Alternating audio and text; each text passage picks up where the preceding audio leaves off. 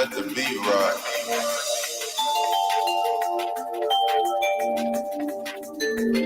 Say what?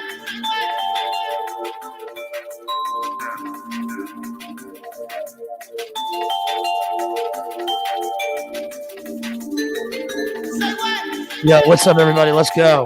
Let the beat rock.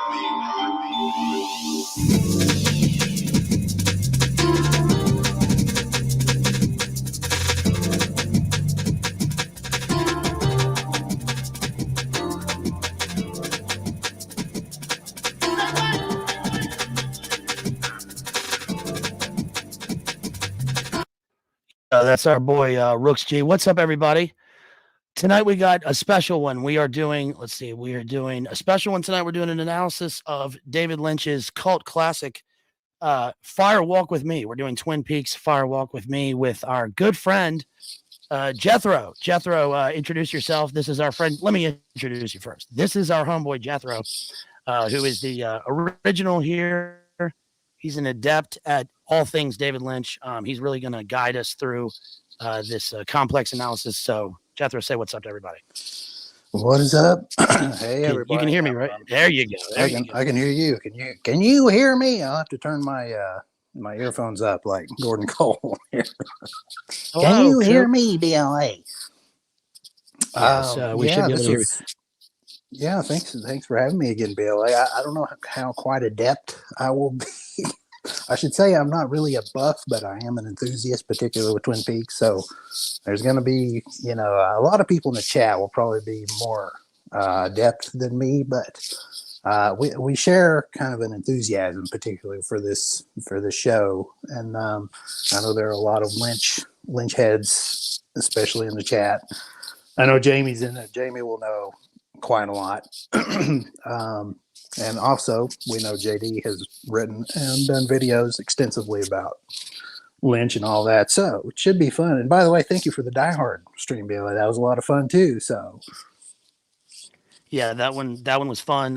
Y'all go back and watch that when you got many hours to kill on a drive or whenever while you're at work. Check out our stream that we did on. That was an impromptu. That was a lot of fun. That was a New Year Die Hard stream, and hopefully it'll come back around and be hyper relevant next year Christmas.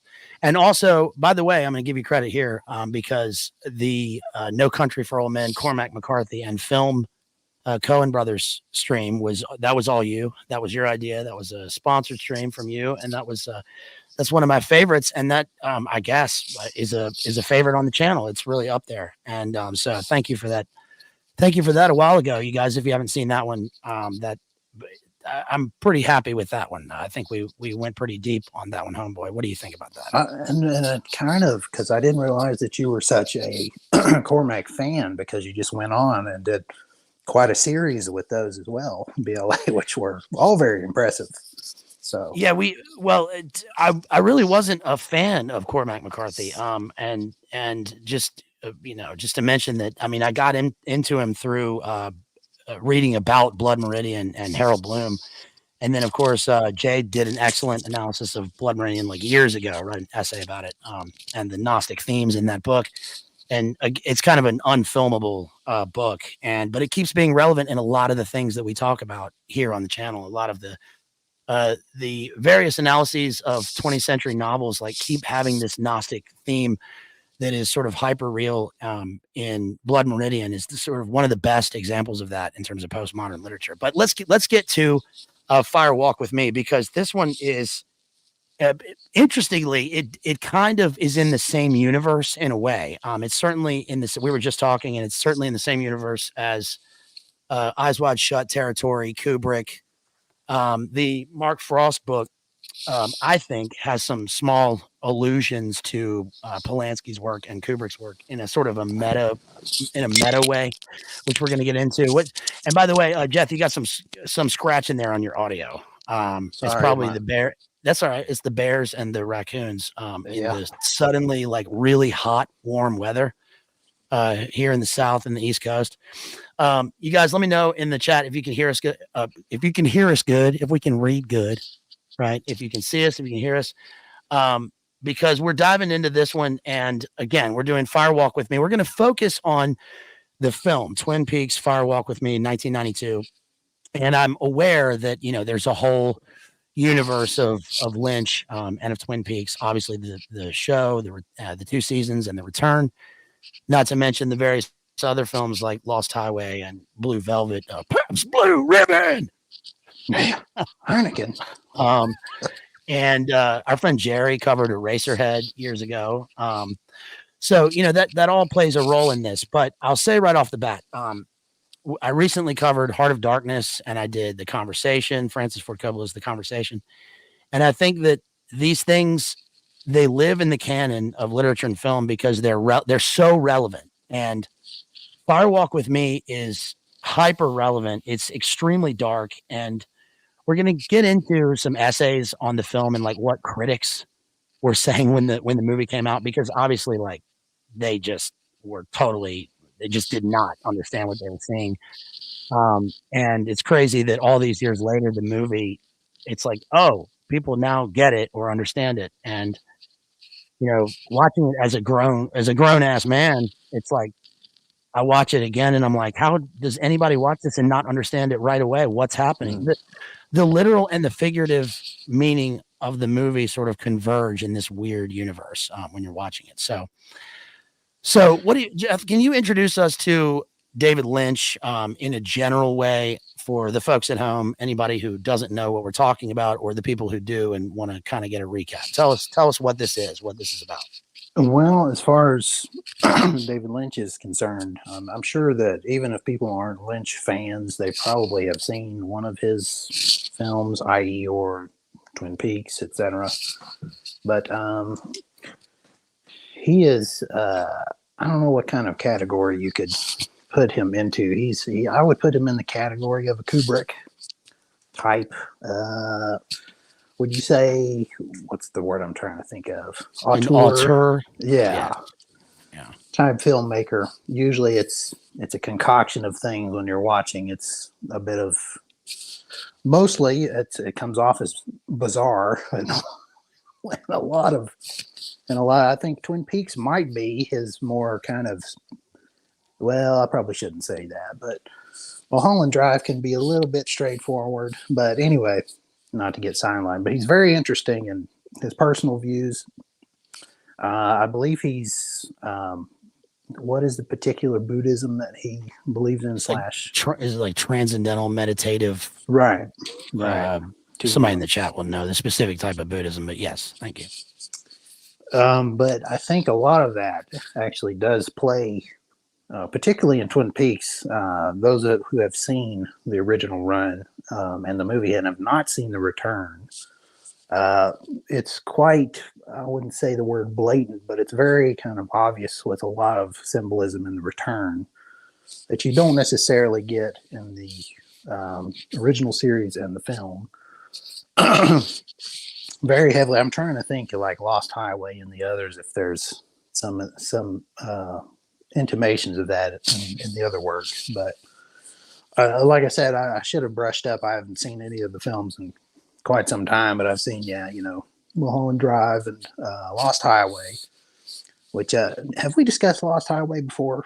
BLA, I can't even yeah, I mean, we kind of mentioned it in the last stream just because and by the way, if I get any buffering or like scratching you guys, well, what can I say? It's Friday night internet. I can't help it. But listen, we're trying to do the best we can. We do it live. Yeah, we mentioned Lost Highway briefly in the last one because my opinion in general is that like the opening of Lost Highway is one of the most terrifying things I've ever seen the first time I saw it. I had a friend lend me the VHS and he was like, watch this, man. It's trippy. And I turned it on like late night one time in total darkness. And it was the wrong idea. It was a bad idea. I had no context. And like the highway going on for like a million minutes. And then the footage of like the inside of the house. Right. And then the guy was Robert Blake, right? Robert Blake is the guy in that one. It's just so, I'm like, what the fuck, dude? I don't know. I remember turning it off. I was like, I can't handle this. And I went back to it. Bill Pullman rules. Bill, what a kind of an odd choice. But this movie, not to cut you off, but this movie is very, I don't know what the word is. It's not scary. It's beyond disturbing. It's like psychic shattering sort of. It's very unnerving. Yeah, I think it's intentionally supposed to be traumatic, just like the character Laura is experiencing, particularly in the movie. And I think he did want to get that across in the film. Yeah, well, he succeeded. Yeah, he certainly succeeded. What's the deal with Lynch, like in general? Because like people, he's got the Twitter and he does the weather and he's, known as he's an oddball and an avant-garde guy, got great hair, good fashion sense, but doesn't really do many interviews. What's the deal with Lynch? Like, what's his game? That's an interesting question because everything I've kind of seen of Lynch is that background wise, he's kind of salt of the earth, Midwesterner. I've heard since Kyle MacLachlan is kind of his muse, I would say, in a way. Or his muse, does that only pertain to females? I don't know. Anyway, I'm going to use the word anyway. Apparently, they're kind of Raymond Daniel Manzarek, born 2/12/39. there we go. I was There we thinking, go. yeah, Kyle MacLachlan played Ray Manzarek in the Doors movie, Mhm. which was the same time as this was happening. So that's Correct. Yeah, interesting. right in that time frame. Yeah, that's very interesting. But I believe that's why their kinship is what I have seen of interviews and people talking about them is that they're very similar in that they come from almost the same area. They kind of like the same things, etc. Have the same.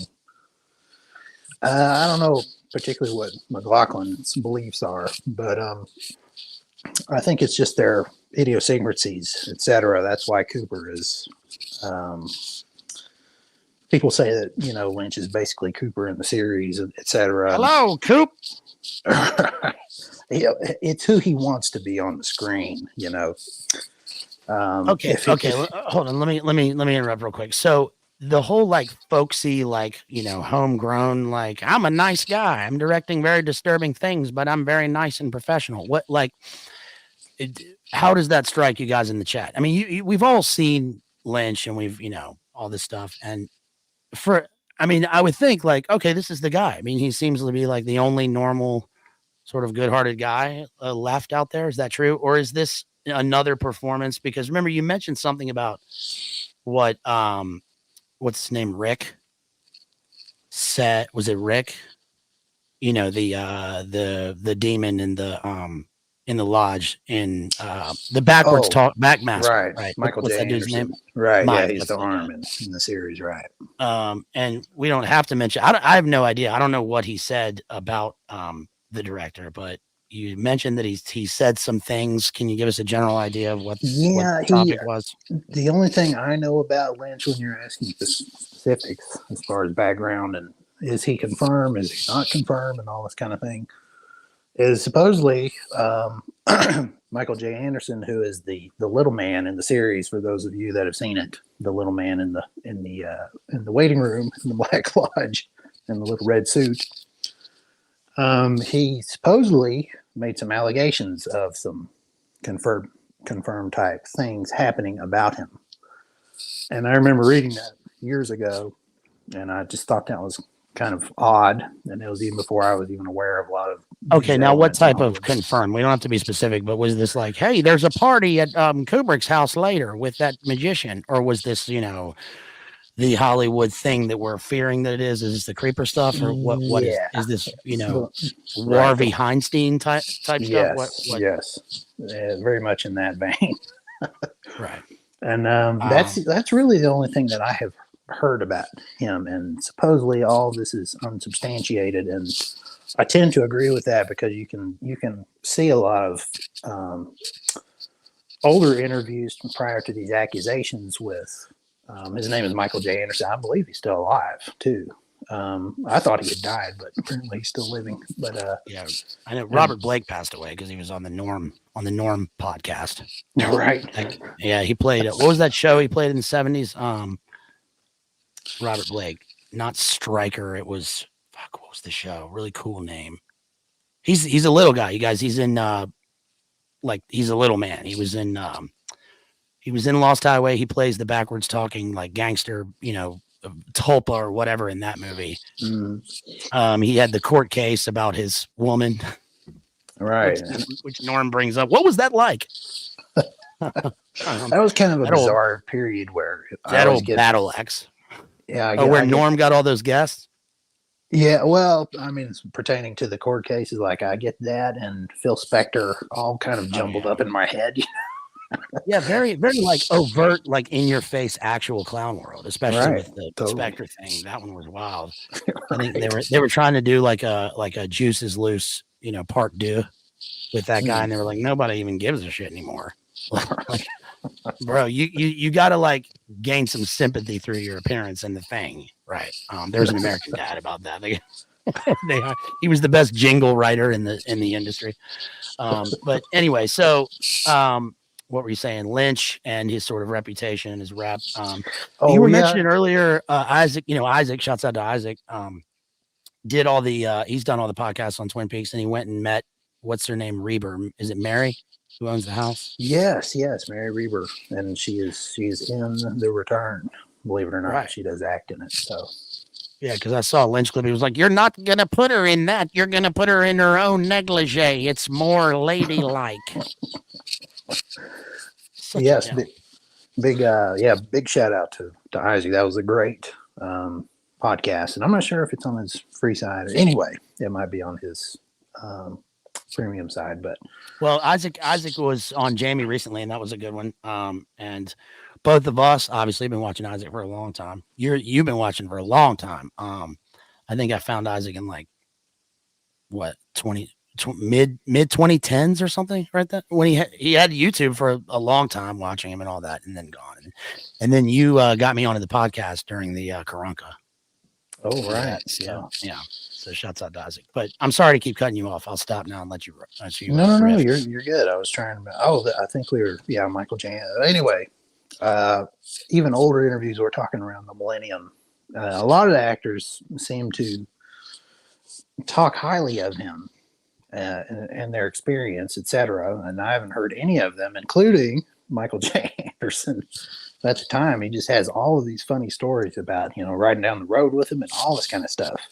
And he seems to have enjoyed his company. So that's partly why I'm kind of skeptical on. He's like, I had more fun with him than at the Red Pool at B. Singer's house on the island. Right. Oh, that's not speaking very highly.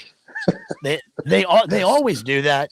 Like for the folks at home, they always do that because the press rounds are obviously part of the contract, for promoting the movie. And can you imagine the blowback, like saying one thing? I saw an interview on the Boomer News yesterday with that. Remember they made a movie about the surfer girl who got her arm bit off by the shark? And she was doing an interview about the new legislation for one of the big issues right now. And she supports, let's say, the surfing competitions for people like her, let's say.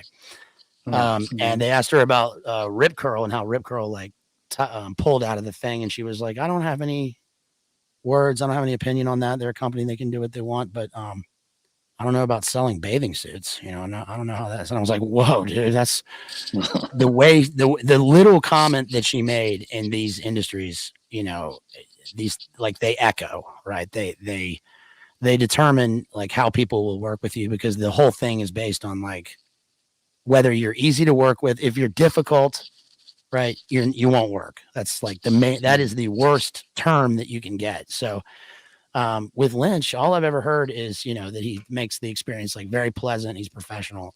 But regardless of that, right, as a director, in terms of his artistic, his aesthetic, his palette, his the way that his eye. We talked a little bit about Mark Frost, the writer, and Lynch, and the differences between the two, which become stark at some point, I guess, in season 3. Right. Yes. I would say putting it mildly. Yes. Okay. Well, can you give us a little bit of info on that? Because I'm, pretty much ignorant on that aspect. Well, when you're talking about Twin Peaks, I think the interesting thing is, when I've been seeing a lot of interviews with him, and this kind of pertains a lot to the movie, is Lynch was in love with the idea of Laura Palmer, her as the character and as the central idea. Everything kind of springs off of who she is, etc., and her interactions, what she was like as a person, and all of that. So in the original run, for those who haven't seen it, maybe we should talk a little bit about the plot, because it does help with the movie. Is that there is a murder in a small town in Washington State, fictional town called Twin Peaks.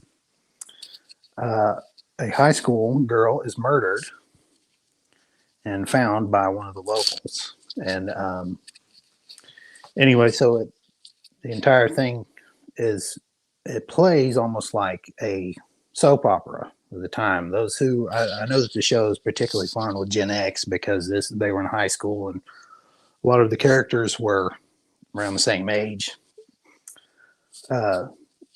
as you know, them watching the show, so they love the show. But anyway, so the entire thing, at least first season, and I know that the buffs will say we don't call them seasons, well, they're just episodes, you know, and all this kind of stuff. Well, I'm going to call them season 1, 2, 3, just because it makes it easier for me. But anyway, the entire season, at least the first one, revolves around this murder in the small town of Twin Peaks. So you're introduced to all these different characters, and it plays like a murder mystery for a good deal of it, and into a good deal of season 2. So David Lynch and Mark Frost, who is a television writer, and I think he's a novelist too. You probably know a lot more about his background than I do, BLA. But anyway. I don't know. I honestly, I don't know much about Mark Frost in terms of his career, you know, outside of Twin Peaks, or his you know, his writing career. So I'm being educated on this in real time. I just know I have opinions about his writing in the particular book that we're going to get to. But right, yeah, but keep going. Yeah. Well, anyway, yeah, I don't know a whole lot about him either, but apparently they were approached to do this show during the time, and you can think back during that time, those who are old enough. I was a wee one, but I do kind of remember late night TV and certain things that were popular at the time, and a lot of it were things that were on were murder mysteries. Sitcoms were huge, of course, right? And of course, things like Matlock, and you know, all this stuff that we kind of grew up watching. Twin Peaks would have been in the category at the time that nope, I was not allowed to watch that. But, yeah, Norm was a big fan of Matlock. Right, yeah, the Matlock story. Yeah, he met him in that bookstore, right? Not a day goes by they don't think of that fucking guy. And I want you to fucking guts. He was just some old man. It wasn't Matlock at all. Yeah, he was just wearing the suit. All right, so sorry to go on a tangent here, but when we were younger, and Matlock was on, did you find yourself watching Matlock and being like, you know, this, I can't wait till the next Matlock? Well, oddly enough, that is apparently some of the motivation for Twin Peaks coming on, is that, you know, and apparently Lynch is not a fan of this type of television, but I personally like it. You know, you have a murder mystery and it's in an hour time frame and things happen and then you solve it at the end. Right. And it just, same thing happens, right? In sequential order throughout a season or what have you, you know? Right. It's a successful formula for sure. This show in general does not. It does that in one way on the surface, but it also like totally revolutionizes it. All right, sorry for the interruption, but I'll just say Twin Peaks is hot take here. Twin Peaks is one of those shows. Twin Peaks, True Detective. I thought Devs was this way. What else? Too Old to Die Young, even though that's on, you know, that's a thing of its own. But these are shows where I'm like, I can't believe that this aired for the masses. It's too much. It's so far beyond the status quo. Right. Totally. Oh yeah. I think True Detective is probably the best, you know, example of that, kind of doing what Twin Peaks did back then.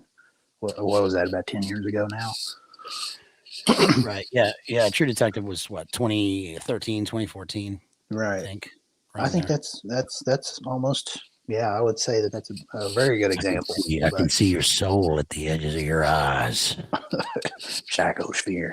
Smells like burning metal.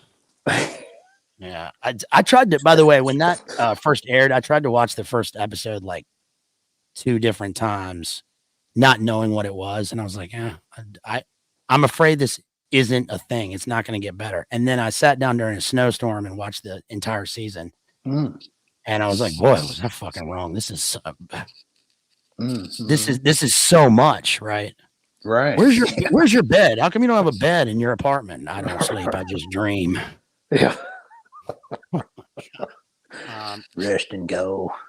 Yeah, and I thought seasons 2 and 3 were, you know, I like those. I haven't seen season 4 at all. Yeah, I haven't seen any of the other ones. Yeah, so kind of wary of if it's going to be, you know, whatever. It's got Dr. Lecter.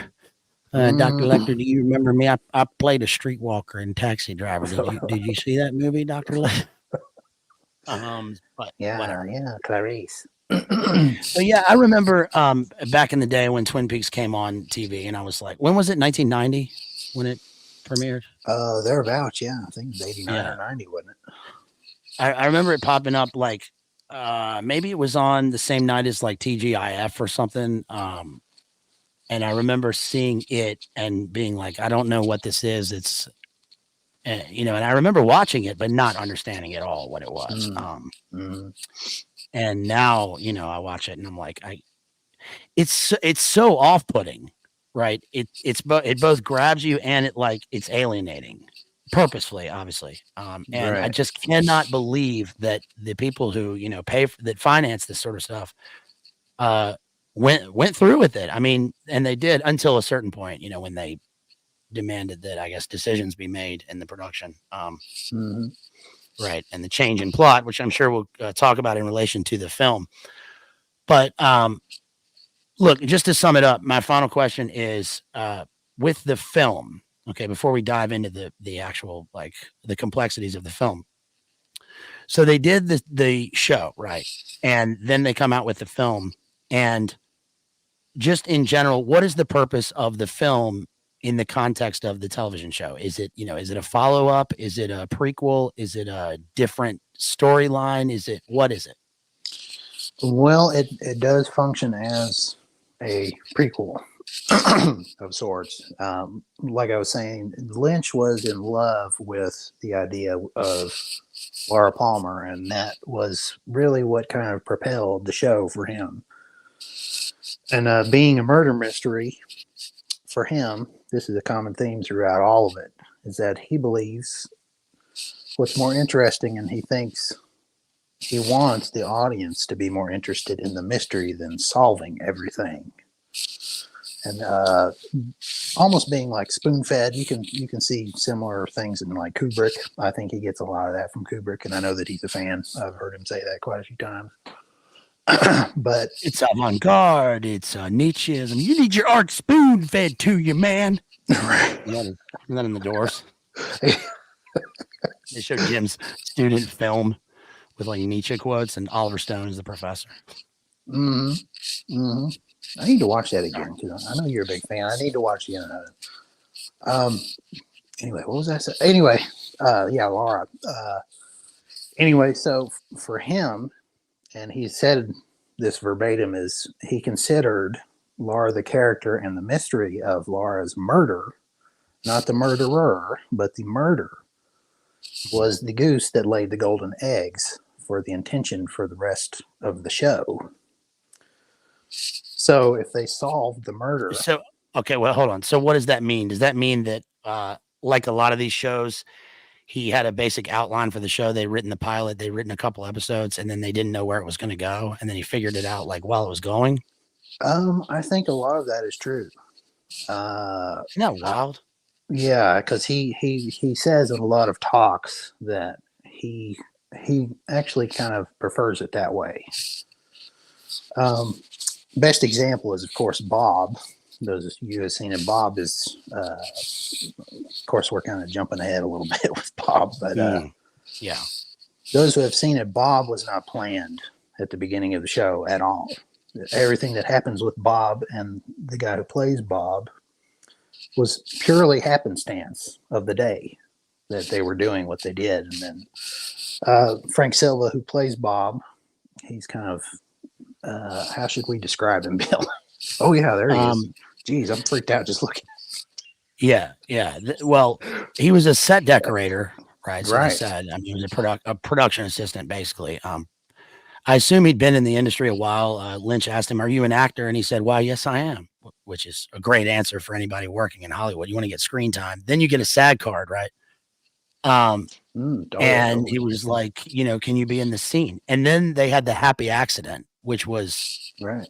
The filming had already happened, and then the thing you put me onto was that there's a scene when Laura's mother gets up in the bed, and the camera pans sideways, and there's a mirror, and they were like, "We can't use this. Frank is in the reflection," and he was like, "Print it, use it."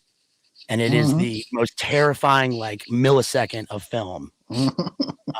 Because Bob is like in the reflection of the mirror, which is so this weird like psychic convergence of real life and art, which is disturbing for me because it's also the mirror, right?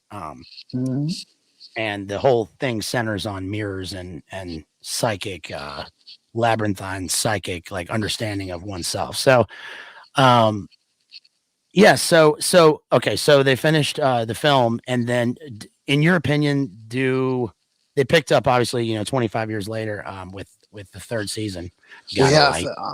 I'll go back to as far as the movie goes, the interesting part is that for those that have seen the series is that the original plan, and I think this was some friction between Frost and Lynch, is that Lynch, I think he said maybe they would reveal it at the end, but he was not even interested in revealing who the killer was throughout basically in the entire series, and that everything was either linked to Laura, i.e. like her high school buddies. It would go into their stories, which it does in the program quite a bit, etc. And then the entire thing, he didn't know how it would blossom, but that it would blossom in that fashion.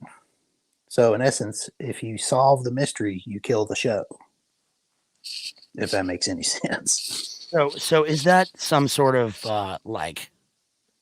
is that a transcendental, Buddhist thing? Is that look at the donut, not the hole, right? Is that like we're going on the journey, the destination doesn't matter? I mean, what is this? What's the framework for this?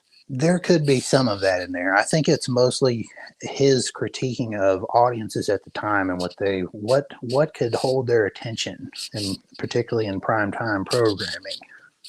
Right. And he felt along the lines of and this is a common theme throughout the entire thing, is that supposedly he's feeling that there's way too much easy, casual, easy digestible, forget about it, violence in television at the time. And you can only imagine how bad it is now. So, and the return actually kind of plays into that theme, strangely enough.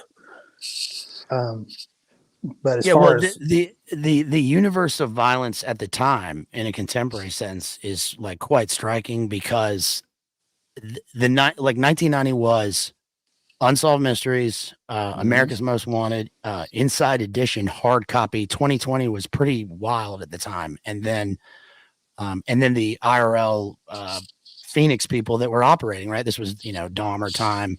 The movies were getting increasingly violent in a like more realistic sense in the 90s. The 80s had obviously big action movies, but they weren't like gratuitously violent in the way that movies became in the 90s. I think it's safe to say. Also, Jeff, they're still getting scratching in the audio. Are you using a phone? Or are you on the? I am on my phone. You're on the Neuralink. Yeah, it's straight in my brain. Yeah. Sorry, I'll try and move No, around it's all right. Just put it on a pedestal. Put that phone on a pedestal. Okay. Or wherever. All right. Because it's weird because like, listen, I'm a techie. I know these things now. And it's funny how the littlest thing picks up scratches on this thing. Of course, I sound like a gravelly old wizard. So if my audio is whatever, I can't. It is what it is. Don't quit your day job, y'all. So we hear his neurons, yeah. And everybody's giving you a shout out in the chat. Everybody give Jethro a shout out for being here and helping me with this. And there's been a lot of help like off stream before this for a long period of time, especially relating to Lynch, because I'll just say that like Lynch is one of these directors whose work I feel like I should know well and should have been into, but for some reason I wasn't. It's only specific works of his that I've sort of like latched onto. Like, remember in 2020 he did the like short film with the monkey, the talking monkey. Mm-hmm. Yep, I do remember that. like that. Like I can digest that, right? It's weird in a way that I can grasp. Like Lost Highway took me a long time to be like, I don't even know if I want to go back to this thing. Did he do the Elephant Man? Yes, he did. Mm-hmm. Yeah. So I'm not. I just, Yeah, well, I get it, but I'm not, you know. Yeah, I can understand that. It goes into the Yeah. bit. It almost is too abstract, and it is abstract on purpose. And there is a lot of that in Twin Peaks. I wouldn't say probably to that level, but there is certainly a lot of that in there as well. Yeah, it's just it's really yeah, I guess scary. It's like a horror movie to me, but like way more horrifying than a horror movie because it's not even psychological. The things in Lynch, like the it's probably the confusing, like sort of nonsensical elements of the surrealist sort of dreamscape of the movie, right? Mm-hmm. How it's incongruous in time at times, and it's purposefully like that. But it messes with, you know, my mind in a sense of how could this be this thing?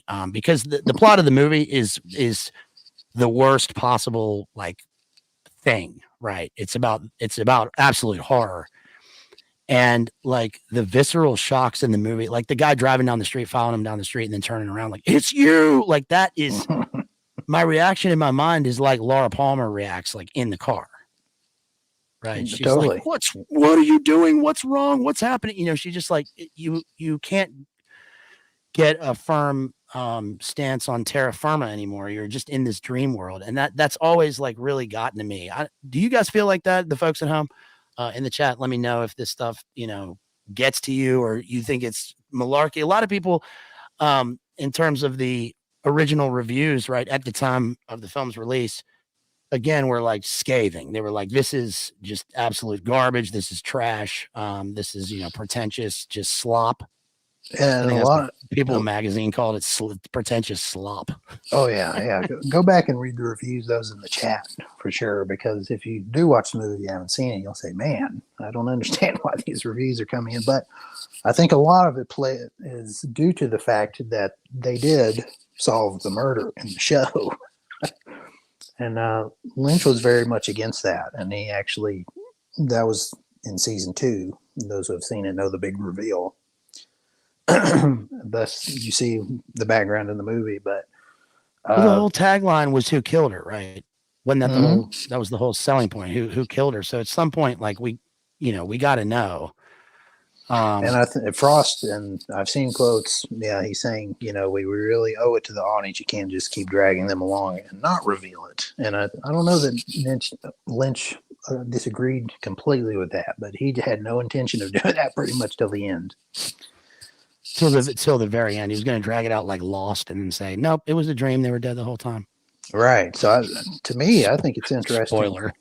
Yeah. What because I didn't really get into Lost for that reason. You know what I mean? So yeah.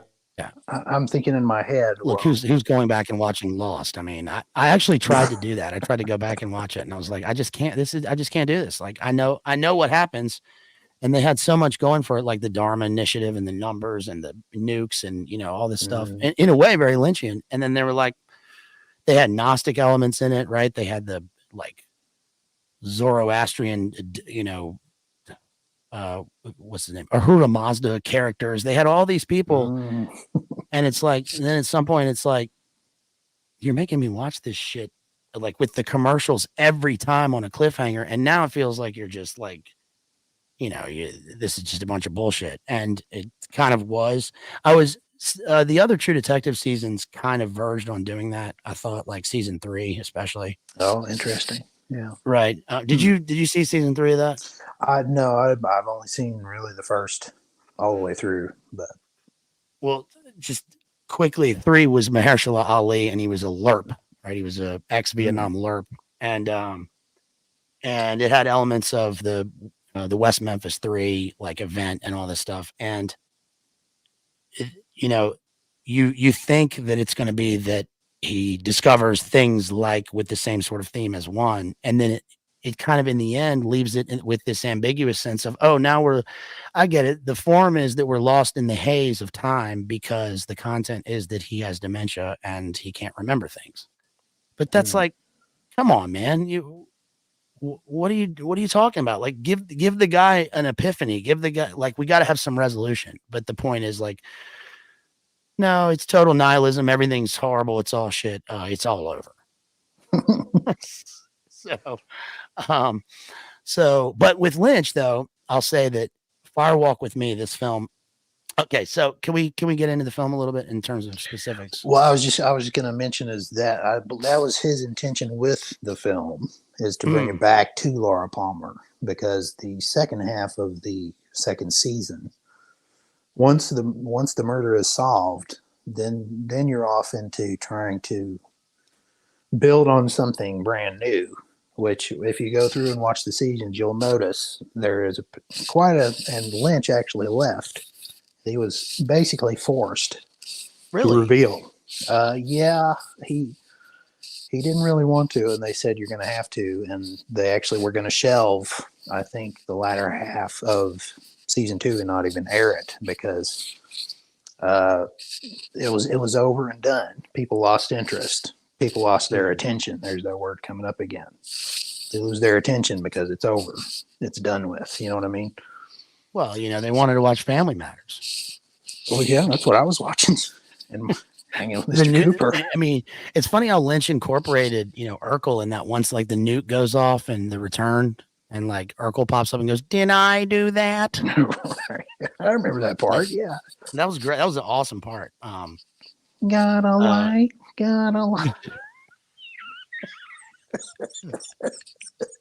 The Hobo Demons were Uncle Jesse's band. His Beach Boys back. But Lynch does have like wild characters pop up in all of his stuff, including Bowie, right? Turn back, Sarah. We'll throw him in the oubliette. Bowie pops up in this movie, and it's weird because the way that he's dressed is like he literally just came off the tour, right? For Let's Dance, even though it's like 4 years later. He looked like he just walks in and he's totally frazzled. I guess Bowie's character is what? Is he lost in the lodge? Yes, he actually, he gets to meet the said insta. We were talking about Michael J. Anderson earlier. He's the little guy. Right. Yeah. Yeah. So he actually gets to meet the entity, shall we call him?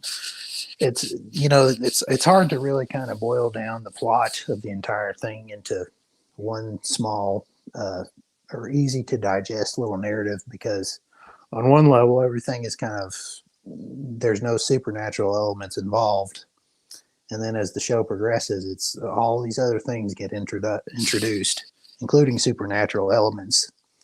And he really kind of reveals what exactly is going on in the film. Okay, so question: are the supernatural elements, is that the Frost influence, and the straight story, is that Lynch's? I would say it's a little bit of both, but I think pertaining to like occult elements is more on the Frost side. Okay, and because I remember, I don't have the book. You don't have it either, right? The second. I do have the Final Dossier. I've read a little bit of it, but I do not have the first one. We both listened to Jay's analysis of it. And I remember the chapter on Crowley, and the discussion of like the zone and the various elements in the Black and the White Lodge. It's kind of how I was introduced to the third season a while back.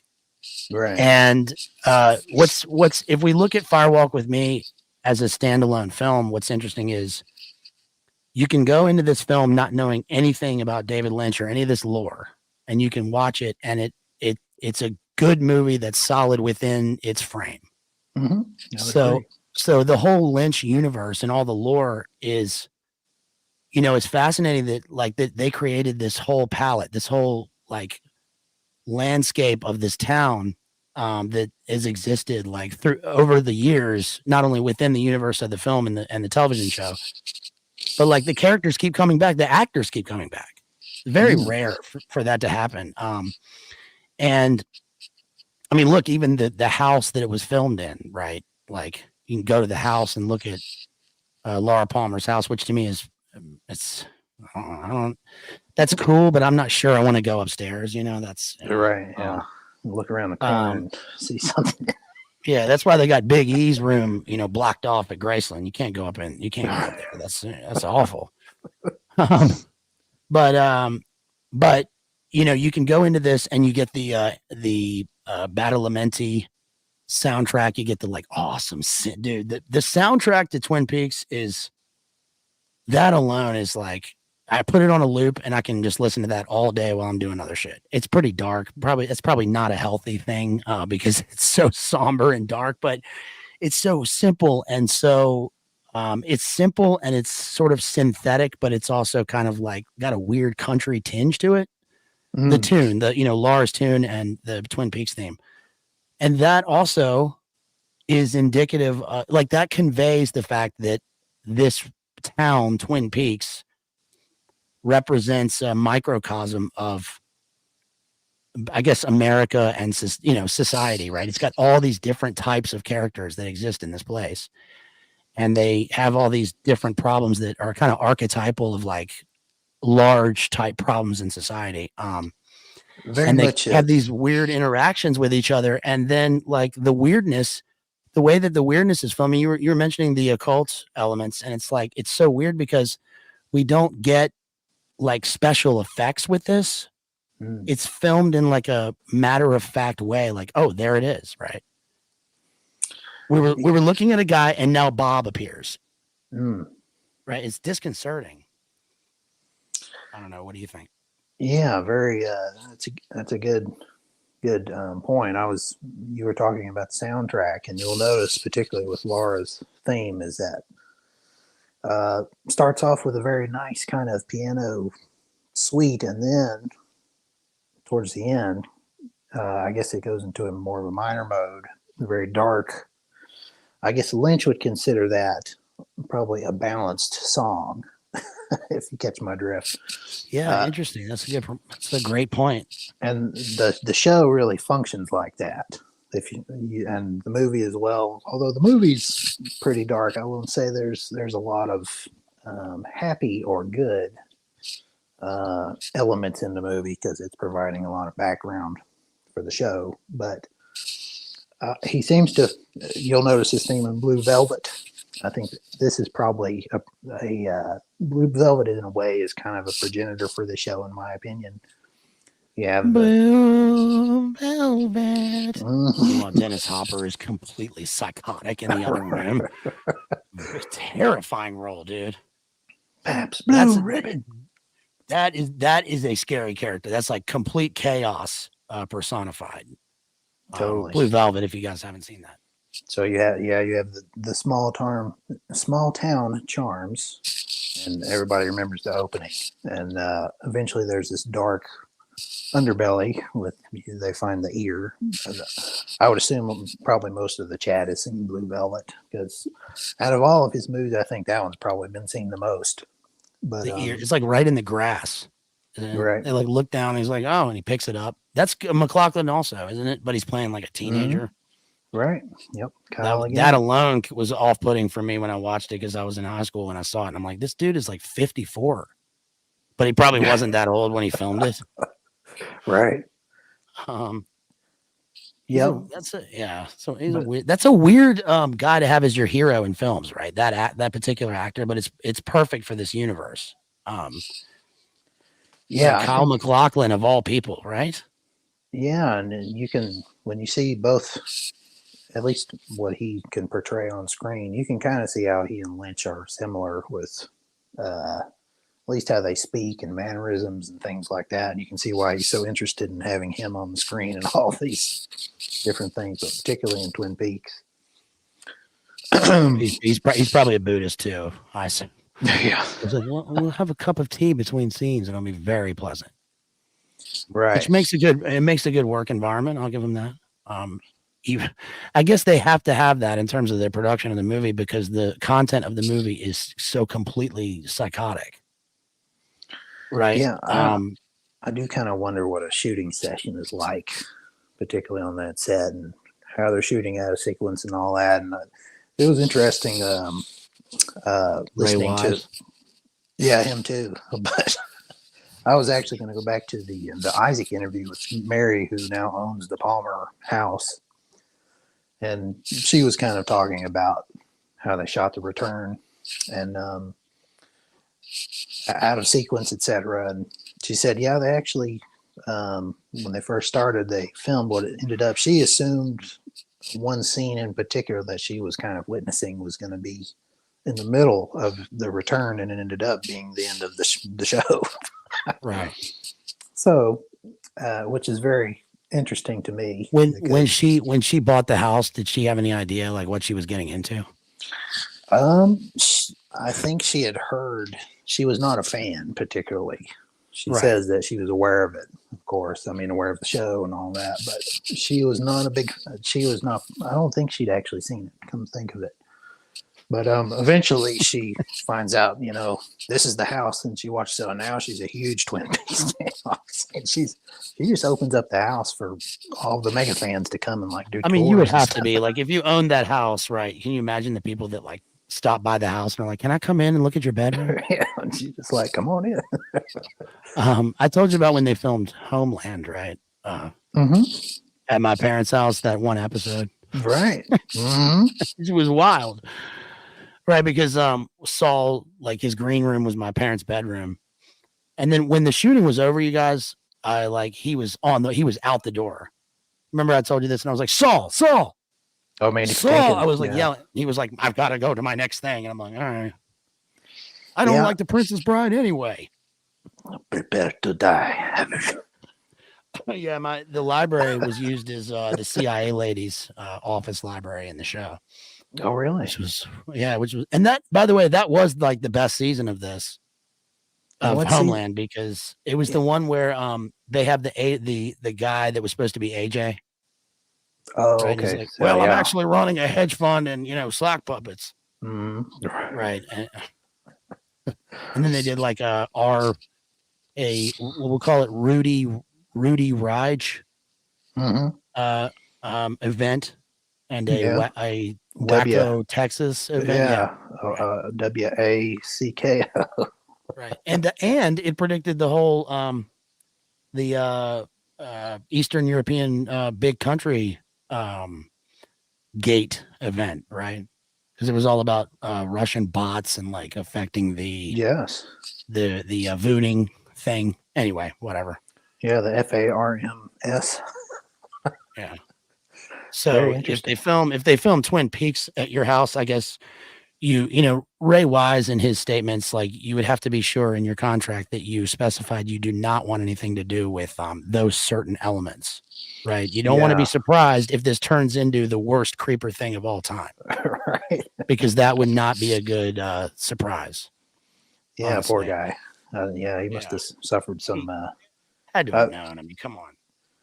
Yeah, we're kind of. I know we're giving a little bit of it away, but because I know we need to dive into the film. But that was, and I think that was the main reason for the bad reviews. Is that guess what?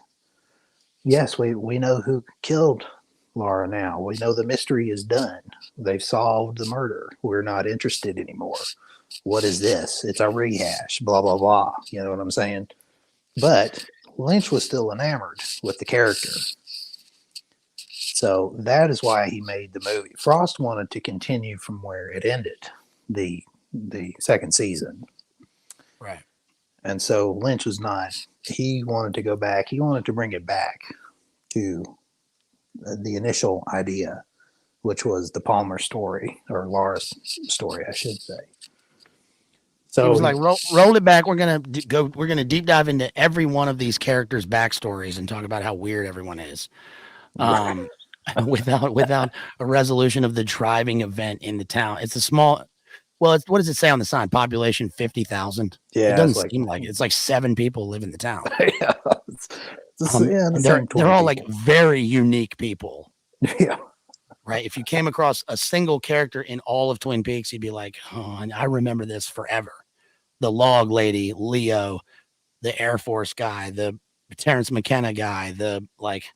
Dr. Jacoby. But what we learn and what I'm can reveal, because we're doing an analysis here, is that all of this revolves around a where you firewalk, right? Which is that there is a thing that Mark Frost talks about in the book called the zone, and this is what Chavez in Young Guns would say, like, is the spirit world, asshole, right? And This is a metaphysical beyond the physical world where people go either in their dreams or when they are possessed or all these various things that happen. But there is a deep, terrifying spiritual element to this town, and it revolves all around. And listen, I hadn't seen season 3, and I remember you sent me the clip of the nuke, and and I was like, so does this all happen because this is the portal? Is it caused, like, does this have something to do with where the nuke goes off? Right. Is there a thing, like, what is this? Well, part of the frustration for, as with pretty much every other Lynch movie, is they want certain answers about certain things. And pertaining to Twin Peaks world, there is not a lot of explanation with where certain characters come from, what's their origin, etc.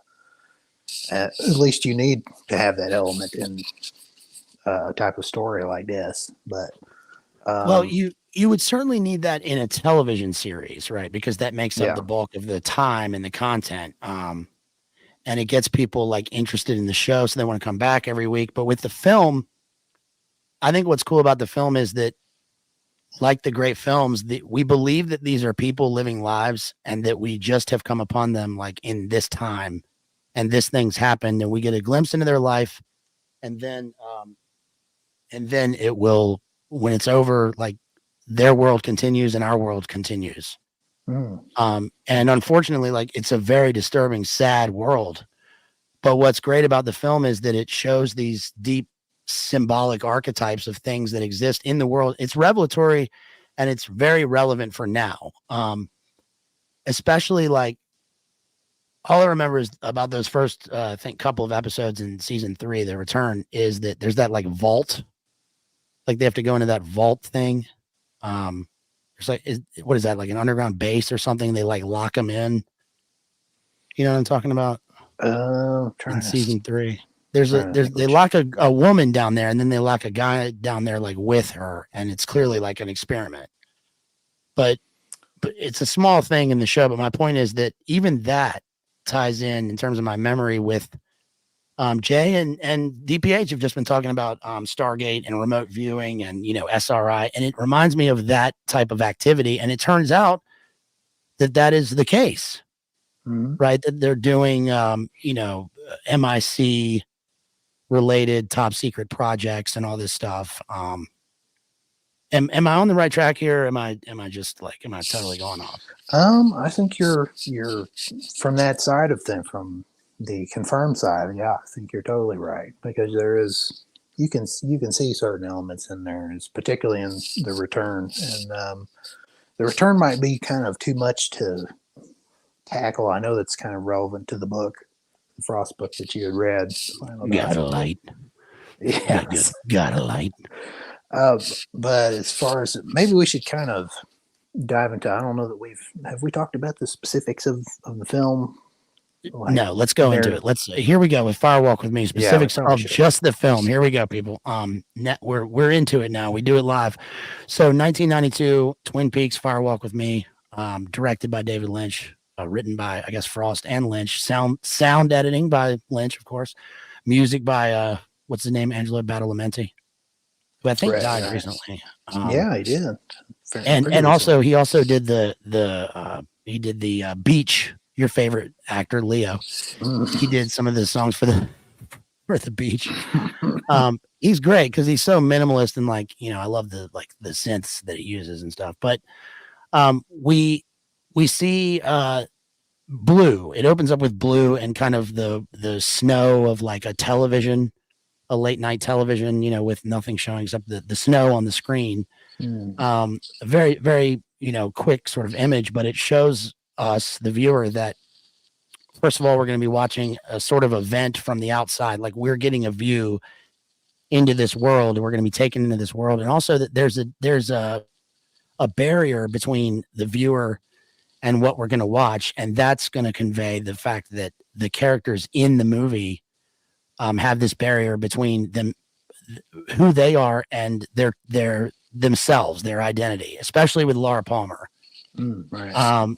And where we see the woman dead wrapped in plastic, which is how Twin Peaks begins, but it's a different woman. This Right, is it's not actually- Laura Palmer. This is a short-haired blonde Yeah, it's woman. a- But you know, this- even watching this, like with none of the lore, I saw it and I went, okay, this is some sort of avatar for Laura Palmer. This is a looky like, right? yeah, I hadn't really considered that, but I think you're probably onto something there. Right, because you know, if Laura Palmer is dead, and I know that from, you know, the taglines of the show, and then I see this woman who's dead and she's wrapped in plastic the same, then it's like, okay, is there a serial killer loose, or what's going to be the dark thing here? And what I feared going into the movie is what happened. It was like sort of quick for me to see what was going to happen and who was the bad guy, but that's because of exposure, you know, in terms of reading and watching all this stuff for a long time. But we don't know that at first, right? Right. And who are we introduced to first? Who are the characters? I believe it actually shows Lynch is the first one, if I remember right, that comes on screen. And he's in his office. So Gordon Cole, he's the director, I emphasize director, of the FBI. And he deploys some of the FBI agents to go investigate said murder. And this is outside of Portland. I think this is where this takes place. And by the way, since this is a prequel, this is, I think, a year before the Palmer stuff happens in the show. Okay. So they're introduced to a murder that is connected to Laura Palmer's murder. We weren't sure how or why yet. And is he hearing impaired in the show? Right. Okay. Yeah. And he uses that device and he calls his agents and he says, I know you're in Fargo, North Dakota, which is interesting because right. like 2 years later we get the whole Fargo thing, but he calls them out of the field, right? And then we have this scene from inside like a prop plane. And it's kind of like we're landing in the wilderness, right? And who pops out of the plane? Is that Chris Isaac? Chris Isaac, oddly enough. I know you probably have some Chris Isaac fans. Been a bad girl. What a wicked game to play. Which I don't know what anybody's thoughts are on Wicked Game, but like the song, like in every way, objectively, it's a great fucking song, right? It's weird that was a hit like in the 90s. Just as it's funny little side note, aside from all of the main discussion, is I used to have a lot of jobs working late, and I just remember getting off one night, and it was pretty late in the evening, and I hop in the car and I'm driving, and it's about that time that I have the radio on. Do people remember what radios are? But anyway, I turn the radio on to the AM dial, coast to coast AM's coming on. Yes. And those of you who listen to the program know that they play the bumper music, and a considerable amount of it too before he actually comes in and starts. And this particular night, it was a nice night. Stars are out. It's like, man, I'm tired. I'm driving. Guess what comes on as the opening bumper? It's Chris Isaac, Wicked Game. It's just, to me, I agree. I think that song has some kind of atmosphere about it, and it comes on. It's just, to me, it's kind of a soothing, at least from the music side of things. Yes, soothing, sexy, sort of 50s with the guitar twang, and then like things like Mazzy Star, right, followed it. Sort of like you're in a desert listening to sexy music with Helena Christensen, like running on the beach in the video. Yeah, totally. And then of course, let's go schizo level here. Chris Isaac and his song Appear in Eyes Wide Shut, right? There's been a bad girl. Is it bad girl? Bad something. They done a bad thing. They done yeah, a bad thing. And there are elements, there are definite elements that relate to The Shining in terms of theme, which we're going to get into. But Chris Isaac pops out, and he's a J. Edgar, right? He's a Fed with a it's very 50s. Like it's not quite the 50s, but it is. Mhm. Right, the way they look, slick back hair, and he looks very, he looks like a J. Edgar or whatever. They got trench coats, and then we see Michael. Well, it's Kiefer Sutherland pops up. Michael. Yeah, and he's got his skull and bones Yale bow tie on. His I guess he's supposed to be straight up, straight laced, fed that looks like sort of like Alan Dulles, but with this device in his hands. And Right. he's the forensic guy, right? Mhm.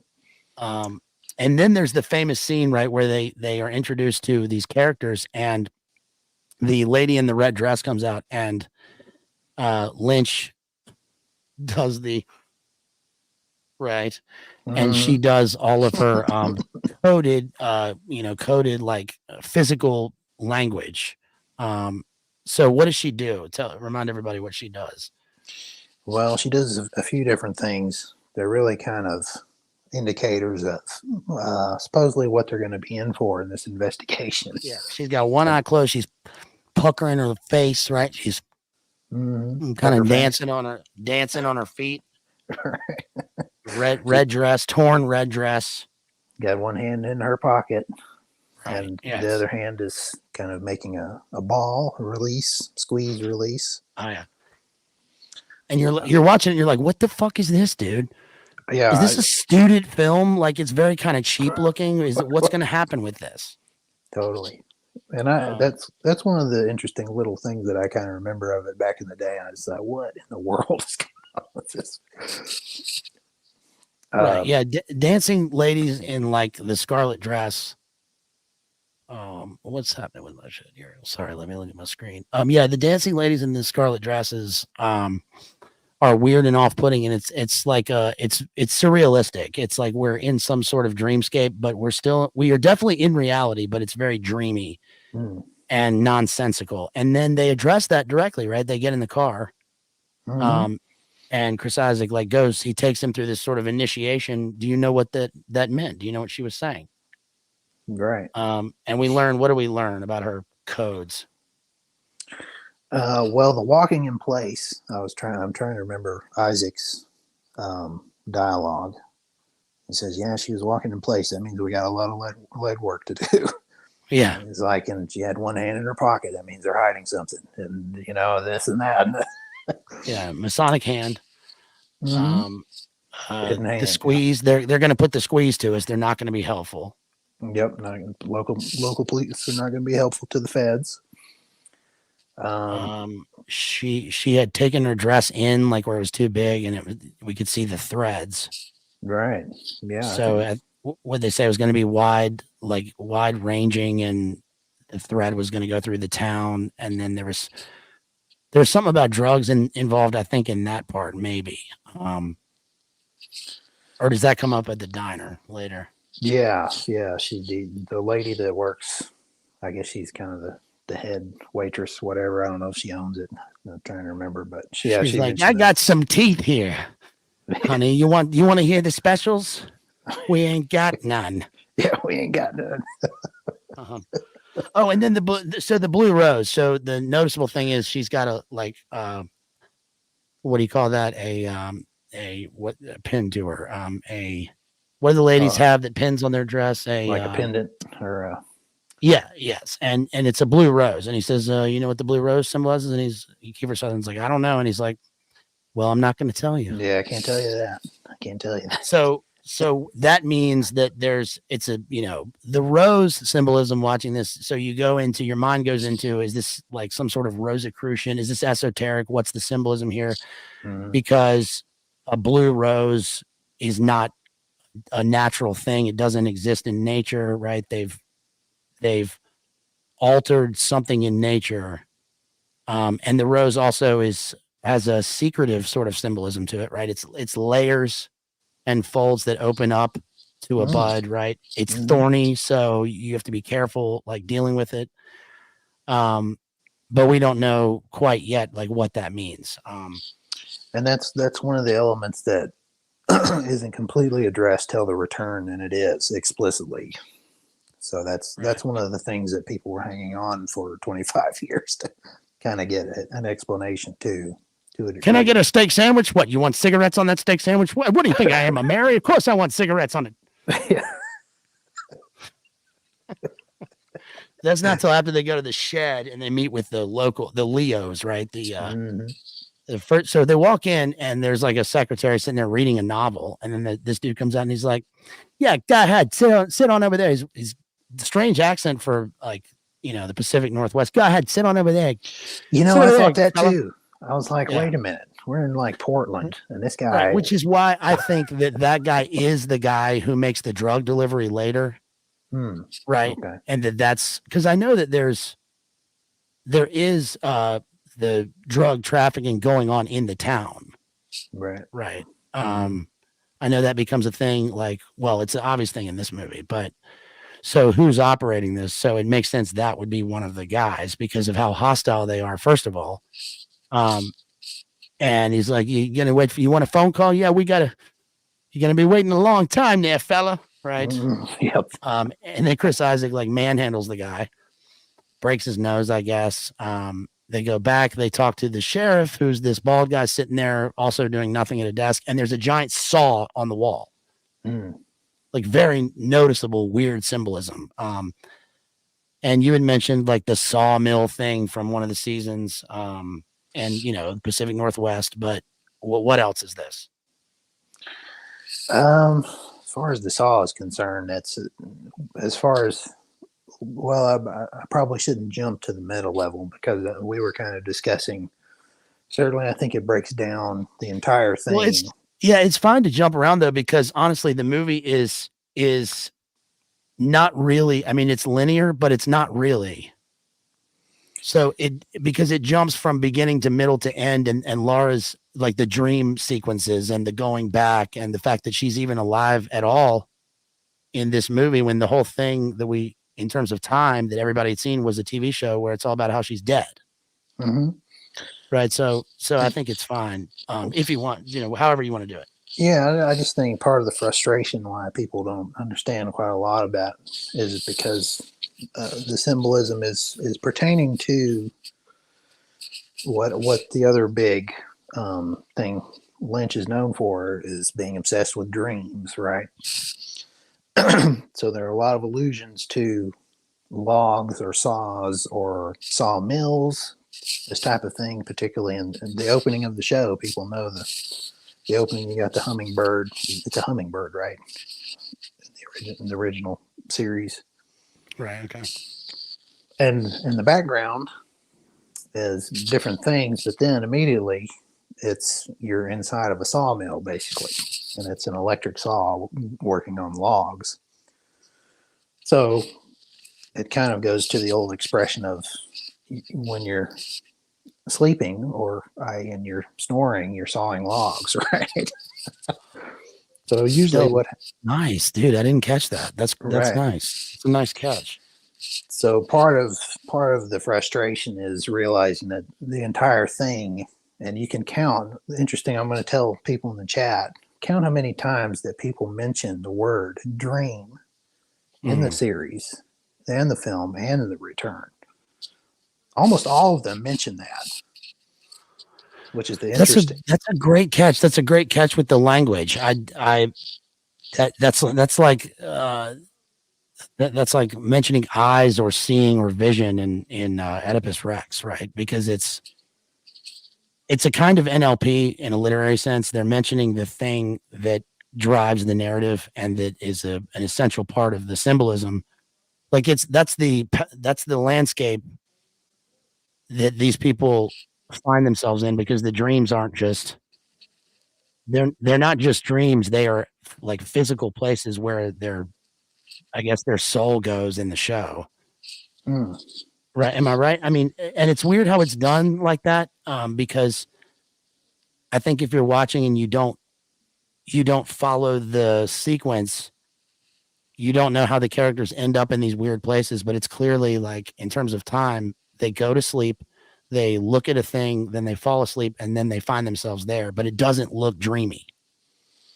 Right. And that happens kind of towards the end. What you're saying, particularly with Laura, is that there are a few sequences where she is going to sleep, particularly in in the film. Right. When Mrs. Treeman, who is the lady from Ace Ventura, I know we're jumping ahead and people don't know who all these characters are, but she gives her the painting. I'm referring to a conversation that Bill and I had the other day, but But my anyways, back hurts. Oh, your back hurts? Well, now your fingers are going to hurt because you just put landscaping down. You're in my world now, Grandma. yeah, you will go to sleep. All right, we'll put Or you I to will sleep. put you to sleep. People forget that Ben Stiller was in that, And I'm like, how can you forget that? He was like almost the best part. Ben Stiller had a show also at this time, like contemporary with Twin Peaks, which was also very weird and like kind of surreal. You remember that? The Ben Stiller show was very odd, but funny. Yeah. Totally. Where were we? The saw you were talking. Well, you mentioned one thing that you mentioned was sawing logs, which the only thing that I never thought about that until I just remembered this Family Guy episode where they're asleep. And anyway, and he's dreaming that they're sawing logs, but it's Lois and Peter in their maritals, but he's imagining them sawing logs. Anyway, and by the way, that's a new phrase that I hadn't considered, and shouts out to Claire, beautiful Claire out there who put me on to the chef's kiss phrase, which I don't know why, but that blew my mind that there was a phrase for this common like physical gesture, this thing that we do that I just never even thought about there being a name for it, which is crazy. That if that makes any sense, but yeah, sawing logs. And also there is one thing with this, which is that when they go later to make the deal, the fat guy, the Canadian guy says, go to where you hear the sound of the logs sawing, or like the sound of the sawmill or whatever. And that's where the turning point in the film is, right? With the deal and the murder. Yeah. Mm-hmm. Yeah. That's where she meets up and they end up in a log cabin. Interesting. Right. Yes. Right. So I guess is the saw kind of I'm not trying to belabor this point, but is the saw kind of a Chekhov's gun, like on the wall? It's not used like in a murder, but it has to show us that the symbolism here has to be something, because it's right in the center of the frame and it's very striking, and it's in the sheriff's office, and he obviously is not helping the feds, which leads the viewer to believe that somehow they've got to have something else to do with this murder that's taking place. Because he's like, no, you're not taking that body. You're not taking it nowhere. He's like, no, we're taking it to Portland. Yeah. There's not a thing you can do about it. And he's like, okay. I think very Ozark like. Yeah. I think when I look back, it's some of that may be trying to read too hard into it. I think that's to me what separates it is Lynch is BLA and I have discussed part of the frustration of when we're trying to come together and go through the entire narrative of all of it is that I think there are elements where Frost and Lynch overlap, and I'm sure they both discussed a lot of ideas and wanted certain things to be in there. But Lynch was on his own for a lot of it as well, writing. And a lot of it is dealing at the meta level of Lynch, dealing with the show as his kind of commentary about television itself. And in essence, the show, as we find out, the show it isn't a parody. And I've seen quotes where he's asked about, is it actually a parody of soap operas, etc.? And he's like, no, it actually is a soap opera itself. It's just an amalgamation of everything that was kind of popular at the time. But in a way, he's making a meta level commentary with his show, which is essentially, it is kind of his big dream of what he wants to show. Okay. For the audience, and that includes the entire thing. So you'll notice he's the director of the FBI, and quite literally, when you see his character in the show, in the movie, etc., he is the director. Right. Okay, that's a good point. And you'll see how that kind of functions at a meta level of certain things not making sense and all that, it's because people are kind of looking at it the wrong way. I saw him say that in like a press conference or something. He was like, "You're looking at the show all wrong. You want to look at it, left to right, but you got to look at it right to left. Right. It's It's not the spoon; it's the emptiness of what's in it." yeah. And you're like, what? Like the whole '50s vibe of the thing. Like I assume is a very Lynchy. I mean, he does that in all of his stuff, right? Which is, yeah, I think he's in his things that I've read. It's just that's the particular era that he grew up in. So he's just throwing in things that, like I've still got a James Dean haircut. He's got very good hair. yeah. But also it's like, okay, so it's got an obvious like a reference to a post-war 50s, it's booming. And there's obviously a world outside of this town that we don't really see, but we can assume that it's, it's the 50s and it's booming, I guess. But within the town, it's sort of outside of time. Like the characters and the people are real, but there's so much dreaminess and so much happening. And we go down these rabbit holes with, what is this character? Who is this guy? Like you were saying, that in a way, it's kind of like not quite red herrings, but it I guess it's naturalistic in a way, because it mimics our desire to, understand people and why they're doing the things they do and why they talk a certain way. And there's been a murder like in the town, a horrific murder. Who it's made clear that, this is like a popular high school, like normal girl. And we can see that in every news thing. Remember the Italian, the girl that was studying abroad in Italy? They were like, another hottie kills somebody in Italy. What was that girl's name? They found her guilty and then innocent and then guilty and then like right. Innocent. I get them all mixed. There's Jody, what's her name, and good grief, I can't remember all. Jody Arias. Yeah, it wasn't Jody Arias. She's another one of these. She was one of them. But she was the one with like the kids, I think. But this was like, what was her name? Somebody in chat will know. I know you're talking about, but there is a good movie about that, by the way, about that event and the like journalist who covered it. I forget the name of it, but yeah. So, but it's this girl hadn't done that, but we assume or we learn that she has like a double life, right? She has a different. She has something else going on, and that invisible thing is. Thank you, Matt. Yeah, shouts out to Maddie out there, Digital Minefield. It's real cool in the chat. Nice. Shout out. He said Amanda Knox, of course, that was her name. Amanda Knox. Thank you, Coot. Yes. Yeah, she's probably living in Twin Peaks right now. Right. Works as a nuclear assistant on the test site or what?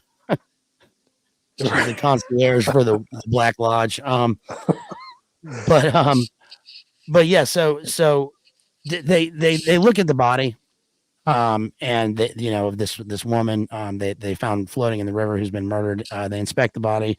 Kiefer Sutherland does like a kind of brief forensic examination. He looks under her fingernails and he finds a piece of paper with, is it the letter T on it? Yeah, there's a T and then there's an R. I forget the letters, get them mixed up with the show, but T and R.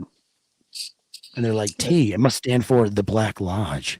Right. They don't know what it means or where it came from, but it's a piece of evidence. And then they're gonna take the body and examine it. They go to the trailer park and they talk to what's that old fellow's name? The trailer park where Teresa Banks is the victim's name. And trailer park where she lived, and Harry Dean Stanton. That's big Harry Dean Stanton fan. He's amazing. And don't bother me before 1 p.m. Yeah, damn it. Don't wake me up before 9 or whatever. That's right, yeah. And then they knock on the door. This is some damn fine coffee. Yeah. Yeah, he wakes him up with the I forget what he calls it, but it's basically Sam Hyde's Gold Striker special coffee. Yeah. Which is very like Tarantino later, right? A year later in Pulp Fiction. It's the same sort of sequence. Like there are 3 people in the room. You want some coffee? Right. And then they examine the trailer park. They find that there's a trailer missing. They look at the ground. They're like, oh, what happened here? Who lived here? He's like, somebody with the last name, some weird last name. before that, it was owned by somebody who had the same last name. Right. Well, actually, then- you're just to interject. That was actually when Cooper goes. So Oh, this is actually right. before that. Right. Yeah. Yeah. So Cooper. Oh, right. So we're introduced to Cooper, who is back at, where is he? Back at the home office? Yeah. Well, Mhm. just going back to because Isaac is who that sequence is, yeah, with Isaac, Chris Isaac. So yeah, he originally, Isaac Weishaupt was in the movie. yeah, He it was was actually Isaac Weishaupt with his trench They- coat. But he inspects, they actually inspect her trailer. And then they have they go to inspect another trailer. I think one of the deputies also lives in there or something. They're wanting to look at some other trailers as well. And that's where people know Twin Peaks primarily for a few different things, but they know Twin Peaks because of the ring. right. And Chris Isaac noticed that Teresa Banks is wearing a certain ring in these photos in her trailer. So it stands out to him. Like you get a zoom in and all that kind of stuff. Right, there's the ring right there. I just put it up. Right. And so interesting. The sequence with Chris Isaac and Kiefer Sutherland comes to an end when Isaac goes over to a separate trailer and he's looking around, and wouldn't you know it, he looks underneath one of the trailers and finds the ring sitting on the ground and picks it up, and guess what? Cuts, goes to black. And then from there, Right. I think Cooper comes in, if I remember right. And Cooper is Kyle MacLachlan's character. Right. And the ring, by the way, we get a look at the ring, and it's on the screen right now. The ring is it's a noticeable symbol at the center of this, well, at least of this movie. And it's a rune. First of all, it's a rune, like with a slight alteration in it. And it's I'm not reading too far into this because it's a symbol. It stands for something in nature. Is that we learn there's a lodge associated with it, and it's clearly a symbol on a ring, right, in a specific color. So it's got it. There's symbolism attached to it. So the symbolism at first looks like the Odal ring, a rune, which is a Germanic Viking rune, which I am only studied in because of well, I was going to pull it up, but it's my book of poems when I which is called Runes, because and we did a thing on this. We did a whole stream on this with the Icelandic saga. So you can go back for some background into that. But it also neatly sort of phases into later an owl, right? It's kind of a sigil for an owl, and the owl is going to be one of the symbols associated with the lodge. And that to me has clear kind of echoes into, we're in the Pacific Northwest. So it seems to be a sort of boho grove, right? The big thing, right, in the grove that AJ went to, right? Right. I can hear him chanting because there's a gigantic owl statue, which people often are like, that's Moloch. Whatever it is, it's an owl, and it's Athena, wisdom, symbol of the silent night predator. Like 360-degree eyes turned around. I mean, whatever you want to read into this, that's what we get at first glance. Right. And the other frustrating part, particularly I can imagine with people that saw this movie, is that particular, we'll call it the rune, like you were saying, is addressed specifically in the return. So it can actually, because I had in my head that it was symbolic of certain things, and you mentioned the owl, and there's a certain scene in season 3 when I saw it immediately, I thought of the ring. I'll just put it that way. But it seemed like there was another. Someone actually brought up another thing that it could represent, but I don't know if I should mention it right now. It's we'll keep it in the mystery of, because we're still kind of going through things. But anyway, yeah. So Isaac finds the ring. Screen goes black. The scene ends. Here comes Cooper. So Dale Cooper, and I forget his middle name, but the initials are DB Cooper. I didn't know if you had realized Really? that. Yes. Really? No, I didn't. No, I didn't even. No, I didn't even get that. Wow, that's crazy. Yes. And Tell the folks at home about DB Cooper briefly, and they all know here. But DB Cooper in the well, you plane. probably know a lot more than I. It's been a while since I looked. DB Cooper is kind of in the same, like, if there were a society of these people, it would be DB Cooper, who Killdozer, and Uncle Ted, kind of in the same sort of Right. the way people feel about these guys. They haven't found. I mentioned this in a stream like a year ago, that they haven't, like, they don't have definitive evidence of who the guy was or whether he got away. They like to say that he didn't, but that they think he was this, ex special forces guy involved in the things that they oftentimes are involved in terms of organized crime, and that he had robbed a bunch of cash and then dramatically jumped out of the plane and parachuted away. And no, there's no way he could survive. Okay.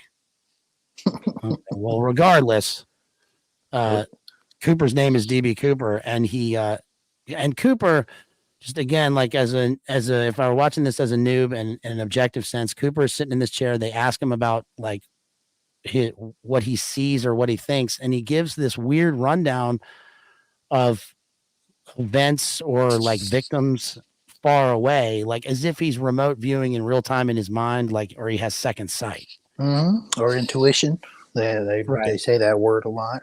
And yeah, I hadn't really thought of that side of things, but Cooper is kind of he is again, I'm going back to a conversation BLA and I had kind of on the meta level with Lynch, is that Cooper is a representative for the audience, the character himself, because he is investigating the murder originally in the series. And he's I'm sorry to interrupt. He's also a fairly, like, he's in a way, he's a fairly neutral character. I read one essay sort of analyzing parts of the film, and they were mentioned that, the archetype of the detective, which we see with Sherlock Holmes or the guy in the Agatha Christie books or in Murders in the Rue Morgue, Poe, like, all these detectives use deductive reasoning, and that's what impresses us. Oftentimes they have an eidetic memory, or something that's more than human, some sort of great talent or quality. But with Cooper, what's weird is that he is pretty straight-laced, and he seems to have like a sort of a unspoken spiritual side to him, where he's sensitive about things, but he has a good disposition throughout the thing. And at least throughout the TV series. Yes, he specifically brings up Tibet in the series, and Tibetan Buddhism, and then you can bring this back to Lynch with transcendental meditation, etc. Right, and that also will tie into the tulpa, right? The whole idea of the tulpa, which I'm sure we're gonna get to in a minute when we talk about when Bob is introduced. But so Cooper gets involved in the investigation, and we learned that, I guess, that Chris Isaac's character he's gone, he's disappeared, right? Yeah, they don't really kind of address that in any kind of deep fashion from then on. They just say he disappeared. are we supposed to assume that somehow he found the entrance to the zone, and that's where he is, he resides now? Because isn't he in one of the dream sequences, like in the Red Room? Well, specifically in The Return, this is kind of separate from the film. Interestingly enough, that's where people end up if they put the ring on. It's almost like they move totally to a different place, which is the Red Room. So the little guy is Sauron. Yeah, gotcha. Right. Yeah. I see you now, motherfucker. Put on the ring. Yeah, shit, got your ass. But you seen that meme? Yeah, right. So yeah, with Cooper is brought in because he is going. This is how he is brought into the picture with Laura and the investigation. Is he is going to try and find out what happened to Chris Isaac. Oh, right. Okay. So that's the part earlier where you were talking about is where and did you notice that's Cooper's quote unquote intuition is when he's in the trailer park Harry Dean Stanton's like, yeah, you need to go right over here and you can check it out. And his car's over here. And Cooper starts making a beeline in the opposite direction. Right. And Harry Dean Stanton is like, where are you going, dude? You're supposed to be over here. And he's like, I'm not going over there. I'm going to go check this out over here. Oh, he's the one that looks at the ground. Yes. That's Right. where There's the like trailer's gone. That reminded me of the latest Stranger Things episodes where like you see the residual effect of like some sort of, there's been something horrific that happened here and there's a stain on the ground, but it's not quite like just a physical blood stain. It's like the earth just opens up and swallows them. Right. Eerie, isn't it? Went into the upside down there, yeah. Yeah, because there's a sign, at least for those who are sensitive enough to see it, I suppose, of some sort of mental, psychic, physical, spiritual, absolute, horrific trauma that happened here, and it leaves some sort of like energy in the form of a stain. And I don't think I'm reading too far into it because Cooper, of course, where he ends up. And then that weird old lady comes out of nowhere and he's like, I'll go get you your Valium. Yeah. Where's my hot water or whatever? Yeah, where's my hot water, asshole? Do you see what I have to deal with? Yeah, and see, this is kind of where I think the frustration with BLA and I were trying to discuss from Lynch's side and from Frost's sides of things. Exactly what you were just saying as far as intuition and remote viewing and all of that. While on the other side, I think on the Lynch side, since Cooper is representative of us, he is the audience, is that he knows to go over there because we have already seen Chris Isaac over there. So he is intuiting us from us. A lot of times he's getting things from dreams is what he says. I hope there comes dreams up again, right? and sorry, this is obviously going to foreshadow in a later thing that was obviously like influenced by Twin Peaks is the X-Files, right? Totally. I mean, Mulder is like he sort of is in this. Well, he's a Fed for first of all, and their whole thing is like in this kind of world. I guess in a thematic way, right? Do you guys? I mean, in the chat, do you guys get that sort of connection? I mean, there's X-Files and Twin Peaks are like certainly, yes, they're both 90s. Yes, they're both dealing with like unexplained weird things in towns. We, of course, in that we have like a duo, right? Who are opposites, but in a way that's also Lynchian, right? Because of this balance that he's always going for. And the one thing I'll say about this film is that at this point is that I do appreciate that he doesn't spend time having to inform us like through exposition or like telling us what is happening here. We just see the thing. We see the images, we see the story, and we just follow it, even though we're kind of lost, right? We don't know what's going on, but that is reflective of truth and how it would be in real time to go through this event. And also it reflects the chaos of like what we're getting ourselves into. Right. Because we think that, with the whole Lynch Frost thing, I think that in a way, I mean, I do think it's important for this, and especially in terms of production, but also it's like, for me, if I didn't know any of that and I'm just watching the film, it's the product, it's the material, it's the work on the screen that I go off of. And I don't, their lives to me, they created this weird synthesis in this movie, and that's the thing. Right. So there is a weird, there's the realism and the naturalism, and then there's this weird sort of occult thing happening overall. But that's what makes it special until we really get into the narrative and the plot, and we meet Laura Palmer, of course. Right. Yeah, I would agree with that. Is this where Laura comes in? We all of a sudden see her like leaving her house. Yeah, I believe Cooper.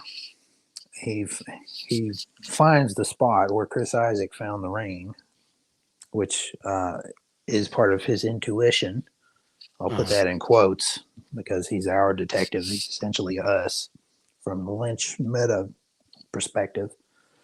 And then he goes off, and those who know the show knows that he carries around a tape recorder or a memo. What do they call those things? I can't remember. A dictaphone. Dictaphone. A snail crawling along the edge of Oh, a street. Razor. It's my dream. Slithering. It's my nightmare. Crawling, slithering. These nabobs. And what does he say? He says, it's still alive. It doesn't die. Or I can't remember what the line is. Perfect. Crystalline. Yeah. Complete. Oh, man. We'll get lost in Apocalypse Now quotes for like 3 hours. Well, we also need to hit the Point Break quotes because Bunker Weiss from the War Child, Anthony Kiedis gang in Point Break is in this film. And I think you're right. He's one of the dudes like in the little lodge, the log cabin club thing. Yeah, right? the club where she and Donna goes, right? Is he the buddy of the fat Canadian guy? Yeah, they're just the two guys that are sitting at the bar. I think they just they go back to the valley, man. No, we're just gonna fuck you up. Remember his line, Point Break? I was trying to remember all of that's our next analysis, by the way. Yeah. Is it for real?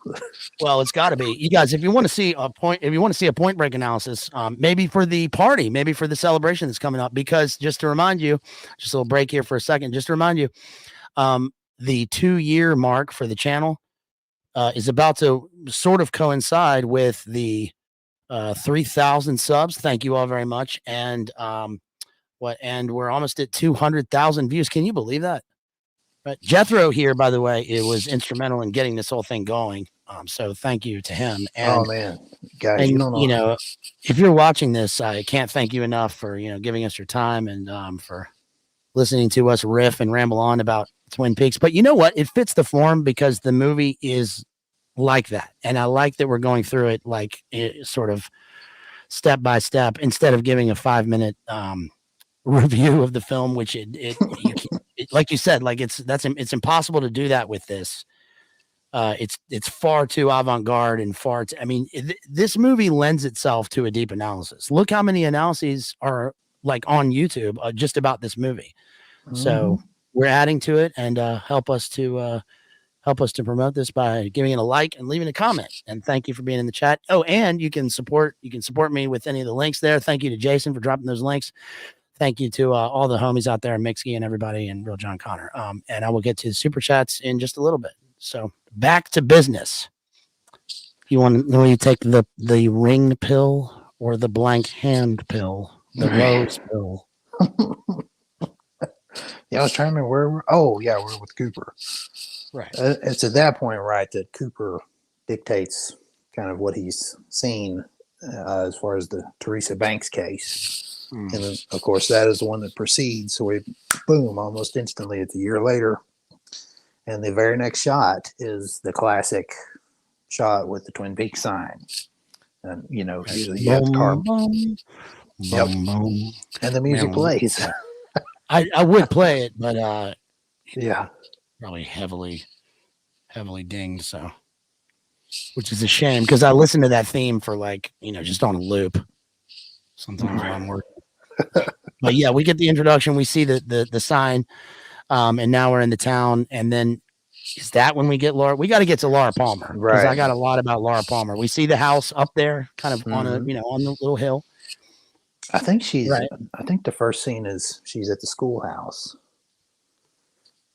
kind of hanging out and meandering with her friends, and this is kind of the point where they're trying to reintroduce the characters everyone is familiar with, because this whole time in the film we're spending elsewhere outside of Portland with this case that's seemingly unconnected with everything that we know about Laura Palmer, etc.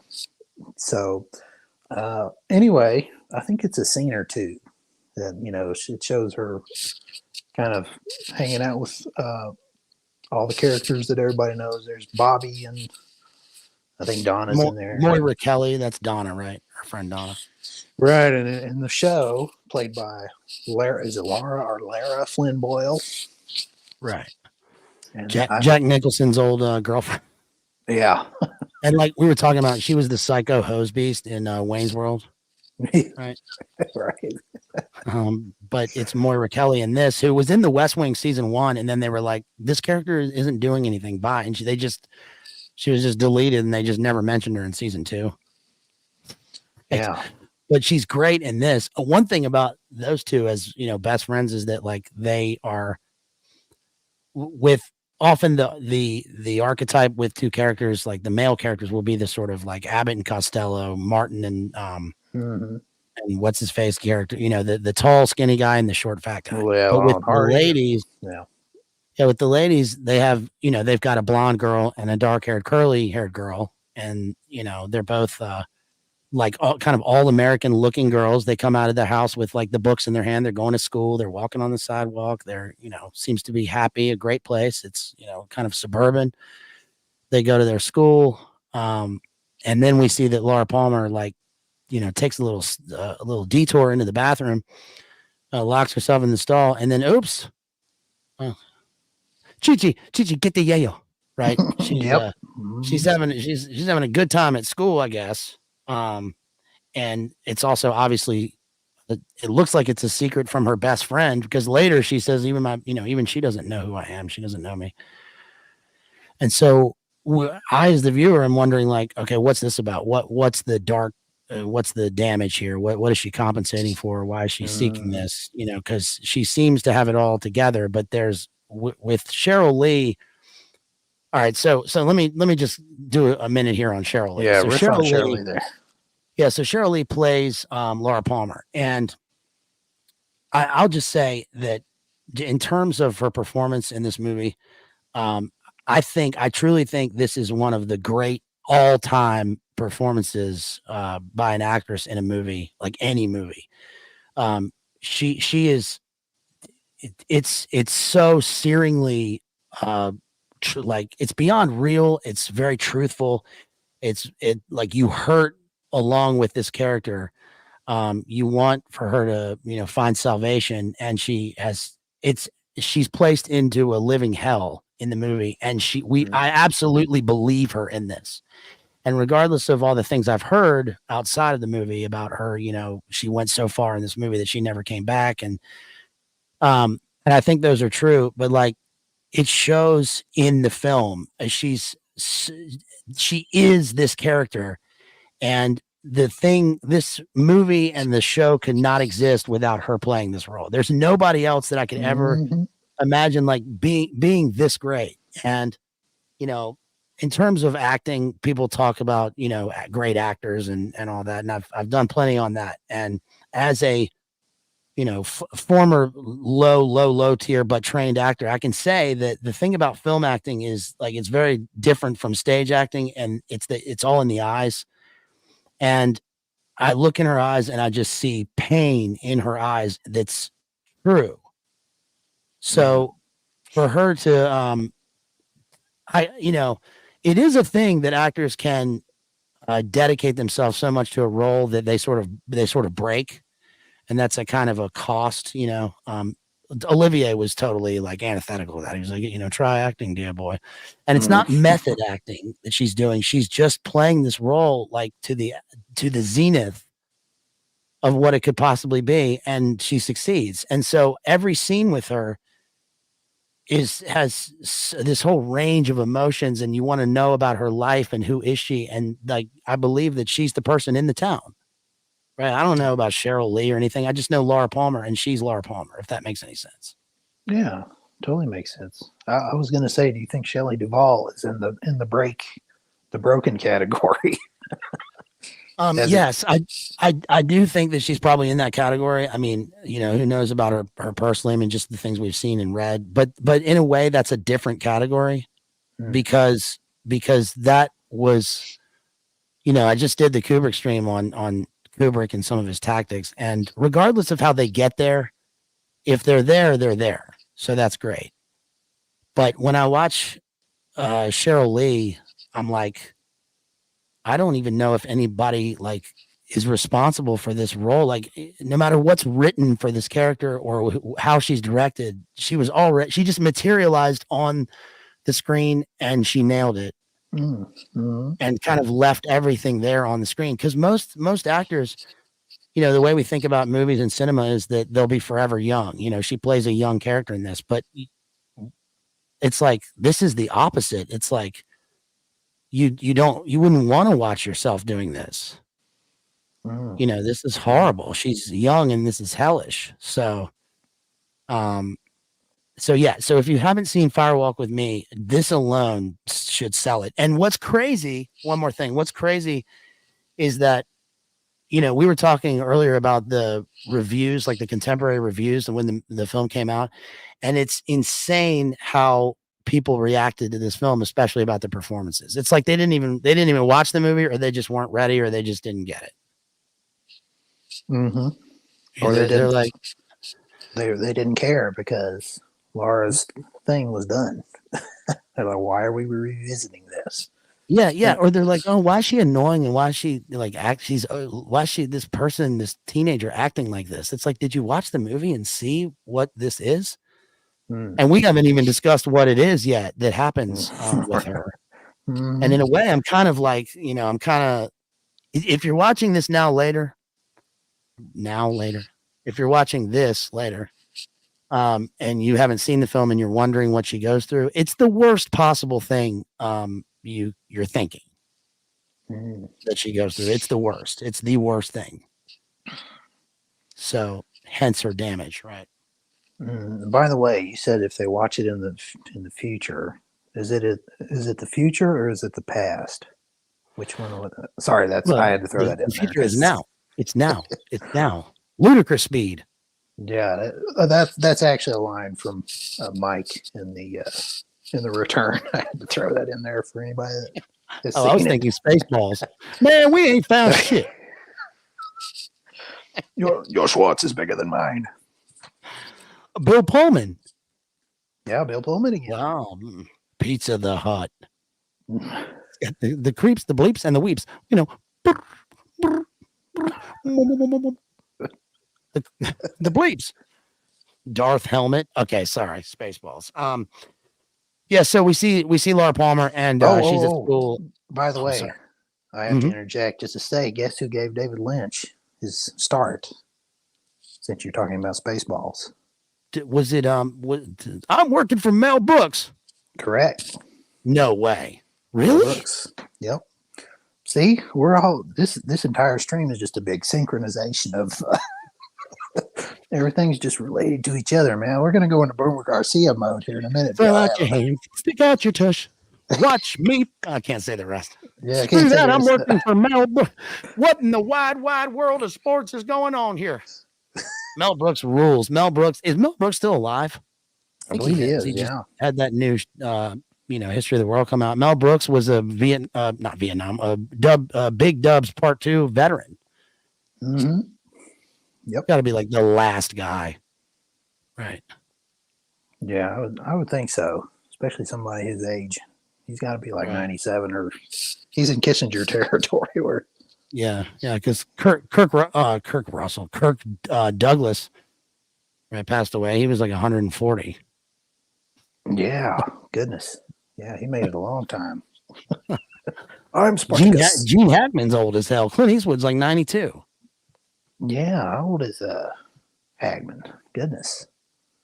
Hackman is in his 90s. I know that because I just did a stream on Hackman, you guys. If you haven't watched my stream on The Conversation, see? I like Hackman because he did his last movie and then he was like, I'm retired. I'm not doing anything else. It's just like Sean Connery. Don't bother me. I'm not going to, I'm not going to stick around. I'm done. Good for you, buddy. Yeah, I agree. I like that. That's cool. Yeah.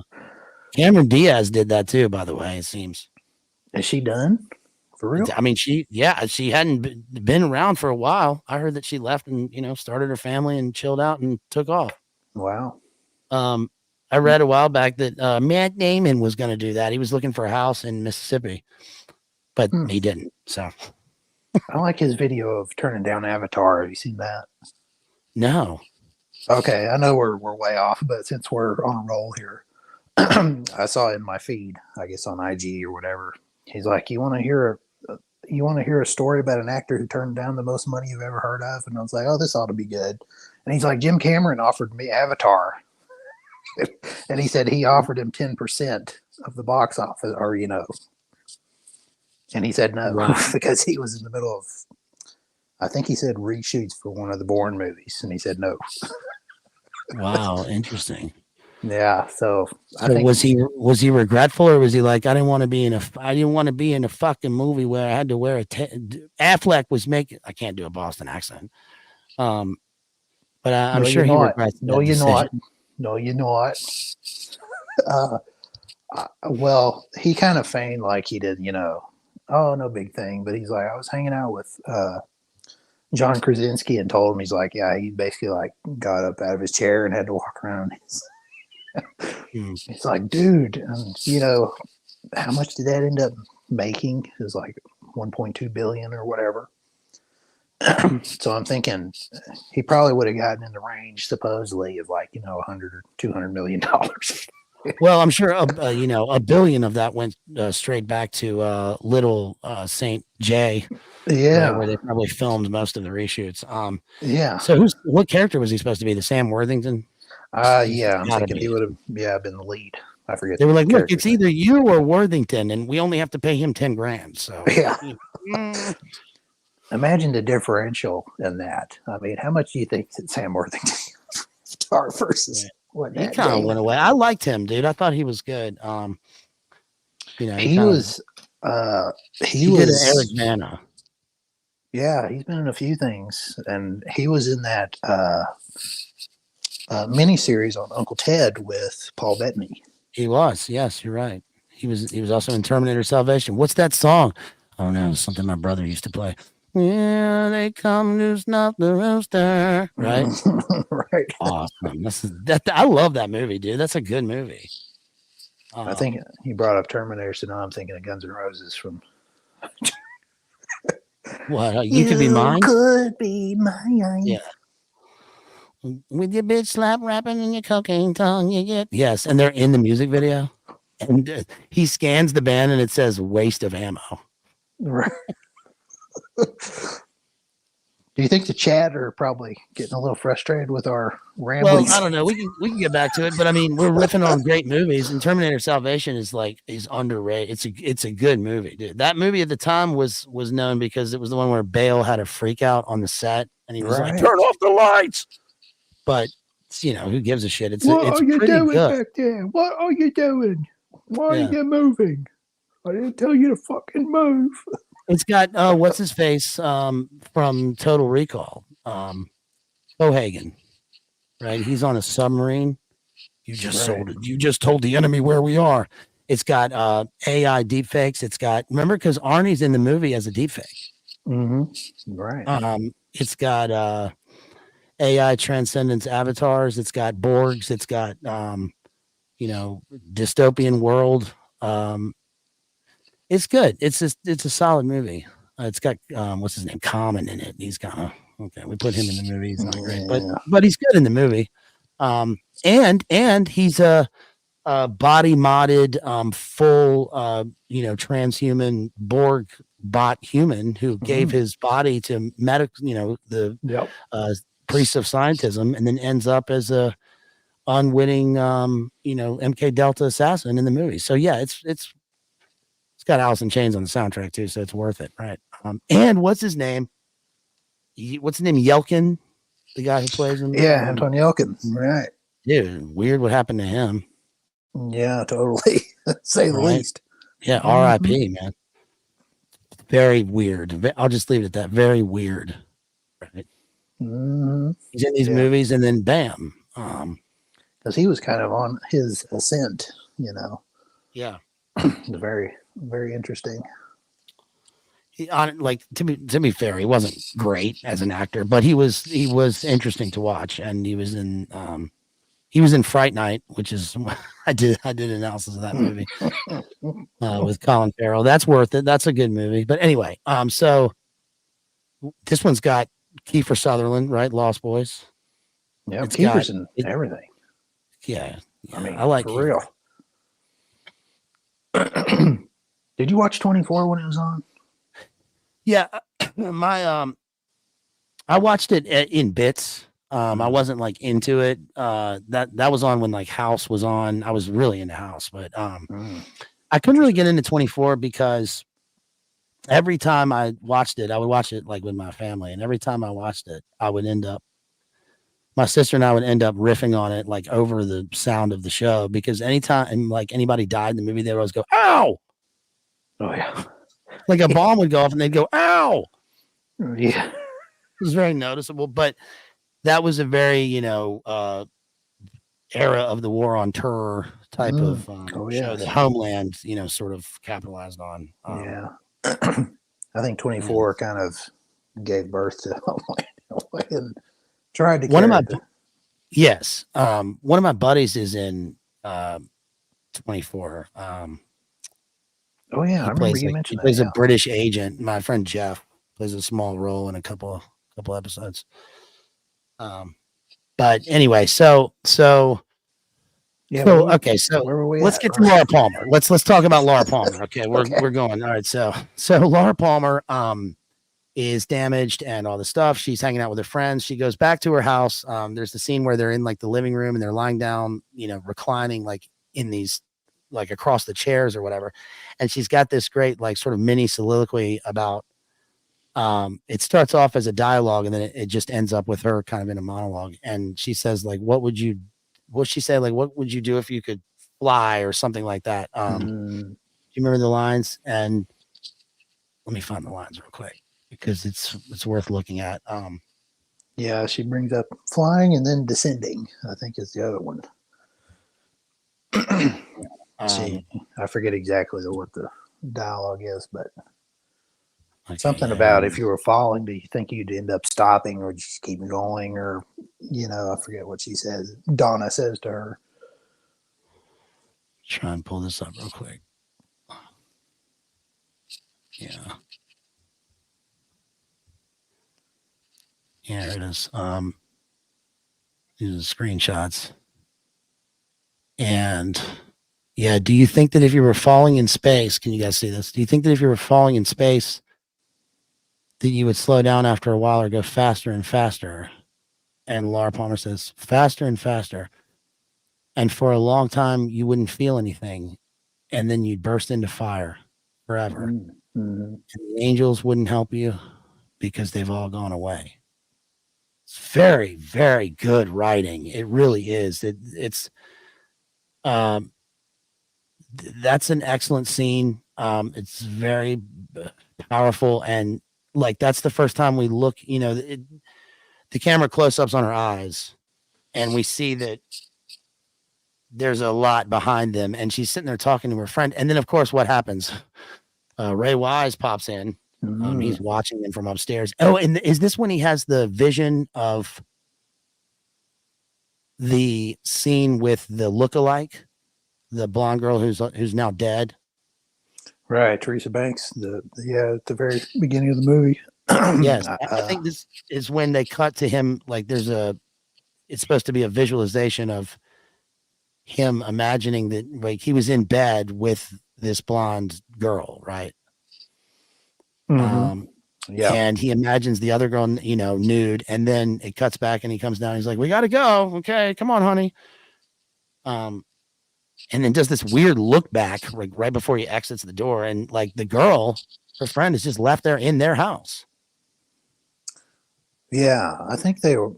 I think that was that Donna's house. I think it was Donna's house or the Haywards.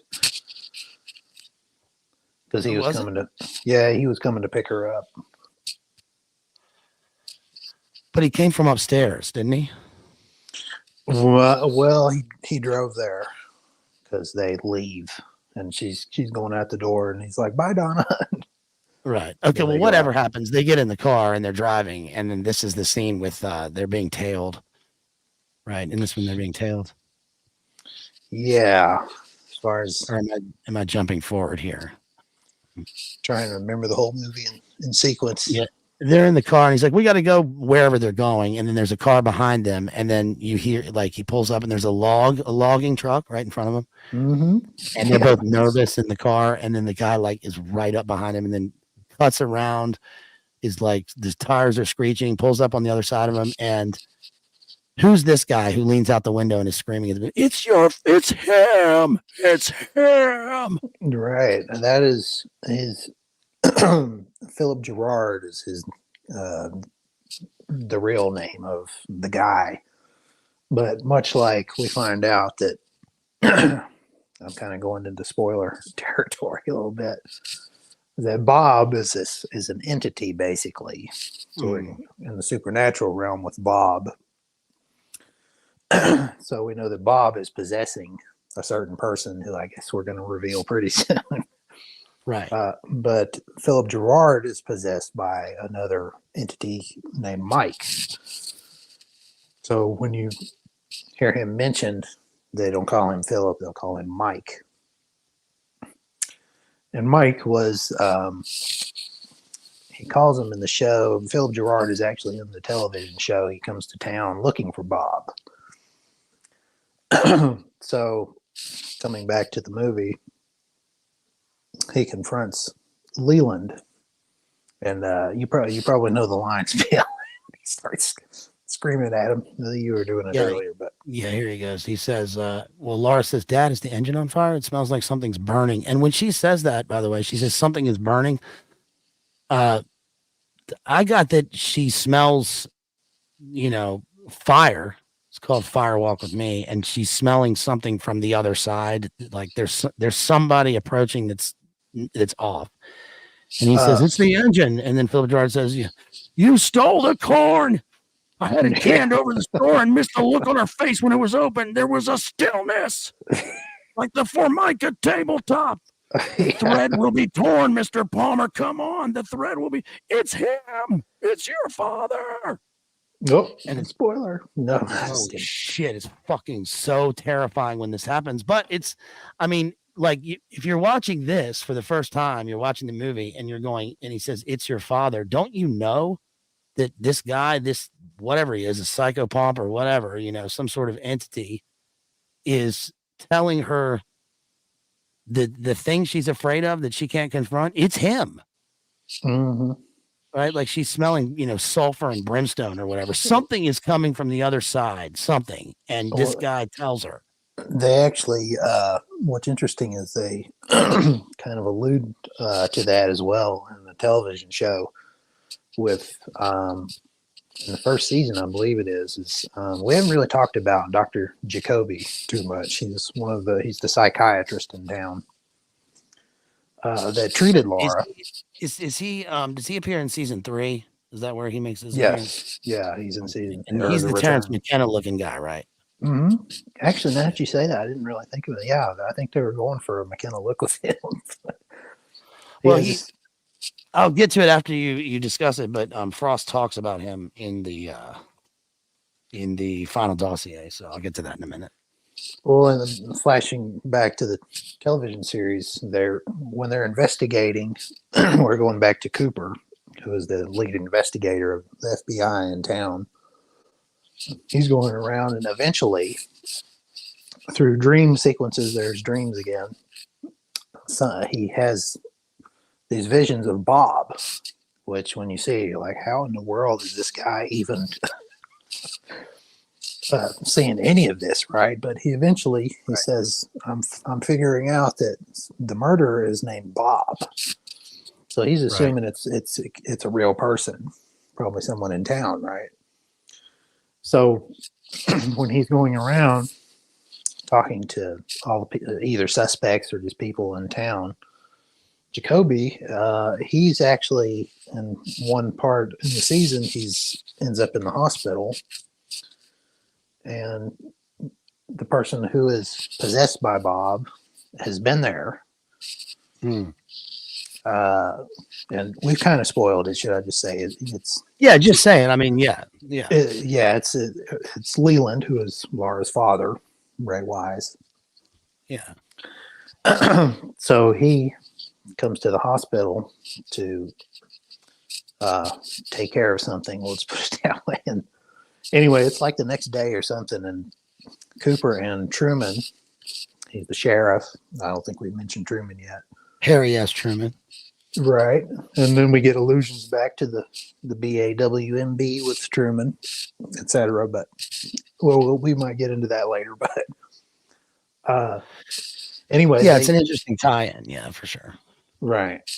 They asked Jacoby if he saw anyone come in the hospital. They're thinking maybe Bob came in or something. I forget exactly the detail, but Jacoby says, I did notice a interesting smell. He says it smelled like scorched engine oil. Mm. So that comes up whenever Bob is around, that just like you were saying in the film when they're driving down the road. There's a few other times that it comes up, and then I think they actually physically show a dark pool that is an illusion for it looks like oil basically.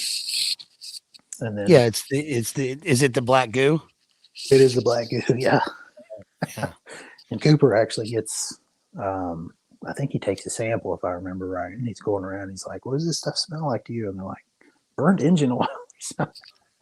Yeah, Keeks points out in the chat, yeah, it's the black goo. So you'll notice the coffee, the interesting thing is the coffee follows Cooper around with the investigation, and the oil kind of follows Bob around from his end. And that's kind of on the Lynch meta side, which we probably shouldn't really jump into at the moment. But well, I mean, so just my interpretation of this, just what, like, because I watched the film, like a month ago or something like that, and I was telling you about it, and then I rewatched it yesterday. And I'd seen it back in the day, but, now watching it as a grown-a man, it's obviously totally different. And on my first rewatch, I watched this and I thought, I can't believe that I'm watching this and that it's all here in this movie, right? Mm-hmm. Because for all of the stuff that we go through and that our friends go through in movie analyses, like they're always signposts or bits and pieces, right? So we get like, okay, now we're in, it's like the diagram that we see. Now we're in Brave New World / Hunger Games world / all that stuff. And this movie is so crazy because the two levels of great art are so stark and so different, but somehow work in tandem, right? There's a literal and a figurative level in this, and it really is one of the best examples in film, because the literal level is like we're looking at the iceberg, and it's just like a little chip, above the waves, and the iceberg is like all below the surface. It's all in the subtext and in the interpretation of the film, and that also ties into how we figure out what's happening and how these characters are able to go into these dream worlds. And Laura's terror is in this sort of weird, not remote viewing, but an absolute dream world. And her thing is, her dilemma is that she is so broken that she can't tell what's dream from reality. And that's why, in the scene where the most disturbing scene, which is she's in the bed. I'm going to try to, put this as best I can. She's in the bed and she's like kind of going to sleep, and we pan over and we see the open window, and in comes literally Bob. And he's stalking through the window like the Night Stalker. And it's terrifying because we didn't imagine this. And he comes up and he's crawling into the bed, and she starts to, be sexualized in her actions. And my interpretation of this is that she's asleep and she's dreaming. And the real horror here is that the thing that's broken her and traumatized her, she is forced to relive. And that's often the case. We know that's often the case with these types of things, because it's like this repeat in trying to understand what's happened. And so she's being, the thing with Bob on top of her. And then she opens her eyes and she sees Ray Wise, who is her dad. And at that point, her face and her voice completely change, and she's in absolute, horrific agony. And this is the moment, because I've discussed this so many times in all of these books and all these films we watch. This is the moment where we see the clear example of where the character has a mind-shattering psychosexual trauma, and their brain retreats, and something else comes to the forefront, and she's a different person. Yep. Yeah. I mean, this is it. And what makes this really brilliant, what makes this so dark, this film so dark, is that right after this, it's breakfast time, right? And we see the family downstairs, and Ray Wise is just, he's down there eating his breakfast, going to work. The mom's in there, she's smoking cigarettes. She's aware of what's happening. She can't do anything about it. She's in agony. And Laura's sitting there, with her like bowl of Cheerios, and he's trying to talk to her, and she doesn't, like, what can she do? Because obviously it seems like she knows that he did this, but the fact that it's like a normal situation now must be, it's just, it's awful. It's so, she's like, just get away from me.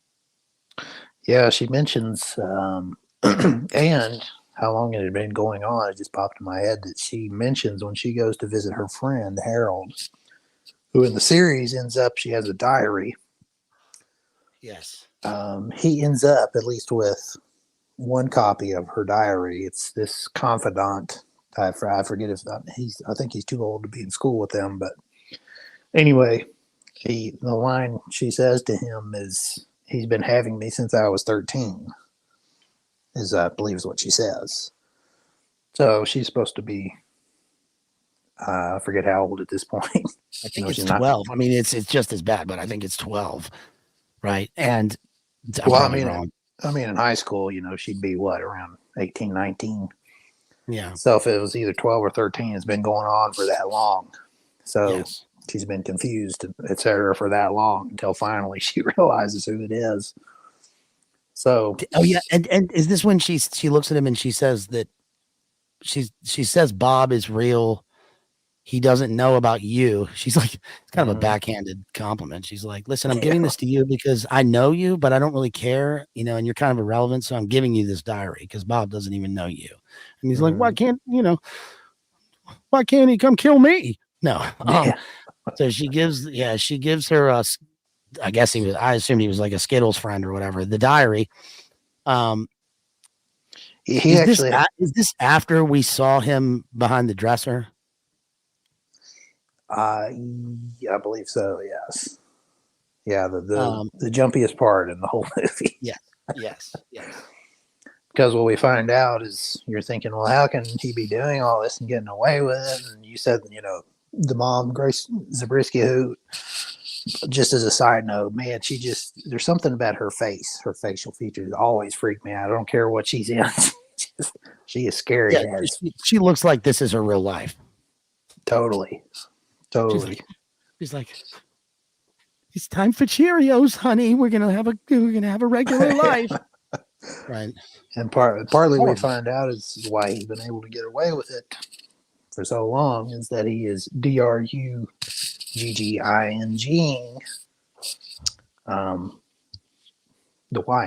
his wife. So she's kind of out of it when a lot of this is going on. So anyway, with Harold, he's dosing her with that candy apple Faygo and that double cup lean, that scissor at night, right? He's putting that Valium in there. He's putting that that Fetty Wap in her cup. She's out of it, but she's not out of it though. She's out of it, but she is aware that she's been out of it. Yeah. Which means that she's aware of what's happening, and she is great because there's a lot of restraint in her character. You can tell that she's like a stuck, stifled character. What she should do is something I can't say here, right? But because this is awful. But the scariest part is that Ray Wise is like, oh, he's going to work. He's the regular guy, but he truly has a double. Right? Laura lives a double life because she's trying, she's seeking an anodyne for her pain, right? In the way that she acts, climbing out the window, getting on the motorcycle with the bad boy. She's into, drugs and all this stuff. But he is, totally, I mean, he's a real DID possessed demon dad. Right, and totally, it's almost like he's going into, DID, and there's a lot of scenes where he's. One scene in particular is, I think it's after it's either right before the night before or after the thing we're talking about transpires, where she sees him, and he's sitting on his bed. And you can see it. Ray Wise is such a great actor. You just see in his eyes where he switches from Bob mode back to Leland. Yeah, isn't it crazy?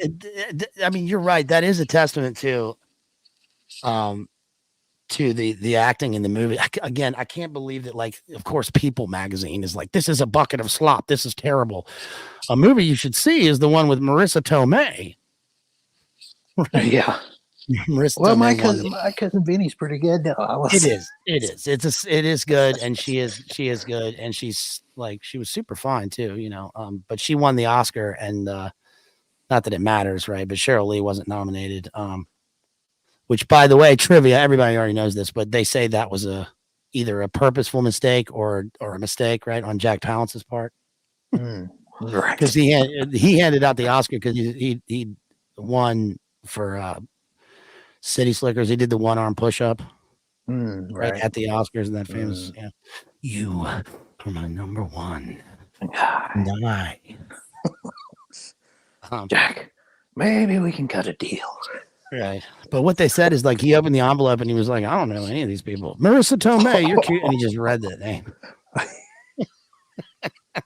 Jack Palance. Oh my goodness. What a trip.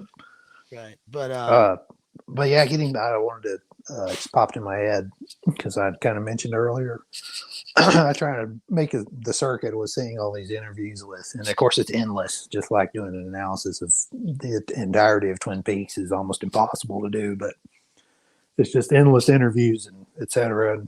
And I came across one with Ray Wise, and since we had hit on this part, it just popped in my head that he said he just had such a hard time kind of dealing with being the guy in the show, the murderer, etc., and what he's doing to his own daughter. And he's like, even at the time of the series, he's like, yeah, I had like a 2 or 3 year old daughter at the time, so you can imagine what you would be thinking having to go through this, and basically you have a newborn. Right. Yeah. I mean, look, to be honest, it's like, I don't know. Is that real? Right. Because no reason, I guess, to doubt it. But if that is real, I would, and I were him, I would be, again, I can't say what, I really think about this in terms of what I would feel like and what I would do about that. But that is awful. Mm-hmm. And you can see that could probably be the case in terms of the filming, because whenever he is so disjointed that, like, he's standing there in the door frame and then it cuts to like a dream sequence and it's the back of somebody's head and it's clearly him, but it's like, oh, they filmed a love scene or whatever with somebody. They didn't tell him. And then it cuts back to him and it's like, well, I guess they kept it from him too, which is, that's fine. That's a thing in movies, but it's so bad. And this is also where Timothy Dwyer here says, do we ever see how Leland why Leland was possessed or what possessed him? And I know you know the answer to that, Jethro. I will say that without knowing the lore, I think that and what I got from the Mark Frost book is that Leland, when he was younger, had some sort of trauma himself, kind of some sort of violent trauma. And I know that he invited Bob in. Yeah, in a way. He actually comes in the season 1. Sorry to interject, but he he comes into the police station while this is during the time period where you're not quite sure who actually is the murderer in the series. And he's coming in to kind of talk to Cooper and Truman, and he brings up this incident. Yeah, he's like, because they have a most wanted or whatever. We're looking for this person, and they have a sketch of Bob. Right. And so they ask Ray Wyatt, "Do you know who this is?" Or he's like, "Oh yeah, I recognize that guy." Yeah, and he over in the next town, I used to go and hang out go stay with my grandfather, and he was the neighbor, and he used to pick on me and flick cigarettes at me, and this and that. And that is his explanation. But what you just said is correct. Yeah, there he is on the screen right there. That.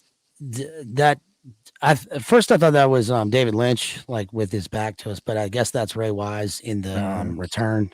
And of course, he's looking in the mirror and he sees himself, but he sees Bob, right, staring back at him. So of course, whenever we have the mirror in any kind of film, especially like this, where we're going into the rabbit hole and dreams and the psychosexual trauma and the breaks and DID, the mirror is obviously looking into oneself. It's the psychic mirror he's looking back at himself here, right? And it's also strange because what else was I going to say about the mirror? The mirror and the paintings, the painting that she gets in the parking lot, the Meals on Wheels scene, and then the painting of the angels,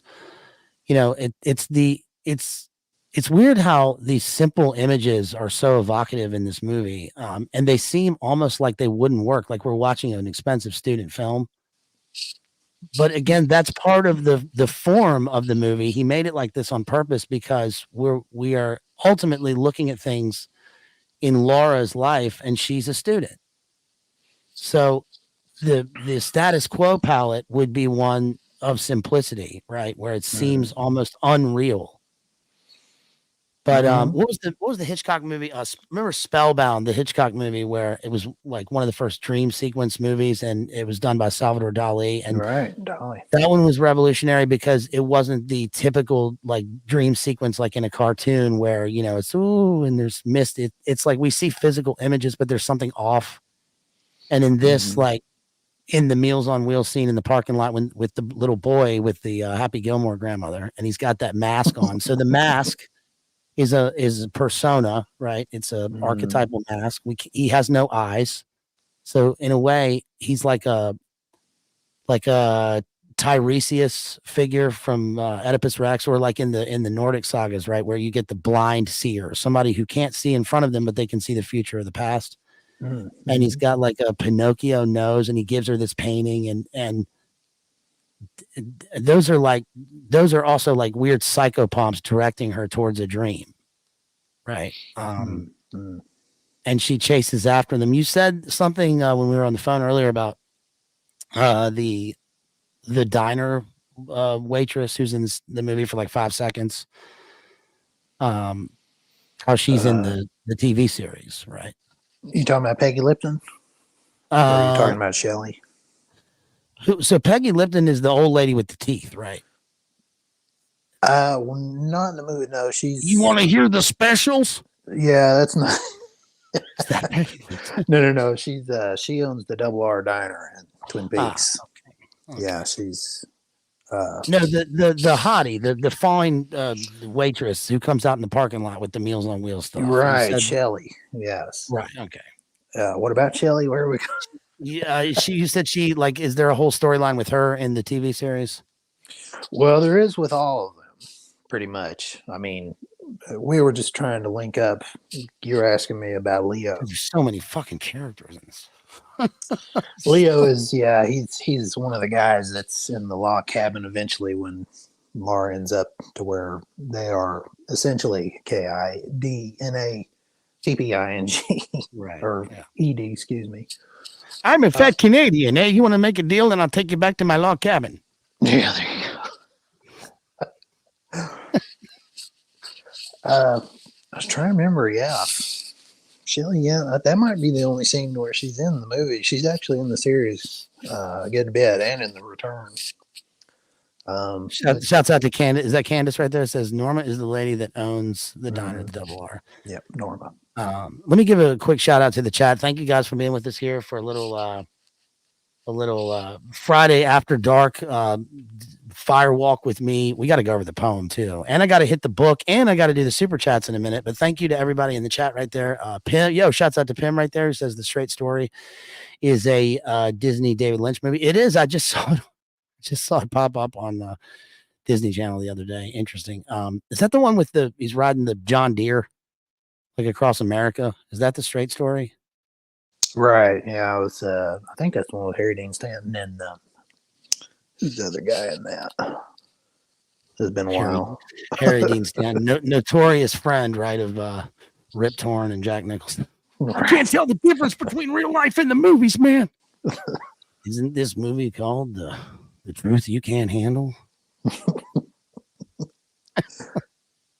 And Yes. Harry Dean Stanton is in The Return. I probably mentioned that earlier, but I didn't think he was going to be when I watched, because I did watch The Return live. Well, when it aired, and I was like, well, he's probably not going to be. And there he was. Like, holy cow!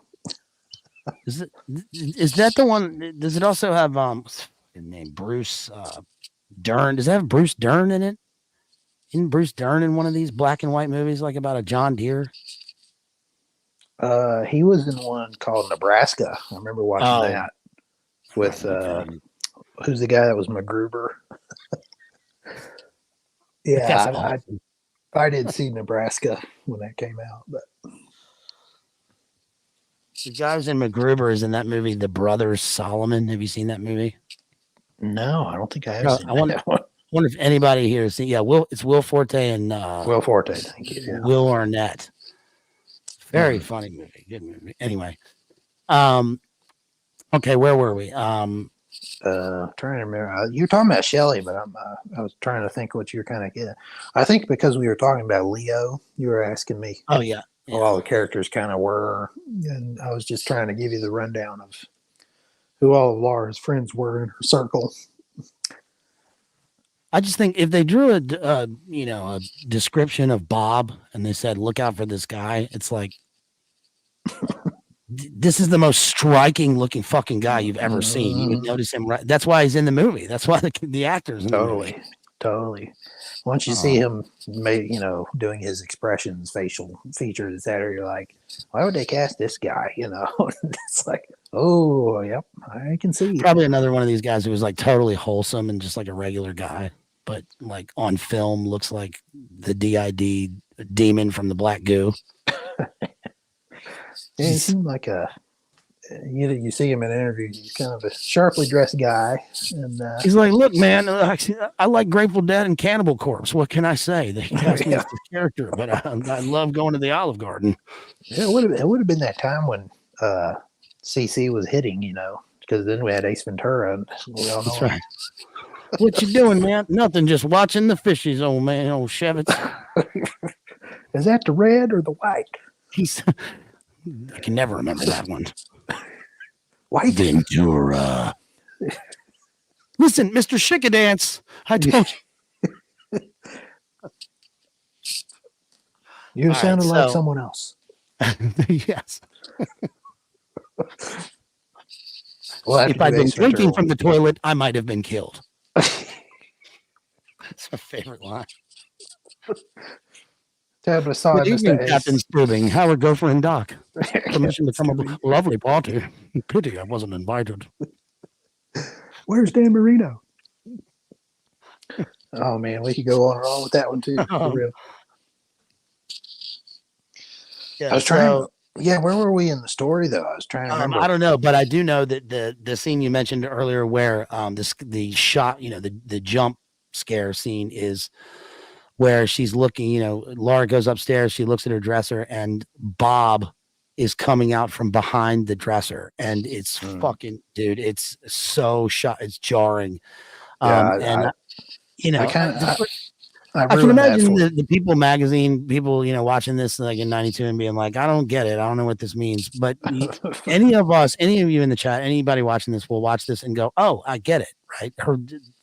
Bob took her diary. There's only one person that would know where it is. And she can't figure it out, even though, he's right in front of her.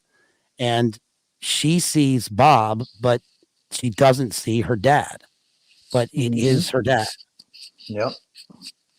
Because that's what she tells Harold, and he keeps telling her, he's like, Bob is not real. He's like, you keep talking about Bob, but there is no Bob. And she's like, he's real.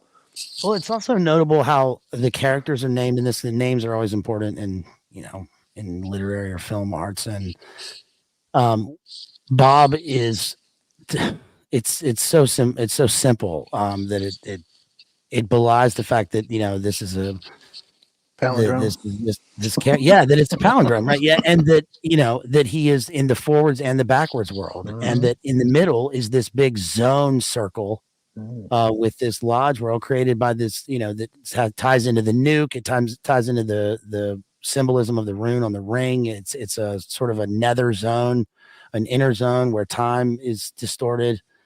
And yet we get this character, Bob. Bombs over Baghdad. You remember that song? Outcast. Anyway, but yeah, Bob and Mike are the demons of the hell world. Pretty clever. Yeah, that's probably where we should jump back into it, because you did bring up the driving scene earlier, and Mike kind of, that's where he reemerges in the film. He's in the first couple of seasons, somewhat, a little bit. He has a number of scenes, some good ones too, but he was with Bob for a time, and they were scheming together, is what he tells Cooper. Right. And so since then they have separated, if you will. And so Mike is essentially trying to put that in quotations, Bob from wreaking more havoc.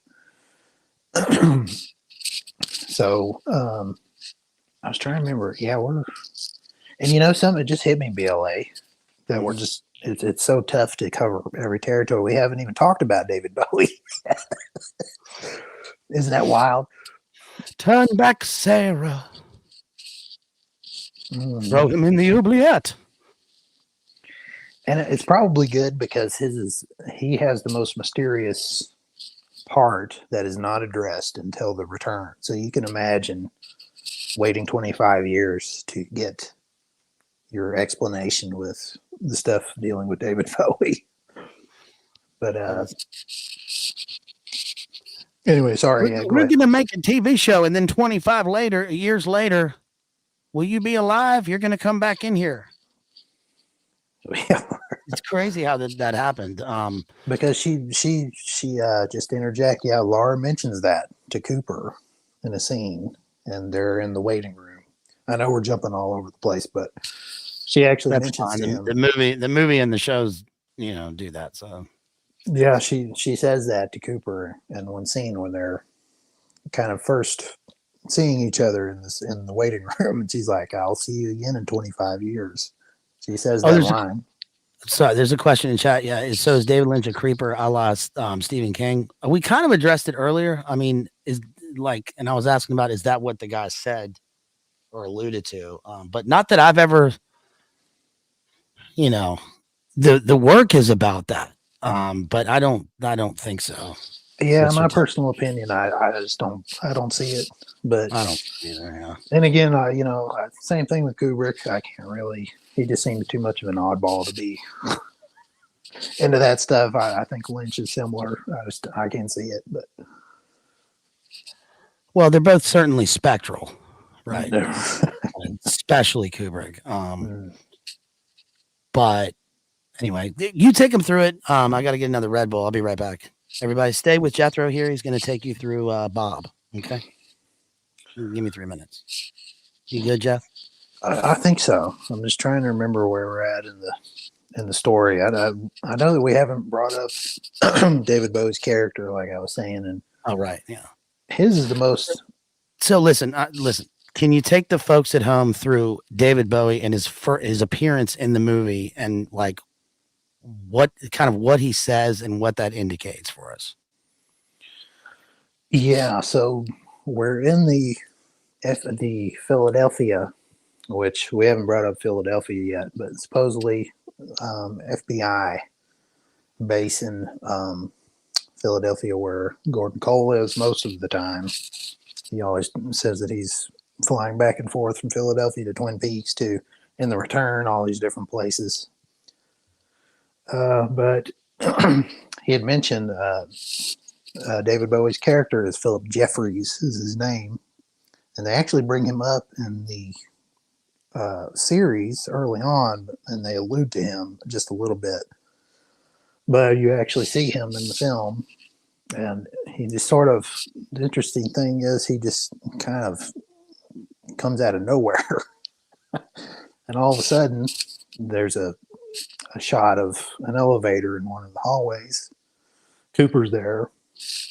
Gordon Cole, who's David Lynch. And then Miguel Ferrara, is it Ferrara? He's Albert. He's kind of like their forensics guy. They're all in the room together, and all of a sudden here comes David Bowie just strolling in the room, who supposedly he's been missing for a certain amount of time. I forget what exactly the length is, 2 years or something like that. And all of a sudden he just emerges in the room with them. And Cooper's trying to figure out what's going on. He's watching the security cam. He's like, what's going on? And anyway, so he comes in the room too, and Bowie's like, starts pointing his finger at him, and he's like, Cole, do you know who this is? And da-da-da. And the interesting part, this is the part that you have to wait till the return. He just says, we're not going to talk about Judy. In fact, we're not bringing up Judy at all. And Judy has not been mentioned in any of the series, nothing up until David Bowie's part. Who, Jackie? Yeah. Who, Jackie? We ain't talking about Jackie. Who, Jackie? She washing her big ass in the sink. I ain't been on the show for 2 years. That was good, Billy. That got me. I'll take a second. So Roseanne come in and she washing her big ass in the sink. Who, Jackie? Listen, I know you were on a roll there. Let me interrupt you for 1 second here, because I want to give some shouts out to some people who supported us here. Let's see. Shouts out to, shouts out to Real Cooter Brown Digital Minefield, who drops $10. Thank you so much, sir. And says about to text you a question. Awesome. I will check it out. Shouts out to, let's see. Shouts out to our buddy Bert out there. Who says, who writes me an email at madmaximalism with 2 X's at gmail.com. Thank you, sir, for reaching out. Appreciate it. And I'll just say one thing. You said, great stream on Firewalk with me. And you said, oh, this is interesting. Q Tarantino did not like this movie. You said something about you were in a foreign country when this was released, and you had to watch it in a foreign language. You respect Lynch as an artist, but it requires effort. That is absolutely true. Thank you so much, sir. I really appreciate that. I only read that because it was relevant, and I don't think that I'm oh, that's okay, because that was relevant, and provide some context to what we're doing here. Let's see. Shouts out to big time shout out. Big time shout out to our friend E.T. I don't want to say your full name, but our friend on here, E.T., who drops $100. Thank you, sir. Big fat chat. Big time fat chat. Thank you. Cheers to you. Thank you so much. Chug the World. Yeah. Have you seen the channel Chug the World? Chugs, the dude who drinks like the drinks from the boot on YouTube. Anybody seen that in chat? Oh, yeah, Chug the World. Yeah. Mm. Dude, I like that guy. Today we're gonna drink 4 gallons of Clamato. Isn't that a fad now where people are drinking out of their shoes and stuff? Yeah, I mean, this guy, you gotta hand it to him. I forget what his channel name is, but it's something about Chug the World. And it's like he does his graphics, I think he's got somebody to film him now, but he was, doing all the filming, the editing. And he was just, drinking drinks. He was like, today we're going to try original Red Bull. And he drinks all of his soda for the day, at one time, from this boot. He's like, ooh, tasty. Hope everybody's having a great day out there. Very wholesome. Shouts out to our buddy Mixky out there at Tech Noir Graphics. You guys, please go to Tech Noir Graphics. Tech Noir Graphics, Graphiix, at Insta. Our homeboy makes dope dope graphic art. He is a Shout out graphic Mixie. artist in the classical sense. He's one of our good friends. He drops $20. Thank you for that 20 bones. Mixie, And he Macho says, Man. he says, for Kangs, well, sir, you are.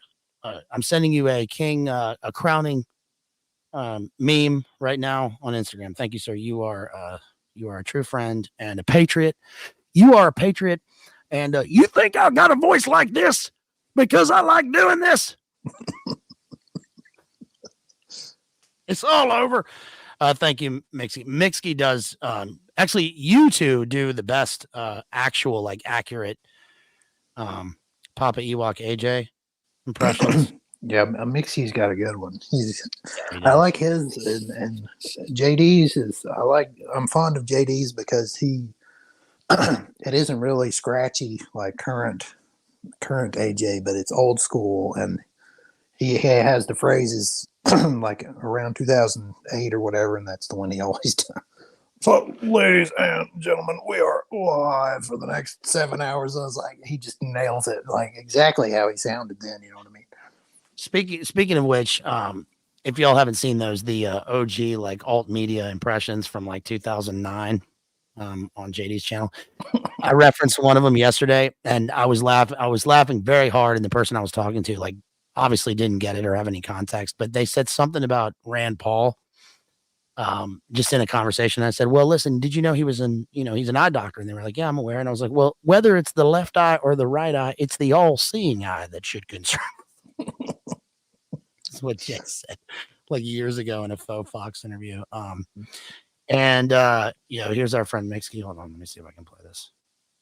This is the best voicemail I've ever heard in my life. Can you hear that? And just shoot shit to make sure you're all right out there. I know you're in God country, you're in the Bible Belt. You're safer than you are up in the Virginia area where you're getting benzene and formaldehyde just blowing all over you. The sun just blocked out. We got a war on our hands. This is the best voicemail I've ever gotten in my life, and it goes on for like 5 minutes, and it's Mixie like never breaking character, blowing benzene all over you. So shouts out to Mixie out there. That's a classic. Shout out. I saved that one forever. Everybody should have a true friend like Mikhail out there. Let's give some more shouts out here before I know I'm kind of taking my time, but we're chilling here, right? That's for the upcoming money season. Oh, it's terrible. That's coming up. Let's look at that was PayPal. Thank you for people who have supported me. Thank you. Really appreciate you. Hey, let's see. This was one that I didn't really get to cover last time. This was on Venmo. This is, I'll say AA. Thank you for this donation. It was $7. And you said, thank you for covering one of my favorite novellas. Any quick thoughts about the relation of Marlowe to the other works of Conrad with him, Lord Jim, Chance, and Youth? That was that came in at the end of the Joseph Conrad Heart of Darkness stream. I'll just say, yeah, there's a connection with Joseph Conrad's other characters in his other books. There kind of has to be in terms of the way that he structures his prose works. And there's a thematic connection and an aesthetic connection, especially between Heart of Darkness and Lord Jim, that's particularly strong. And Lord Jim is a great book. It's a great novel. It's certainly much more of an adventure tale on the surface than Heart of Darkness is. I mean, Heart of Darkness is barely under the guise of a traveling, a novel, but it quickly gets into the darkness.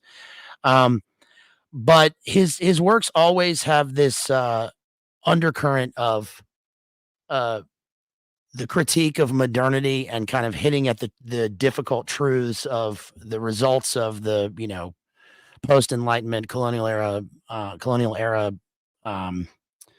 industrial revolution global world, and he's really prescient in how he talks about a sort of a world as a globe rather than separate countries. He alludes a lot to the powers that be in Europe and the overriding power structure, just as a kind of general statement. But I would say that for anybody else out there, if you're looking for a book to read, a classic book to read, and you don't read, start with Heart of Darkness. It's a short book. It's a novella. It's like 100 pages. It's easy to read on the surface, but it's profound and, in my opinion, the best prose work of the 20th century. Highly relevant. The other Conrad works, yeah, I mean, Lord Jim is a great book, but Heart of Darkness, Nostromo, Secret Agent. Thank you for that. I really appreciate that. Let's go into a couple more super chats here before we continue on and get into the crux of this analysis. I think we have to throw in a few Brando impressions because that was, They make them drop bombs from the airplanes, and yet they won't let them write the word fuck on their airplanes because what did you expect? I expected someone like you. What did you expect? Well, my method's unsound. Hey, buddy, you gonna close the door? Is it closed or shut? Hey, buddy, you want to shut the door? Shut the door. That's right. Yep, shut the door. Yeah. I wanted a mission, and for my sins, they gave me one. which is in the book. Oh, really? That's not verbatim, but that's the paraphrase line within Heart of Darkness. Yeah. It's weird how well that translates to Nam. Right? Yeah, I was actually going to ask you about that, but slipped my mind. Charlie's our idea of good R&R was some cold rice and a little rat meat. Fishing on R&R. If you eat this shrimp, you'll never have to prove your bravery again. What does he say? Yeah. I think it's bravery, yeah. He's out there operating without any sense of decency or moral conduct. Very much. Yeah, moral conduct. Shouts out to Mick for that $20. Thank you. Shouts out to the real John Connor who drops oh, did I read this already? $20 to not talk about. Yes, I already read that. Sorry. But thank you again. Appreciate it. Deserves to be read twice. Let's if I can see the super chats over here, and then if not, I'll save those towards the end. Dude, I can never see I can't explain to you how annoying that is, but I can't see it right now. It should pop up in this little window, but it doesn't. So give me 1 second. Jeth, riff on a movie real quick while I'm looking this up. Well, you're talking about Apocalypse Now. I actually was going to ask you about how well it kind of translated between that particular time period and Vietnam and overall. See, BLA and I have this discussion about why Apocalypse Now is the best movie of all time. It is, and it is. It is. And for many reasons. And I know Toledo's going to be disappointed because she loves Platoon. But I'm going to say Apocalypse Now is superior. Toledo. Oh, come. Toledo. Shout out to Lido. I don't know if she's in the chat. Okay, hold on. Let me be diplomatic here. Platoon is a great movie. It's certainly a great Vietnam movie. It's Oliver Stone. It won Best Picture in 1986. It's got a stellar cast, and it's probably the most like factual in terms of the experience of Nam. Obviously, Apocalypse Now is not. But it's not about that, right? Right, totally. Platoon is the like autobiographical sort of interpretive study of Oliver Stone's actual time in Nam, and he's got a great book about that. By the way, it's called A Child's Night Dream. It's a kind of a surrealistic novel that he wrote, published in the 90s, which I don't have because this box of books is like missing. But anyway, and it deals with like My Lai and all that stuff. And of course it has it's got a Gnostic element, right? It's got Willem Dafoe and Tom Berenger's characters as dualistic opposites, but it's also, when I think of Platoon, I think of that scene in The Naked Gun where Frank takes Priscilla on a date and they come out laughing and they're walking out of Platoon.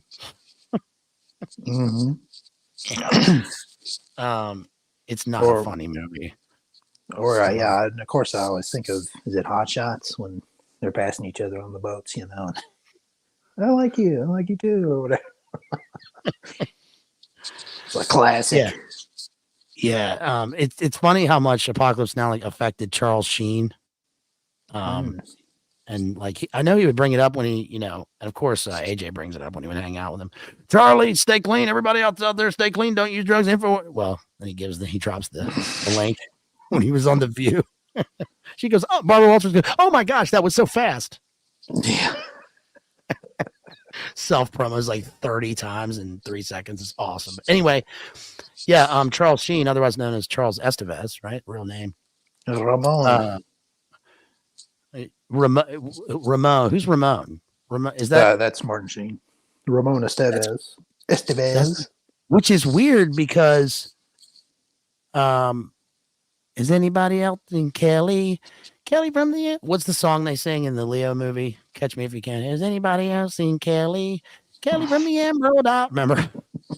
Because Martin Sheen was notorious when I lived over there for being, he was not liked by one side for being a fundraiser for this thing called it was NORAID, I think, which was the aid for the Northern Irish, one of the movements that had, I'll just say, something to do with arms, is the way people connected it. But I think he was a blatant spokesman for, for the, what should I say? The Republicans, right? That side in Northern Ireland, which, caused some trouble. But anyway, that's, you always think of that as his heritage. But he's Ramon Estevez. That's true. Yeah, interesting that he's kind of talking. Shit. Still a lean side guy. Yeah, and John Milius, like as the actual real Walter Sobchak. Totally. Right? I mean, he looks exactly like it and he talks like it, and that's who they modeled him on. They were just like, let's get this guy. We'll model John Goodman's character in Big Lebowski on this guy. Just let him play him. I'd say they nailed it. I mean, pretty much every aspect, If y'all at home haven't seen that, there are a couple of interviews between Coppola and Milius talking about Apocalypse Now, and they talk a little bit about the Doors' influence on the movie. And Coppola, it's cool that he mentions, he's like, well, the main reason, we got that song for the movie is because I was at UCLA Film School. Like when Jim was, they knew Jim, right? Which is crazy. I meant to send you that too. Sorry to, but he did a lengthy little thing talking about that on one of his posts, and I meant to send it to you the other day, but I was like, oh yeah, you'll like reading this little section. But he says exactly that. Like, yeah, we knew each other. Yeah, because Jim, in the movie, they make it like he just quits and walks out. I quit. But he was a graduate of, his dream was to be let's make a movie, black and white, and call it Zero. And he made a couple films. He made that one, Highway, which is interesting because that and Riders on the Storm are about the serial killer Phoenix phenomenon. Right. And it was also that, I think he started making it before Charlie's events in 1969. And then, Jim died shortly after, but of course he's tied in with that because of his father, the Admiral, right. the singular guy who actually began the entire thing, which is so crazy. All right. So shouts out to DJ out there, Day Gyre in also sends $14.99. He says, Firewalk with Me, The Missing Pieces. Hold on, let me expand this real quick, and then we'll get back to our analysis. And then we're doing a 24-hour stream here, you guys. The Missing Pieces has a much bigger Bowie, or Bowie, as they say, scene. It showed where he goes when he disappeared. Love having Jethro on. Yes, big shouts out to Jethro. DJ. Thank you. Shout out DJ. That $14.99 Ozbucks. Shouts out to our friend Pim out there who drops $20, 20 USD cheese bucks. He says, talking about Justin Bieber, Magellan. Life is inspiring with its beauty, its incredible detail. Too to get to it. Yeah, thank you so much, Pim. Appreciate it. Bieber. Justin Bieber. Bieber. I love the Mortal Kombat thing. I know I sent that out to everybody, but Yeah, I mean it's the same for however many syllables, right? It's like Mortal Kombat, Justin Bieber. Hey, Whoever came. we got Blaze, the basement breathalyzer, talking about comic books or something. Right. Joy dryer. Um, Shouts out to Port Film Co-op out there who drops Australian $10 says Firewalk with Me changed my life. I prefer it to the series. The ultimate Lynch for me after Eraserhead. I won't watch the deleted scenes, fan edits, or new season as to not risk tarnishing Firewalk with Me in my mind. Excellent. Hey, good take. Also, I appreciate that especially. That is understandable. I'll say, having seen everything. Yeah. Yeah, I remember when they used to have DVD commentary and all that stuff behind the scenes. I hated that shit. You're gonna make a movie about the making of the movie, unless it's Hearts of Darkness. I was gonna say, hey, there's Hearts of Darkness, though, BLA. I mean, there has to be an Our exception. movie was not about Vietnam. It was Vietnam. It was Vietnam. So awesome, dude. Great stuff. And imagine shouts out to Francis Ford Coppola, by the way, who is now in our sphere after he liked my Instagram story. Oh yeah, you have to tell him since you brought it up, BLA. Yeah, I posted about the conversation, and I got a heart from Francis Ford Coppola, verified account. So he's now somehow. I tagged him for the Heart of Darkness thing. I was hoping he would like the post. Maybe he's just in the stories, right? Well, he's watching right now. I know he is. Oh, well, if you're watching right now, Francis Ford Coppola, you're a great man, a patriot, and you made the top 3 films ever made, right? I guess. I mean, number 1 is certainly Apocalypse Now. Godfather 1 and 2 are often cited as the greatest. Which order though? Which is 2 and 3? Well, they people like to say Citizen Kane's the greatest movie ever made. And by the way, if you haven't seen Citizen Kane, I mean it is phenomenal. It's absolutely. Aunt Sarah's but champagne. You see when Orson Welles was on Dick Cavett and he talks about, I knew Hotler. I went to breakfast with him when I was a young lad. I thought he was quite annoying. Mm-hmm. JW, I think this is the last one, sent 1999 US in the last one. I think I got to that one, but thank you for the shouts out. Listen, if you want to super chat, you can drop a comment, a question, ask us a question about film, literature, the world.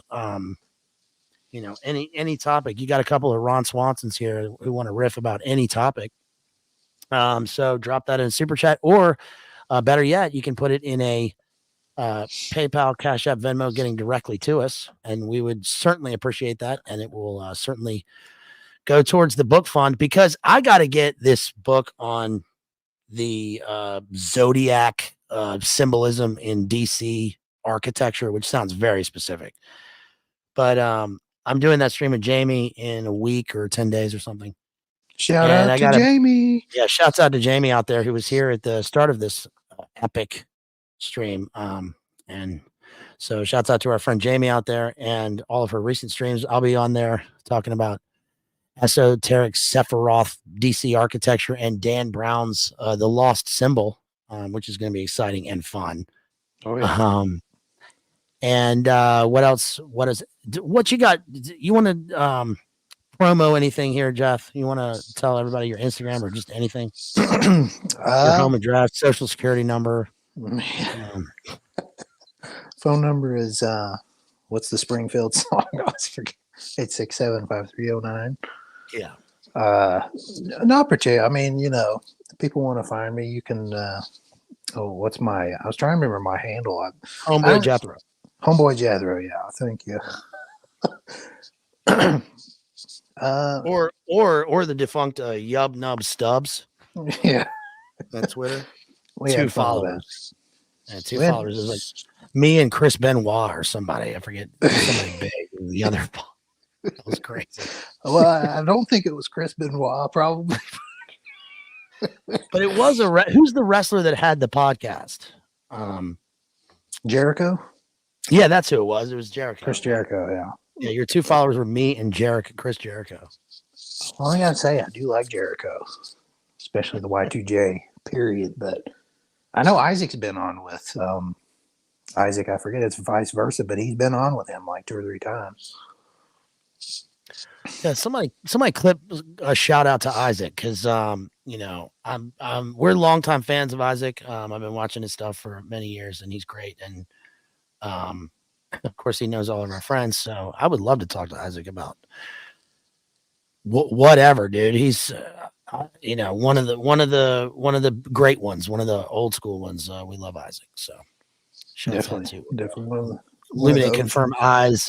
You know. OG Granola Wokesters represent. All right, so let's get back to it. You know, thanks for the shouts out, you guys. Send in more of those if you want to see them. We're doing an epic. Wow, we've been going 3 hours here. I know. This is like that last one, or when me and Maddie were on here talking about. Forget what we were talking about, but it was a long one. So, who wants to go all night? It's 11 o'clock Beast Coast time. You guys want to do 24 hours? Twin Peaks requires a 24 hours. Yeah, it really does. I mean, I mentioned earlier how, you know, this movie especially lends itself to total deconstructive symbolist explication. I mean, there's so much to discuss in this movie, but at some point, you said this, it's like you are walking into a wall and there's everywhere you go, this new path opens up where you want to go into this rabbit hole, which I think is like inherent in the way that the movie's structured. I mean, Laura, like what, you know, dreams into the walls, right? The sweaters like talk to people. The guy's arm is a, you know, the little person. But you know, I think this is one of the like real cornerstones of this sphere, if you will, right? You know, this Ninth Gate, Eyes Wide Shut, The Shining, all kind of exist in this like other place, a capital O other place. And Bob is certainly, he is a capital O other. He is not here and now. He comes into the here and now, but he is from another place. And that is a nether place that is not a place that you want to invite or go. And regardless of it being like, you know, there's Tibetan Buddhism and all, you know, all this sort of stuff that spans across different religious perspectives into the interpretation of the movie. But I think that is so because there's a lot of sharing in world culture in terms of there is an other side. And one of those other sides is not a happy place.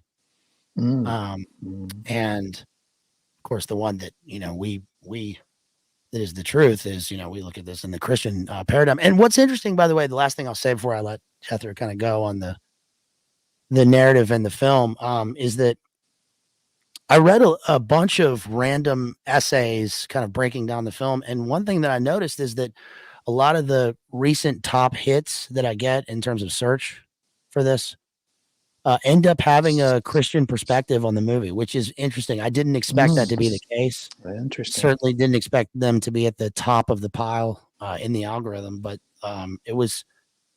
that gave me a, you know, a warm and hearty feeling that I certainly don't get from the Black Lodge. Right. So here's your topic. I'm going to give you a topic that I would like you to tell the folks at home about. One of the elements in Twin Peaks, one of the central elements is this thing called the Black Lodge, right? And we get this red room. And we keep ending up in the red room in Firewalk with Me. Can you sort of discuss what is the red room? What does it represent? What do we see there and why? Well, it's interesting. I was trying to remember in the series when it's first brought up, and Cooper actually has a dream where, and I think this is where Laura says, "I'll see you again in 25 years." And he actually has, it's a dream sequence where he sees himself in the waiting room with the red curtains, etc.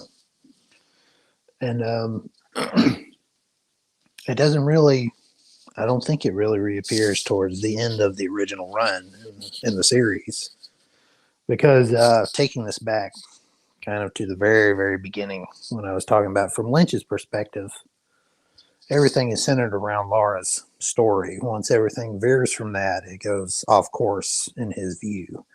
And once they solved the murder, eventually you find out it's Leland in the series. And of course, we're focusing on the film. You already know, if you've seen the television show, who it is and all of that. It's just filling in background details. Is that once the killer has been revealed in the second season, then you find out it's Leland. In Lynch's view, that kind of ended his particular interest in the show. So he kind of stepped back away from it, and I thought he had just completely quit. But I'm not sure if he completely did or if he just, let other people go to the forefront, because I know he comes back to direct, I think, either the penultimate and the finale or the finale. And as far as I'm going on my memory, I don't think the Red Room comes up maybe a couple of times till basically the end of the second season.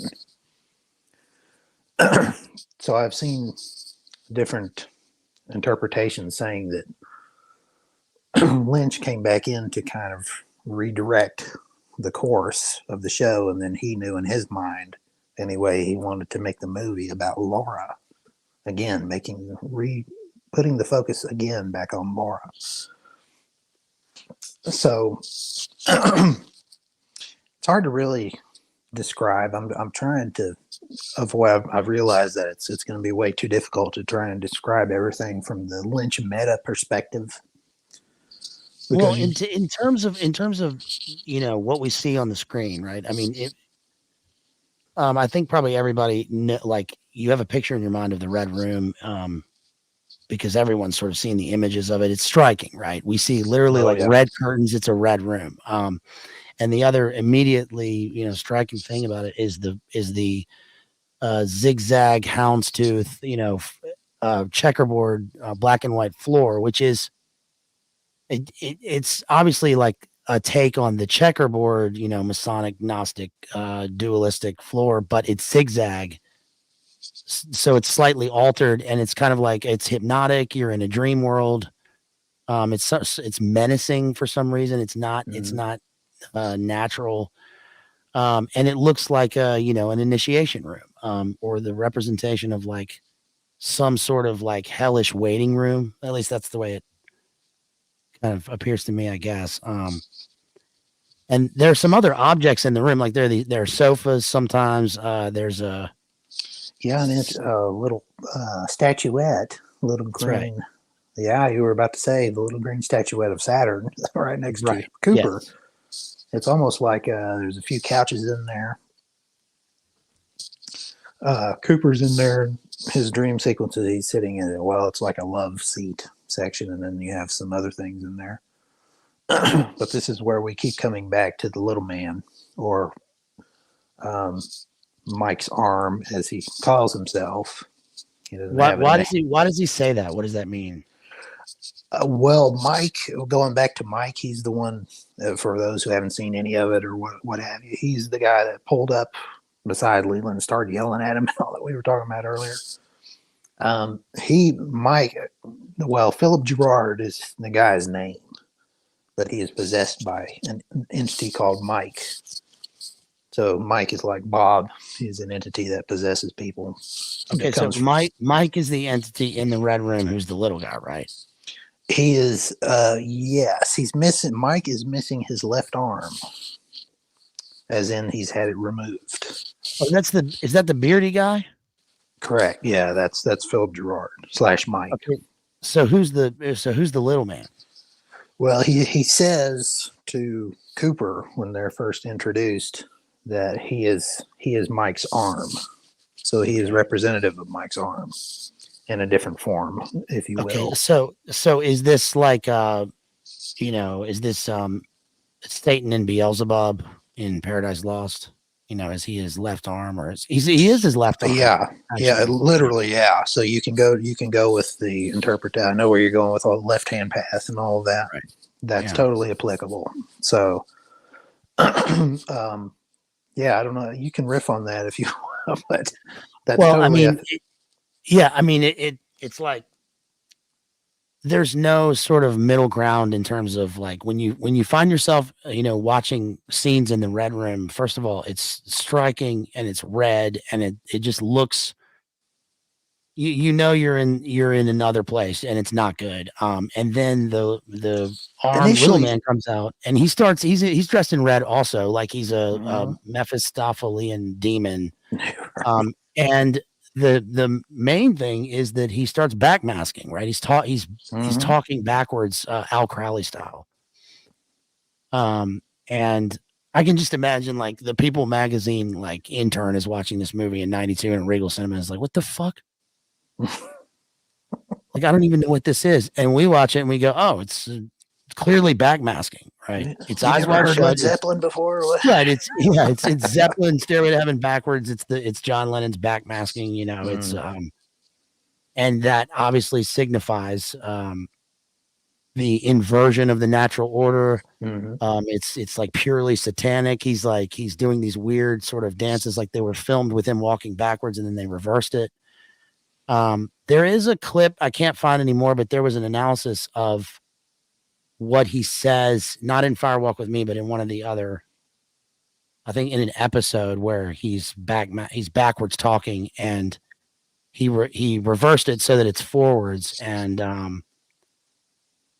forget what he's saying, but it's some sort of like verbatim litany, like straight out of like OTO, if I'm remembering correctly. Has anybody seen that in chat? That old video? Because he's talking backwards and then they recorded it backwards and then it's like forwards and then it's reversed again. I've seen. I don't know about a particular episode that you're thinking of specifically, but I've seen him do video breakdowns of that, where he's trying to break it down phonetically and all this kind of stuff. And then for the return, I was watching some of the, as you were saying earlier, behind the scenes, and with the actor. I don't know if they did this with Kyle, but or Cooper, but with Leland, because Leland eventually is in the waiting room. They showed Ray Wise, and they had one of the, I guess she's one of the production assistants, or I don't know who she is, but she comes up with a recorder and records him saying it backwards so that he can say it when they shoot. And he's trying to get it just right, and she's playing it back for him, all off forwards. It's so bizarre. And Ray Wise is just sitting there laughing. It's just like, I got to get this right. He's trying to nail like every syllable. And she's like, how's this? And she'll play it, forwards. And he's like, yeah, that's good. Let's do that. Okay. So right there, the Ray Wise thing, it's like, if I'm an actor and I'm in this film and they want to record me and I have to say my lines backwards and I'm in a red room, I'm like, I don't know what I'm doing here. This is not, I don't feel like this is good. And I know it's pretend, but this is not good. You'll do just fine, Ray. Just say the lines. Yeah, because for anybody that doesn't know this, listen to this. So Aleister Crowley says in Liber Oz, or one of his Guide to Magic, says that one of the rights of magic, magic K, right, is to reverse the natural order of things, to invert God's order. I mean, that's why it's satanic, because he says to walk backwards, to talk backwards, and even to, what's the other thing he says? To do something else backwards. But he demonstrated this a number of times, like in his blog. I did 2 streams on Al Crowley, and he demonstrated this by walking. He would walk backwards during the OTO rites, like at certain points, and in public. And then he also, and I think this is probably accurate, that Crowley could literally talk backwards, like at will. I wouldn't doubt it. He had polydactyl toes, right? Like born under a comet. Had all the marks of being this, Somerset Maugham wrote that book about him, The Magician. I need to do that one, by the way. And remember Jay pointed out that a few of the Bond characters are based on Crowley, including the guy in Casino Royale. What's his name? Well, What's that? Telly Savalas looks just like him, and he's in on Her Yeah, Majesty's it's Secret Service. So, you know. He does. And you remember Al Crowley at one point, he was like, you seen Winston Churchill? He took my look. He's got my, the bald head, the cigar, Mhm. right? The big, the V for victory sign. He said that was a magical sigil. But yeah, I think that Crowley could do this stuff. And I bring him up also because I know Mark Frost wrote that chapter on Aleister Crowley. He's sort of alluded to in the Final Dossier. But Crowley and of course Jack Parsons, right, is parallel with this because of the nuke scene and Pacific Northwest, right? The JPL, Jack Parsons. If you're listening, you don't know Jack Parsons. Jack Parsons was the rocket scientist, founder of the Jet Propulsion Lab, right? That was the start of the rocket program here, and he was a devoted follower of Aleister Crowley in the OTO, and died in a explosive accident or ritual of some sort, trying to, I don't know what he was doing. Maybe he was doing the Goetia or some sort of ritual tied in with the rockets, which sounds insane, but so does the rest of it. So, yeah, he was doing some kind of COOMING. Oh, that's right. Yeah, he was doing. Yes, he literally was doing that, and that is the movie, by the way. That that is what happens in the movie because it's the sexual scenes and the really just the disturbing scenes and her total split from reality are all based in that act, right? And we can assume it's the other thing, right, that Crowley was into, act. So that it's disturbing, and they end up in this red room with like you said, a glowing Saturn, a weird like love seat, a statue of the Venus de Milo, a black and white zigzag floor, red curtains, the veil, the red light, the red curtains, the veil, right? They're gonna come from behind the veil, and we see this guy in red, in a red suit, like he would be in the city of Dis as Beelzebub. This guy, like, that's seems to be obviously what he is, right? And he's the left-hand path of this. What's the guy's name? Philip Gerard? Mike, yeah, well, that is his real name, yeah. And they call him Mike because he's possessed by Mike. Okay, so Mike, so who are the good guys? You mean like the giant, and of course the giant isn't in Fire Walk with Me, but a lot of that is in the series and also in the Return. As far as the supernatural beings, we only kind of see the bad entities in the film.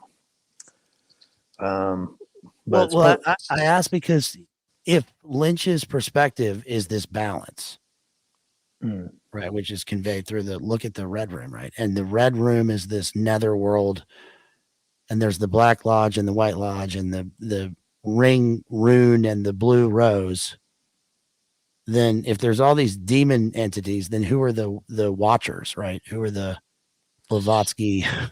Like, I read in the book about the secret society in the town. We kind of talked about this earlier. Who, like, what are they?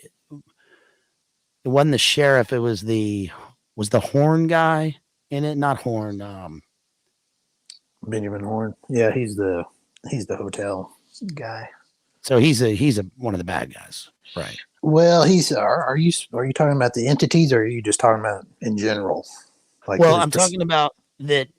If they're the bad guys in the literal world, right? Like Ray Wise and these guys who are possessed, and then there are the actual demons like Bob, right? And it's like the Black Lodge, right? Then who are the good guys in the real world, and who are the good like entities from the White Lodge? Well, as far as good characters, I think obviously Cooper, who was our mainstay. Truman's one. Basically the police for Hawk and Andy and all of our protagonists, they're kind of like they're balanced against kind of the entities, etc. And then on top of that, you have the giant, if you look at, you can look at the photos of him and you'll probably know who I'm talking about. I forget the actor's name, but he's in the original series a decent amount. And he's kind of facilitating Cooper's stuff with his dreams. So Okay. he's, quote unquote, kind of helping Cooper along to an extent. And they flesh that out a little, just like all these other things I'm mentioning in The Return. So you actually see from both ends the dialectic that you're kind of getting at. There's not a lot of that in the film. It's mostly the dark entities, if you will, or the evil. So I was trying to remember the film. I don't think the giant is in it at all. But no, he's not. But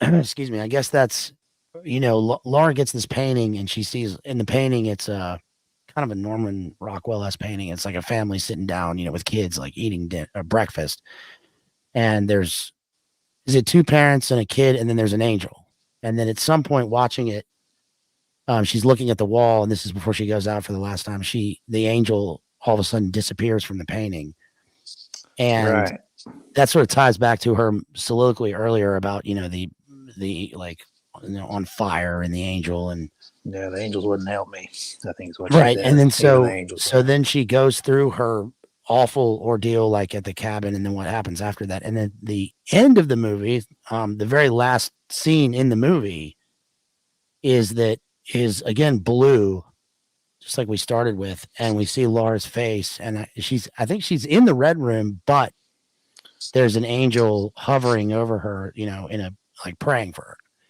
and she has a serene look on her face, and then the movie ends. Yes, we should probably talk about just a little. I know we're kind of trying to wrap up, but particularly the scene of we're not wrapping up. I got 17 more hours with you. Yeah. Obviously, the entire thing culminates in Laura's death, which is the entire premise of why the show started. So we're kind of getting back to Lynch's premise, of course. And so we've kind of divulged all of the things that we need to get to. The murder takes place in a train car. Right. Oh, yeah. So Laura, you know what would have solved all this, by the way? They needed Jerry. If Jerry had just popped up, then he could have stopped all this shit, right? At the train car. Yeah, you didn't think about that, did you? No. I saw this shit going down, and I was like, "Where's my boy Jerry?" You talking about Jerry Seinfeld, or you? I'm a comedian.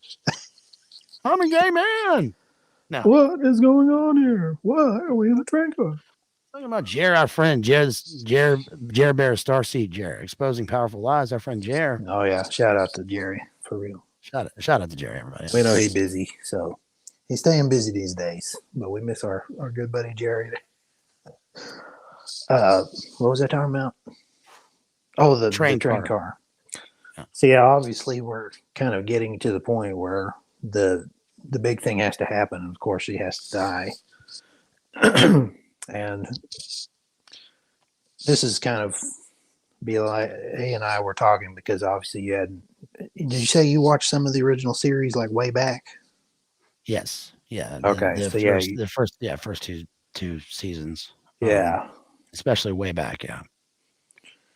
So the interesting part is that you have the premise of Mike, who is this entire time supposedly trying to stop Bob and all of his mayhem. But hold on, let me interject here. Slow boy question. Mike is in the red room. He's got the left arm, left hand demon. What's he trying to stop Bob for? Why is he doing this? Well, I think we talked about this a little bit. He supposedly he had he's interrogated in the show about who he is, etc., because he goes into DID mode, if you will, and starts saying, "Yeah, I'm Mike," and blah blah blah. He says that Bob was his familiar, which I know has certain what's the word I want to implications of that word in certain senses. Oh, you talking about in a knocking boots? sense, or in an esoteric witchcraft, esoteric, like yeah. the witch has a cat as the familiar. Okay. Right. All right. So in essence, they were wreaking havoc together, is what he says. And then Oh, okay. he says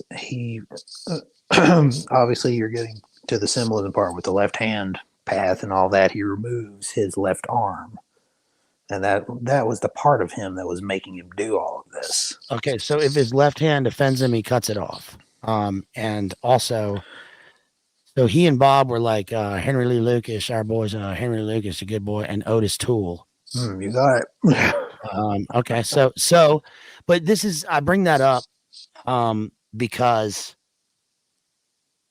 the thing revolves around a series of murders now. And there's obviously like a bigger context. There's the Globo Corp. There's is it the Horn Corp? They're the ones with the corporation. Well, it's just the Horns. I forget if they have some kind of Who are the ones that own? Who owns the hotel? It's the Horns. Yeah. Okay. Benjamin and Horns. the hotel seems to be like a in parallel with the Overlook Hotel, like a shining type. It's a place where the corporation has, big time people come, and it's obviously tied in with MIC people because of the nuke and the Air Force guy. And there's all sorts of undercurrents of black market things happening, under or around the town. In a way, it's like in Stranger Things, right? It's this small town, but it's got the Department of Defense and the MK Ultra's happening, all this stuff, right? Yeah, obviously, and that kind of brings Major Briggs into which we haven't discussed Briggs quite too much, but he represents that in the town. Totally the MIC side of things, and then he mentions Blue Book and all this stuff to Cooper.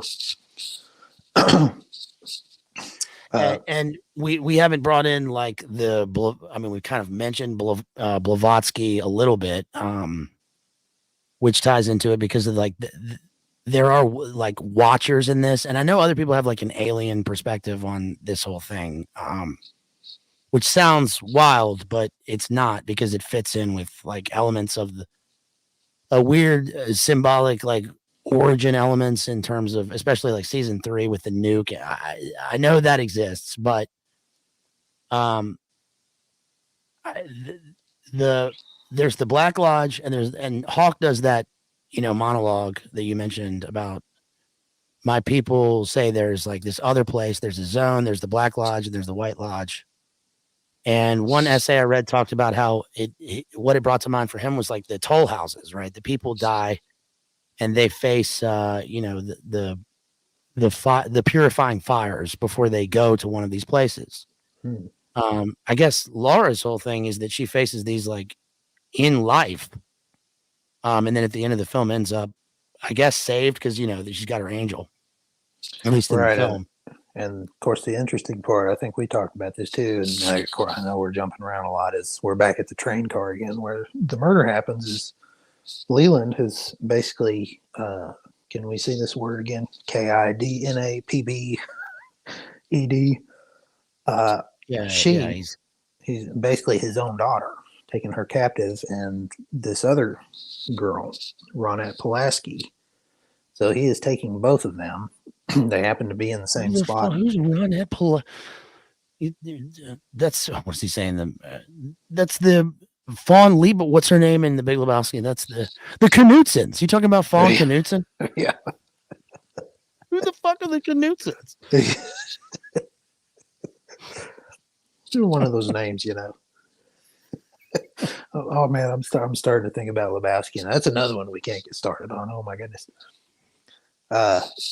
But anyway, so they're heading to the train car, and of course you're bringing up the angels. Of course, and Laura has the painting with the angels in her room, and we end up where the murder has to take place, which inside this huge train yard in a train car. And we have Laura, and then we have Ronette.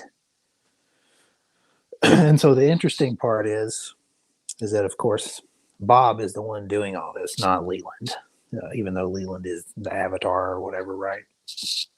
Or not avatar, but anyway, So I had forgotten this minor little point, but Bob is not really interested in killing Laura. He just wants to basically he wants to possess her as well and have his fun with her, but he doesn't want to kill her. And you're like, well, that's interesting. And so Why is that? Why does he just? Is this because he wants to possess their ultimate goal, right? Which they show at the end of the film is, like intense, ultimate pain and suffering, right? yeah, And, because and that's fear. totally. Yeah, it's like Ike, Oh, all the stuff about they feed on the bad vibrations and blah blah blah. Oh, I'd and say then that's Ted turned into a reptile and grew by about 7 feet right in front of me. oh, 8 foot tall lizard right in front of me. Yeah, multi-dimensional. They're space aliens, basically. No, but it is very. It is reminiscent of of Drino and everything they say about that, right? Because that's what happens when this stuff apparently is. Those are the emotions that are brought forth, right? And that's what they feed. Like when he eats the corn at the end, right? That's what he's feeding on. Yeah, The see that fear. right, and that kind of goes into the Lynchian side of things. But the interesting part in the train car is what you noticed is who died in the beginning wearing this certain ring was Teresa Banks. Hmm. She dies, and they notice that. Going back to Chris Isaac, he notices that she's wearing that ring, and of course, he's the one that finds it in the trailer park. And that's where Cooper eventually comes and sees. He goes to the exact same. That's what we were talking about. Like, why would he know this? Harry Dean Stanton's like, go over here, and he's like, no, I'm going over here. And it's where the ring was. Don't put on the ring. Yep, and yeah, got your ass. So the interesting part with Laura and Ronette and the meta side of things from the Lynch side is that Mike is seen running, trying to catch up to Bob before he knows what's going to happen at the train car. And he has the ring with him. So inside, Bob is getting ready. Leland is getting ready to basically have his fun first, and then I'd imagine kill one of them, if not both. But anyway, you'll notice that Ronette basically starts praying, at least openly, saying some type of prayer. And then an angel appears to her, but not to Laura. Interesting. Right. And so Laura sees this and she's upset by it because of what happened earlier and her little thing about the angels wouldn't help me, etc. She doesn't feel that way anyway. So literally she is seeing that there's no angel coming to save her in the train car. But she sees that one appears to Ronette. So okay, hold on. Let me stop you there for a second. So,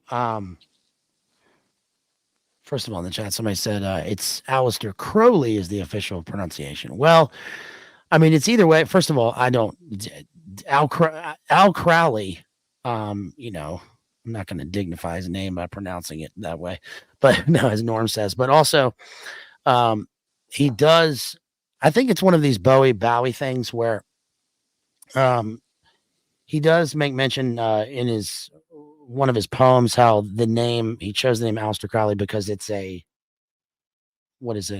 anapest? Is it a dactyl followed by a trochee? It's a poetic form because Julius Caesar, 3 syllables, 2 syllables, stressed, unstressed, Aleister, and that doesn't affect the Crowley or Crowley part. But I think that the assonance, the Aleister Crowley has a weird rhyme in it. And then, other people say it's Crowley because it's a crow. Frankly, whatever. Who gives a shit, right? But I've always said it that way. Just like I say the word shouts out, because shouts out to Shouts out to Sam Tripoli out there. That's where I got that. I thought. Anyway, sorry. Isn't it Alistair Coomey? For that. Oh, fuck. Go back. Yeah. If I touch one thing on here, it's like everything changes. My bad. No, you were on a tear there, Jeff, and Oh yeah, the train car. yeah. Yeah, so we notice that an angel appears to Ronette, who is she's right beside Laura in the train car. Mhm. And Ronette is, of course, pleading, basically to stay alive. And Mike eventually catches up. So this is the interesting part. He catches up and he has the ring. And he throws it inside of the train car. And then the door shuts as Leland slams the door. So anyway, Laura puts the ring on. So you can see from Teresa Banks's example, we know what's going to happen now definitively to Laura because she has put the ring on. She has to die. And once Leland sees that the ring is on her finger, he starts freaking out. And he's like, "No, you're making me do this." And of course you're watching, you're like, "Making you do what? You don't have to do anything. You don't have to do anything. Let him go." This type of stuff. But what he means, that was a difficult scene. right. And so, sorry, go ahead. So yeah, the implication is now, since Laura put it on, she is the one that has to die. So eventually Ronette is kicked out. Leland is not concerned with Ronette anymore. He just, I forget if he, slaps her or whatever and just knocks her out of the train car. He's not even concerned with her. But Laura, he kills her in the train car. But Mike, it's very, very, it's hard to see unless you kind of watch for it. And I didn't know this till I had seen some other little videos about this, is Mike, who apparently you're like, he's trying to stop Bob, right? Well, he kind of hears what's going on as far as she's putting on the ring, and he gets a smile on his face somewhat. So you're like, well, this is odd, right? And then he just leaves. He steps over Ronette. He doesn't even look at her really, and he just walks off. And you're like, well, what's up with this guy, So I'll get back to that in just a second. But so anyway, so Leland kills Laura, wraps her up in the plastic, exits the train car. And then we get basically right at the end of basically the end of the movie, and then we end up back in the waiting room where Mike's arm is, and Mike is in there too. And so basically, I was trying to remember that scene. They're in Beetlejuice waiting room. Yeah, totally. No, but okay. All right. So let me interject here real quick. So the long sequence, there's a really long sequence in the movie where, they go to do the drug deal in the woods. She goes out there with Bobby Briggs. The guy steps out of the woods. He's got like the bag of Chi-Chi Yayo, the Chochabamba. He all of a sudden pulls out a pistol, and then Bobby Briggs outdoes him and smokes him. And then does a coup de grace, right? And she's like, "What have you done? What have you done?" And then what's weird is like they just get like handfuls of dirt and put it on the guy, which is, yes, they're out of it and they're whacked out. But now we've had a kind of first blood with these guys, right? Mm-hmm. And we also had the scene where she climbs out the window, which is weird because she climbs out the window that Bob climbs in. Right. And the windows, the house itself is a symbol of the corpus of the person or our protagonist. So climbing out the window, there's no glass. She climbs out. Now she's escaping into the outer world. Like she's trying to escape out of her, pained body. she's just seen the angel disappear in the painting. She also there was that sequence where the painting that she was given by the old lady, the like spirit guide, psychopomp Billy Madison grandmother lady, right? She sees that painting in her dream, and she goes through the door into the dark, right into the red room.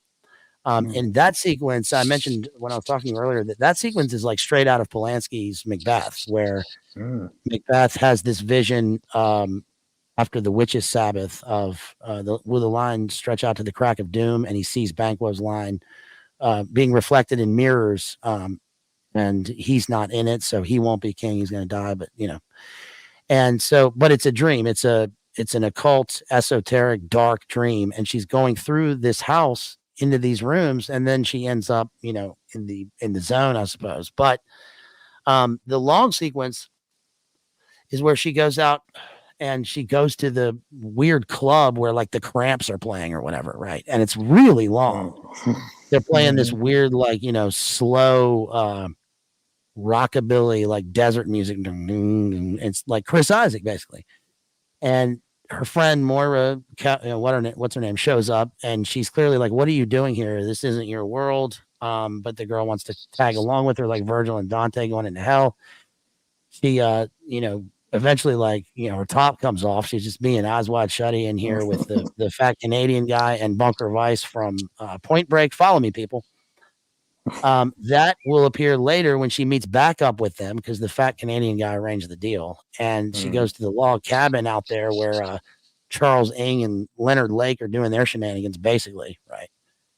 And there's like a dirty crack mattress on the ground, and it's they're tied up. It's awful. Is but never mind. I was going to make a joke about a mattress being from somewhere, but anyway, I'll forget that for now. Anybody in the chat get that reference? Yeah, we'll see. Sorry about that. I got you. Yeah. So they're in New York. No,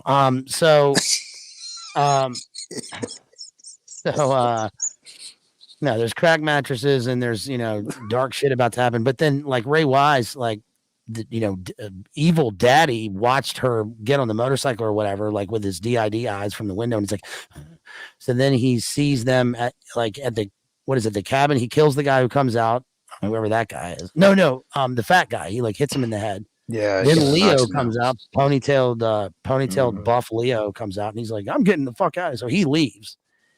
And then they end up at the train car. They're on the night train. They're on that long black train to death. And this is awful because now Ray Wise is totally transformed into his Bundy character with like gloves on and a buck knife. And the part where he screams, "Don't make me do this," was, I thought, very truthful in terms of the like ritualistic, occult, awful, magical elements of this movie. Because he's clearly possessed at this point. If someone's watching this and they don't know that he is Bob, he's clearly possessed. He's about to do the ultimate act, and then that happens, right?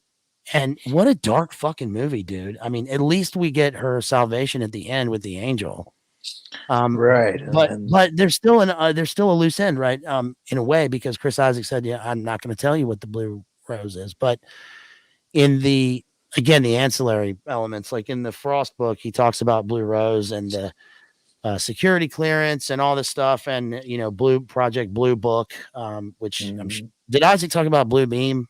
I'm sure he referenced Project Blue Beam. Are we talking about Chris Isaac, or are we talking about Isaac Weishaupt? No, I'm joking. Yeah, Isaac Weishaupt loves talking about Blue Beam, which is great, and that's valid with this, because Blue Book, Blue Beam, it's Briggs. He brings that up. I forget if it's Briggs or Cooper. I think they kind of discussed that. Show me them damn aliens, man. Show me them damn aliens. We're gonna raid the RV park. But I think what you're mentioning, the interesting part about the end is coming from that side. I'm coming at it from the Lynch side, is that after her death, of course, she ends up in the angel when she's next to Cooper. So How did obviously, that- oh, hold on. I'm sorry. How did I just pop into my own? Oh, did you just disappear for a second? No, that's all. Sorry. did I disappear? Yeah, but you came back, so it's all right. Wait a minute. Am I a tulpa? Is this a tulpa You're Jeth? Or talking- This isn't Jethro. This is Orhedge. Orthedge. I'm not Peter. I am Retep. I'm trying to make sure. And I am evil. My, Yeah, you just don't have your avatar anymore. I don't know what happened to it. what?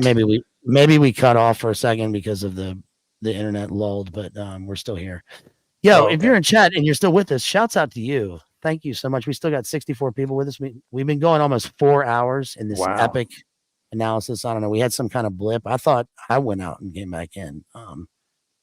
Because it was weird. I saw like a reflection of Bob looking back at me, and I was like, "Oh, get the fuck out of here, Bob." Well, I don't know. That could be somebody trying to stare in your window. Yeah. Well, that's the way you deal with these ghoulish goblins. Get out of here. You're not welcome, sir. I'm trying to read. Yeah. Anyway, but the interesting part, you were kind of riffing on Frost side of things with that, and I was just going to end it with. I know we're kind of leaving out a lot of stuff, but the interesting part about the angels is that one appears to Ronette. She does not die. She survives. She is the one that makes it back to town at the very beginning of the series, thus starts the investigation. And Cooper comes in. So Mike is, quote, happy or whatever because he knows that once Laura is dead, that the initiation, hesitate to use that word, for all of that gets kicked off. So thus Laura sees her angel in after she's dead, of course. Her angel did not save her for that reason. And she sees her angel in the Red Room. And she's kind of, in a sense, at peace. And then we had a little discussion about the little blue kind of haze. Well, it's not haze, but whatever the word is, reflection. That's not the right word. Yeah. Off of her face, she just starts smiling. She's looking in a different direction, at least from what I can tell from where the angel is supposed to be. Cooper is looking at her. She's looking almost directly underneath where we are seeing her. She's watching in a totally different direction. And you're seeing some blue hue reflection off her face. That's the word, hue. Yeah. Much like the very beginning of the movie. And she starts smiling. Got a light. And she starts crying. And I wouldn't say she's overjoyed in a sense, but she... Yeah, because her crying here is not the crying that she's been doing throughout the movie, right? Which is a totally different type of crying. Yeah, it is. It's weird though. It does end in a sort of a pose and like a ritual pose at the end. I mean, look, they're on a checkerboard floor, right? And there's, they're in this veiled room. It is like it has a Masonic hue. I'm not saying that it's a Masonic ritual, but it has that sort of a veneer to it, I suppose, at the end. Yeah, the floor is representative of I've kind of avoided, like I was saying earlier. There is a lot of that to it. It's when you look at the pattern, it's kind of like zigzag lines, and yes, it's really representative when you're going up to the meta level from Lynch. It's electricity and radio waves. Okay, is that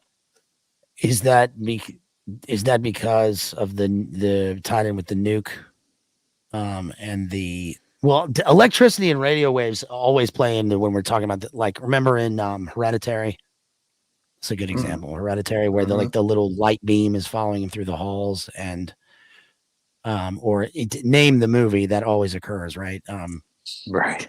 The invisible world, where electricity is an invisible world, and so these spirits kind of somehow interact with the electrical world, but And it's also clearly conveys a Masonic, checkerboard figure, yeah, even though it's totally. checker. And a lot of that is the balance element too that you were mentioning. Totally, yeah. There's allusions to that in the movie. Part of the difficulty is that a lot of this stuff is featured in The Return, a lot of stuff that you're alluding to. And they don't do a whole lot of that in season 1, 2 in the film. But you'll notice in a lot of the scenes that Cooper and Chris Isaac, they're staring at the telephone poles. Yeah, what's with the numbers? I was trying to look at the numbers on it. I saw the 6, but it didn't use big 9 numbers or the old skull and bones numbers, so I didn't pay I think, as far as I can tell, I'm sure there's some significance to what all it is. I did notice the 6, and it's interesting in the Return. There's smaller numbers, kind of like a mailbox. You got small ones, then there can be a big one below it, and the 6 is the big one below it. And there's a scene, I forget which one in the Return, where they do a dissolve like a quick flash, and they flash it 3 times, and I have no idea if that was intentional. I'm sure it was, but not necessarily relating to anything else. But I noticed that in one little spot in the Return.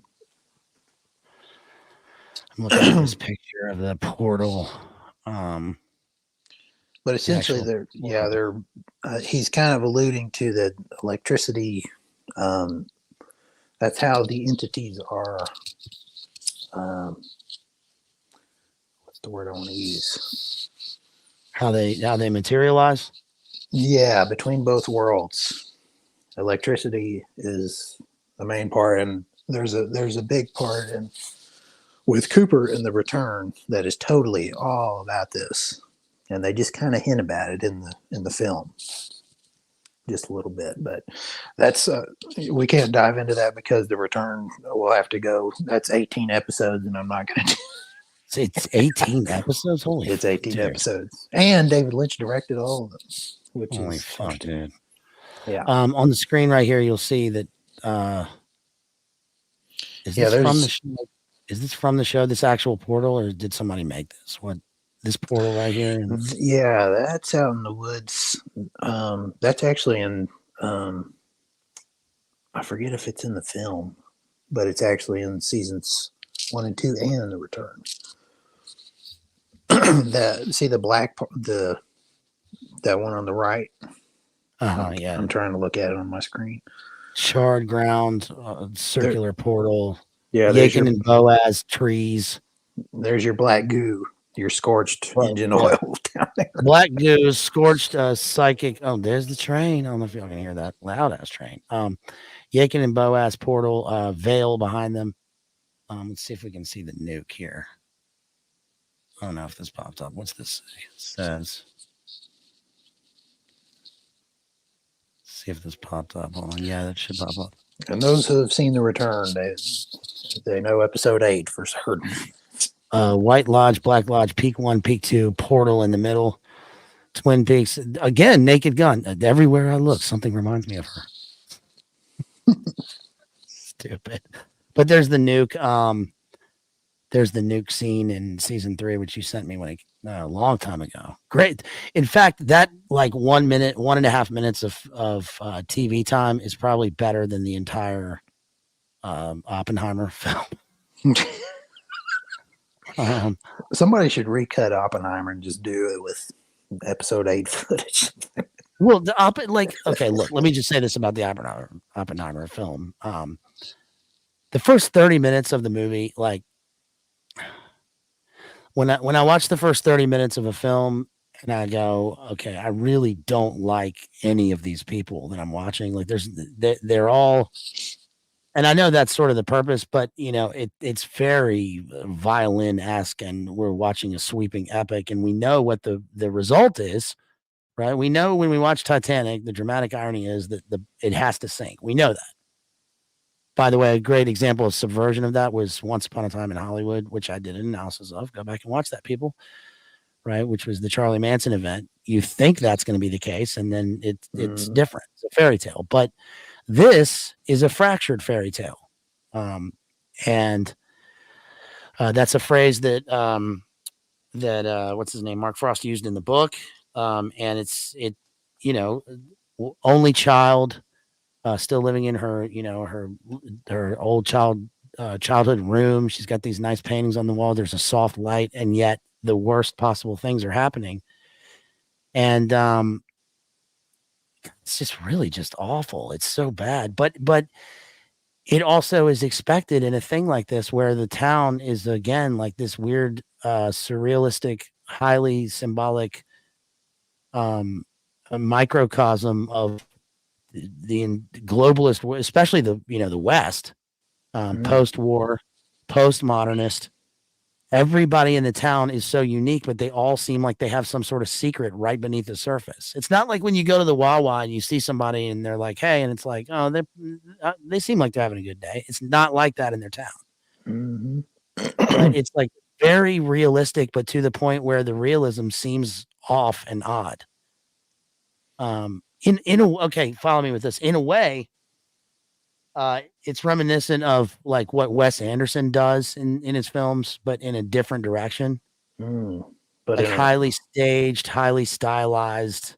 But like Lynch does it better, and like yeah, he does different. Yeah, I mean, he certainly does it like differently, right, and over a longer form. I mean, because I'm just joking. No, but I mean, yeah, but you are right though. I mean, Wes Anderson, like especially recently, like you did Asteroid City, right? Yeah, I did Asteroid City with Hesher, and Hesh, that's right.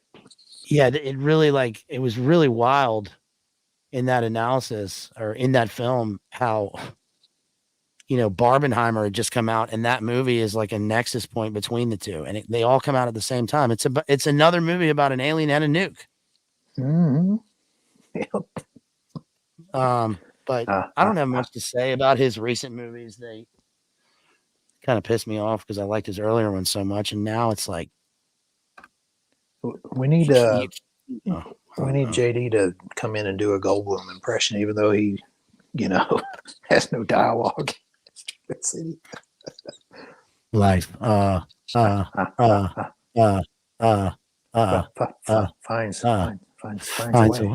I'm a scientist. I'm a sexy scientist. And by the way, since we've made that connection, and Laura Dern, who is in The Return, and also in quite a few Lynch projects. Yeah, daughter of Bruce Dern that I mentioned earlier for some odd reason. And remember they put Laura Dern in that Star Wars movie? What the fuck? Oh my goodness! Yeah, that was a mistake, dude. That was not. Yeah, that was the one where they had Carrie Fisher deep faked. She'd already gone. Mm-hmm. It's just egregious, man. That's just wild. Yeah, that whole experience of seeing that one was just kind of. Yeah, it was like, dude, what the Phantom Menace were you thinking? You had a whole new appreciation for, when Phantom Menace came out compared to when those came out. You're like, man, I remember just being so disappointed. Well, not liking it as much as I thought I would of Phantom Menace. And you're like, wow, compared to these, that was amazing in 1999 or whatever. Misa Jabba, what was he say? Chocha Mila Kunis. Chocha Bomba. No, Wookie Mila Kunis. Wow. No, I liked Phantom Menace when it came out. I was like, actually, the trailers for it were better than the film, but it was pretty sweet when it came out. Whatever. Oh, Annie. That sells Anakin. There was a good recent new Star Wars movie, and it was only one. It was I think it was that Rogue One movie. Yeah, that one was good. Yeah, it was pretty good. But because it had what's the name of that fallen actress who was the lead in it? And I forget her name. That was the one directed by the Knives Out guy who came out of nowhere and got a Star Wars gig. Crazy. Yeah, Ryan. What's his name? Ryan Phillippe. Yeah, Ryan Phillippe. I blocked it out of my mind after watching that. But he did You know what? Looper too, right? Ryan Johnson. Yes, Ryan Watching that. Phillippe also did Looper. Ryan Phillippe did Looper. And Yes. you know what's crazy about Ryan Phillippe? He was good in The Lincoln Lawyer. Hmm. You talking about Dungeons and Dragons? And and you know what's wild? All right, back to Lynch. That you know who directed? Do you guys know in the chat who directed the Lincoln commercials that Matthew McConaughey was in? Remember those commercials? I drive a Lincoln. Does anybody know who directed those commercials? Jethro knows back in his mind palace, but I bet nobody else can guess. It's back there somewhere. I seem to have lost it. Someone who is hugely, obviously influenced by David Lynch. I'll say this: his most famous movie stars me, literally me. I'm in the movie. Hmm. Oh, it's Ryan Gosling. It's Nicholas Winding Refn. Oh goodness. Yeah, the guy. Yeah, Drive director. Only God Forgives. Too Old to Die Young, right? OTO. Did that long interview with Kenneth Anger, Neon Demon. He's the one. Isn't that crazy that he directed those? Yeah, and we need to. I know that we talked about this a little bit, and I know don't know how many in the chat have seen Too Old to Die Young, but BLA put me on to that, and I'm glad he did. But I'm glad in a way. Yeah. I'm going to tell you right now, like I've never, when I got done watching that entire thing, I had never been so. It's like I just wanted to take 9 showers in a row. There was something about it, man, and I cannot watch it again. I don't know what it is. Yeah, it's crazy. I think somebody sponsored that recently. So I need to go back and do that. Also, shouts out to, was it Leaves of Grass who sponsored Westworld analysis? So I'm getting on that one too because I need to go back. Nice. Of course, we were talking about they took it off, like they canceled it, and then they completely took it off HBO Max. Like it's not even there, and they have the old episodes of the Gary Shandling show, but they took off Right. Westworld. I don't understand that. You have Gary Shandling, but you get rid of your flagship show for however many years. Yeah. Well, Westworld season 1 and 2, that's another one of these shows that like it was crazy. But Too Old to Die Young is Nicholas Winding Refn, and it's non-linear, it's out of sequence. It's all the episodes are forms of the tarot like arcana, and it's extremely dark, dude. It's so like, dark. It's just it's like Lynch, but like soaked in neon. And like very what's it? It's okay, so basically just it's Miles Teller. I did a Miles Teller analysis. I did Whiplash with our friend Chase. Miles Teller as a LAPD like sheriff who moonlights as a enforcer hitman. He's got like no lines in the whole thing. He's very dark, and he somehow the cartel is connected with it, and there's a whole Jeff Stein McEvery Finders thing that happens. That's the Lynch episode, right? Yeah. It has like a 45-minute car ride with that guy listening to like honky tonk. Do you remember that scene? Yeah, a little bit. It's so fucking weird, dude. I watched it all in like 2 straight days, I think. So that I wouldn't recommend it. Unless you're a diehard Refn, and I was trying to think. Which would you say is even in the realm of being that dark of other Refn, Neon Demon, and yes. I don't know about I wouldn't say Drive is. I wouldn't say Only God Forgives is, even though it is a little bit, but it's not even anywhere near that. From my perspective. Yeah, I would say it's got elements of Nick Cage 8mm in it. Like it's got that kind of thing. It's got It's like Neon Demon in terms of its aesthetic. It's the way that it portrays the criminals. Because it came out at the same time as the what was the Pablo show, the bullshit Pablo Right. show. Yeah. Narcos or something. Yes, I hated that show. Yeah. There also, I don't know if anybody knows this, there was another Pablo show that came out at the same time as that, but I think it was Colombian. It has like 1 million episodes. Mm. My dad watched the whole thing and it apparently was very good. I meant to ask you about that. No, sorry to just see. This is people are probably seeing why me and BLA kind of chat so often. We're just rolling and rolling. But I meant to ask you about that newer one with what's her name from Modern Family, Sofia Vergara. If you were going to watch that but one, a new Pablo thing. well, I don't know technically if it's based on a real person or not, but it's called Griselda, I think. Oh yeah, no, that is. So yeah, you probably know all that stuff. I just saw one little kind of preview, but that's what struck me when you started bringing up Narcos. I'm like, well, this is the female version, I guess. And I meant to ask you about it, but I forgot. Yeah, here we go. Here's yeah, let me show this real quick. This is Griselda. This is based on a true story. I didn't know.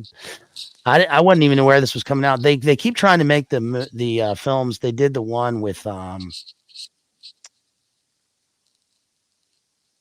fuck. What's her name? Oh my god, there's so many movies, so many names. What's the name of the Mexican actress who's super hot and she was in Salma Hayek. No. Salma Hayek. Was she in Too Old to Die Young? No. She was in one of them where she plays plays the cartel. That Oliver Stone one. Yeah. Oh, that's what it was. Savages. Yeah. Savages. Yeah. Which was, I thought that was, what'd you think of that movie? To be honest, I was trying to remember if I saw it. I can't even remember if I saw that one. I saw it because it's got Benicio and he's very good in it. He plays the hitman. He's awesome. He's got a great mullet. But other than that, I thought it was whack because it's a movie about organized crime and cartels, but it's like about, the devil's lettuce, right? Mm. And I'm like, all this shit is over this. They'd be moving something else. Like they'd be moving that dog food, that Mr. Brownstone or something. I don't know. That's a small point. But I just thought that was a weird premise for all the violence in the movie. But it is probably true to life in the sense that the two guys are like, I think they're ex-SEALs. Right. And I think that's probably true. Let's see. Darth Mona said Catherine Zeta-Jones also portrayed Griselda. Oh, in a movie? Yeah, no, she was in. She plays like an adapted version of her in Traffic, which is also got Benicio. That's a fantastic movie. Oh, interesting. Steven Soderbergh. Yeah. If you guys haven't seen Traffic, that's the one Benicio won the Oscar for. It's a great movie. And I was thinking of that movie earlier because it has your man Miguel Ferrer in it. George Clooney's first cousin. Oh, yeah. Yeah, because that's right. So here's going down the rabbit hole. Miguel Ferrer's mom, I think, is Rosemary Clooney, and his dad was that guy Ferrer. And Rosemary Clooney was the sister of George Clooney's dad. So they're cousins, and he's in Traffic, and he's the guy who they're trying to get to testify, and the guy Flores comes up and smokes him, but and it's got Michael. I'm Michael Douglas. Remember Michael Douglas was in that Matt Damon movie about Liberace? Right. Yeah. Remember that series on HBO? He's like, yeah, I didn't watch it, but I remember it coming out. I didn't watch it either. I saw a clip of it and I was like, I get it. I get it. Michael Douglas is playing a gay man. and it's got Matt Damon, right? Why do these Yeah. people? It's so brave, right? When they get these roles. Miguel Ferrer is awesome in RoboCop too. Yes. Absolutely. Let's see. Alex says, "Oh yeah, I'm old enough to remember the Eastern one being." Sorry, I'm getting into the chat. I thought you were talking about Eastern Promises. Ooh. Nobody's done an Eastern Promises analysis. I don't think. I know JD. He's brought it up quite a few times, but have he and Jamie done that one? I don't think so. Specifically, I know they did About Videodrome. the Vori, right? Yeah. What? The Vor, right? Then The Vor. they did a Cronenberg stream, right? Or Remember, he looks at the old man. did you say you saw what was the newer one? Cronenberg, not Brandon, but Oh, the one with the body mods and the body art. Yeah. Yeah, I couldn't watch it. I watched the first like 30 minutes and I was like, I get it. It's Marinka. Mhm. You know, they're weird body artists. It's too much like sludge and splurging. I don't like those. Like, I don't like the old Cronenberg things very much. But I liked History of Violence was awesome. Hey, Brohane, Ed Harris.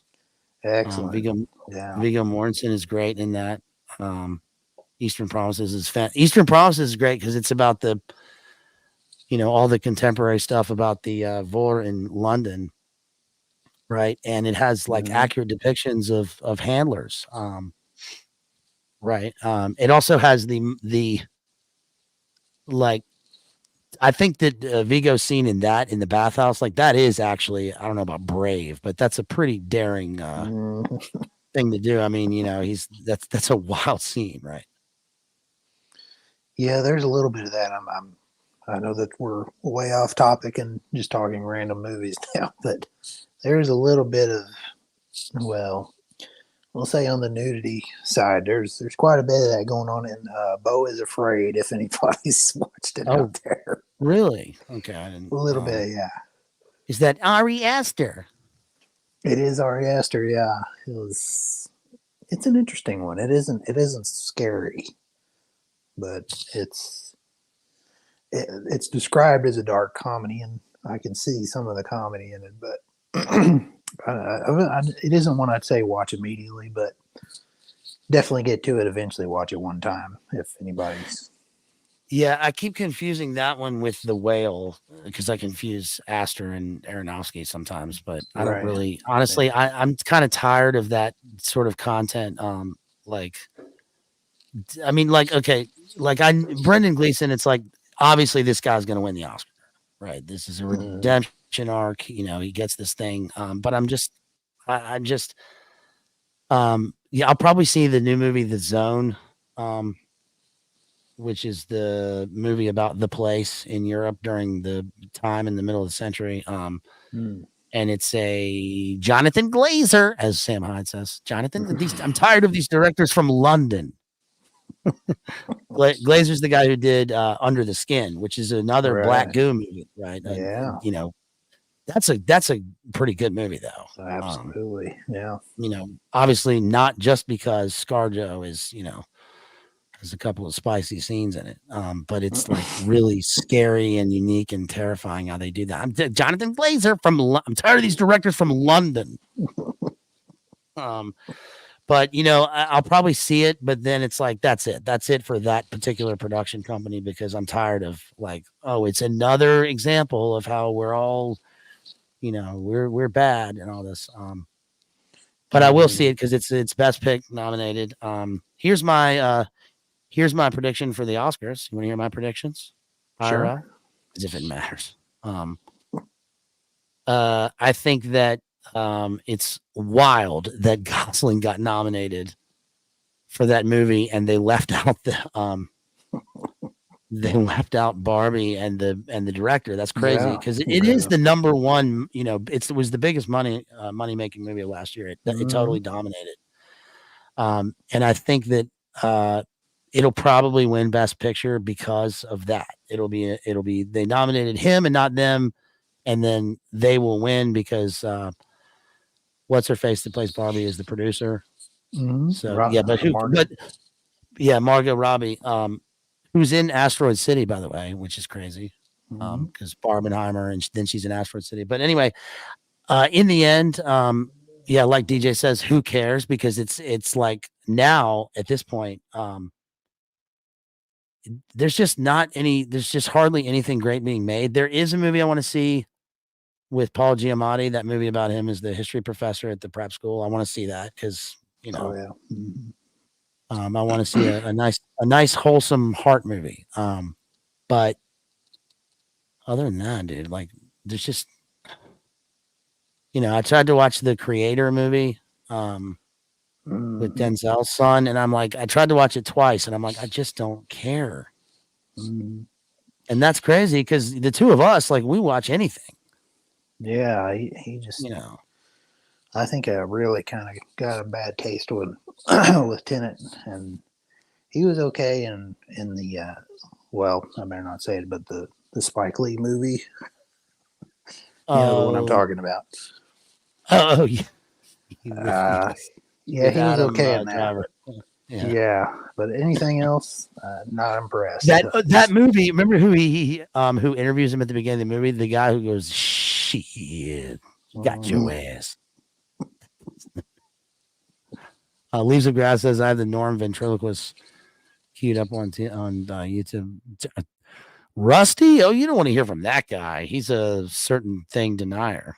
I'm made of wood.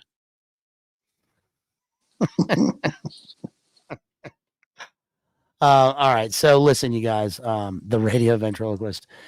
So yeah, Toledo brings up no interest whatsoever in Saltburn. Hey, listen, if you don't want to watch Saltburn, you guys, then I've saved you the trouble. And I did an analysis on my membership channel, on my memberships. So if you grab a membership, which is, I think, less than the cost of renting that movie or whatever. But anyway, certainly less than the cost of a McD's meal now. I did an analysis of it, and I'll tell you right now that it's a gross movie. It's like shockingly gross. And I thought it was going to be the most dangerous game, but it's not. It's something else, but it is gross. And I said in the stream that it's probably going to be a theme that continues, like, at least this year. The decadent waste rules of the elites.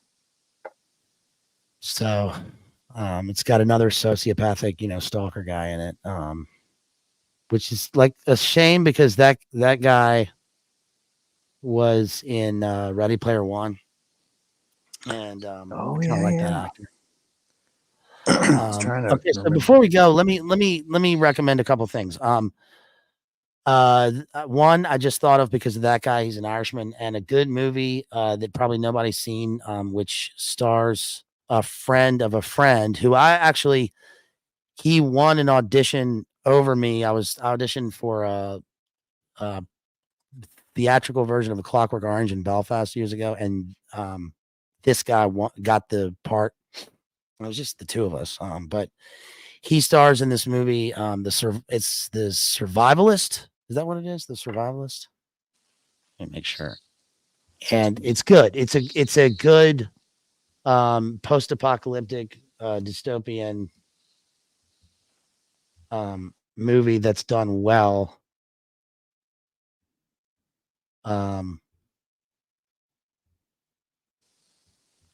Let me pull this up real quick. It stars Martin McCann, who's from Divis. He's from Divis Flats in Belfast. And it's from 2015. Damn. And it's worth watching. It's pretty good. It's kind of like The Road, but like in Europe and much smaller. Fucking hell, Mia Goth is in this? I didn't realize that. She must have been, I'm definitely watching now. With this guy, Martin McCann. It's Martin McCann. Martin McCann from Divis Flats in Belfast. What was the one that we talked about, the Brandon one, Cronenberg with her? Cronenberg. We just watched it. Geez, what was it? It was Skarsgård. Can't think of that. Infinity Pool. Infinity Pool. I was thinking Deadpool. I'm like, no, it's not Yeah. Deadpool. Yeah. Yes, I did. Y'all go back and watch the Infinity Pool / Possessor analysis that I did. I did both of those. Awesome. films. Totally awesome. Possessor is good. I mean, it's good, but it's it's gross. But it's another Yeah. DID, intelligence CIA possession movie. That's good. Christopher Abbott he's in Slaughterhouse 5, that series. And speaking of that, I will be doing an analysis of Slaughterhouse 5 coming up. That one was sponsored by our friend Dr. Head. So I'll be doing that one. Is this showing? Yes, it is. My other screen's just behind. So I'll be doing that soon. Let's see. Can you take us out with a Cockney accent, BLA? If you guys watched, speaking of that, if you guys watched Boiler Room last night, please catch up on those Boiler Rooms. You can go to Alternate Current Radio, their website. You can go to just Google Boiler Room ACR. You can find it on, you can Google Hesher, you can find him on Instagram. Go to the Boiler Room on Thursday night because I'm usually there. And those are some great guys having me on there. Jay was on there last night. We were talking about bots and all this shit. But Hesher showed this video of a guy playing a piano in a mall in Britain, and then he gets confronted by some seemingly agitprop type, like fake like people from the Chi-Coms are coming, and they confront him, and it's a very weird scene. But if you guys have seen this going around the internet, but at one point I was like, they were like, how would you respond? It's like, fuck off. That's it. End of discussion. That's it. But it was very weird because they also had flags in the middle of the mall, which is like reminiscent. It's like, is this the new flash mob? And it's like, were they like this because they didn't want to be identified because of involvement in other intel type things at the time? Why are they doing this? Right. Jay made some great points, but you never see those people like with flags. Never. You just don't. Right. When I say those people, I mean that particular, that nationality. Of course, on the other hand, you see Americans toting their American flags all the time because we're the greatest country in the history of the world. Hello, patriots. So, anyway, Jeff, anything you want to say to take us out, to play us out? Well, first of all, thank you for inviting me on to have this awesome discussion. I know that we kind of left a lot of stuff out that would require a totally separate stream, probably 2 if we were going to get to everything. But I'm glad that because I kind of assumed that this was actually one of BLA's favorite movies because we had discussed it, a few times, and I just assumed that you had seen it like 50 times or whatever. And you're like, yeah, I haven't watched it in a while or whatever. It's like, oh well, you said, yeah, I'm kind of interested in doing it. It's like, well, yeah, let's do it. And so anyway, first of all, yeah, thank you for inviting me on, and I'd highly encourage anybody watching or in the chat, if you haven't seen any, especially any Lynch, but I would single out Twin Peaks in particular. Definitely watch all of it, even though you may not like certain thing. And I remember that guy super chatting earlier saying he just wants to watch the movie and that's it. I understand that, but I think if you watch the entire thing, it'll give you more to chew on and more to think about. Well, Jeff, thank you again for coming here and giving us your expertise. Of course, come on anytime. We love you, of course. And yeah, I mean, Fire Walk with Me, it's like, this is one of those directors and his that it seems like it would be a thing that I would that would be right up my alley like that. People are always like what about Game of Thrones? You must love it. And I'm like, it does seem like I would love that because I love shit like that, but I just never liked that particular thing. I never like did not watch Game of Thrones. I just didn't. And so, in that case in particular, I at this my side of things is, I know it's totally unrelated and to a certain degree, but I had my fill of Lord of the Rings, and I'm like, I'm not watching the show. Like, I've been through it with similar stuff, right? Yeah, I think that's it. I think you nailed it. I think that's actually probably why. But you shall not pass.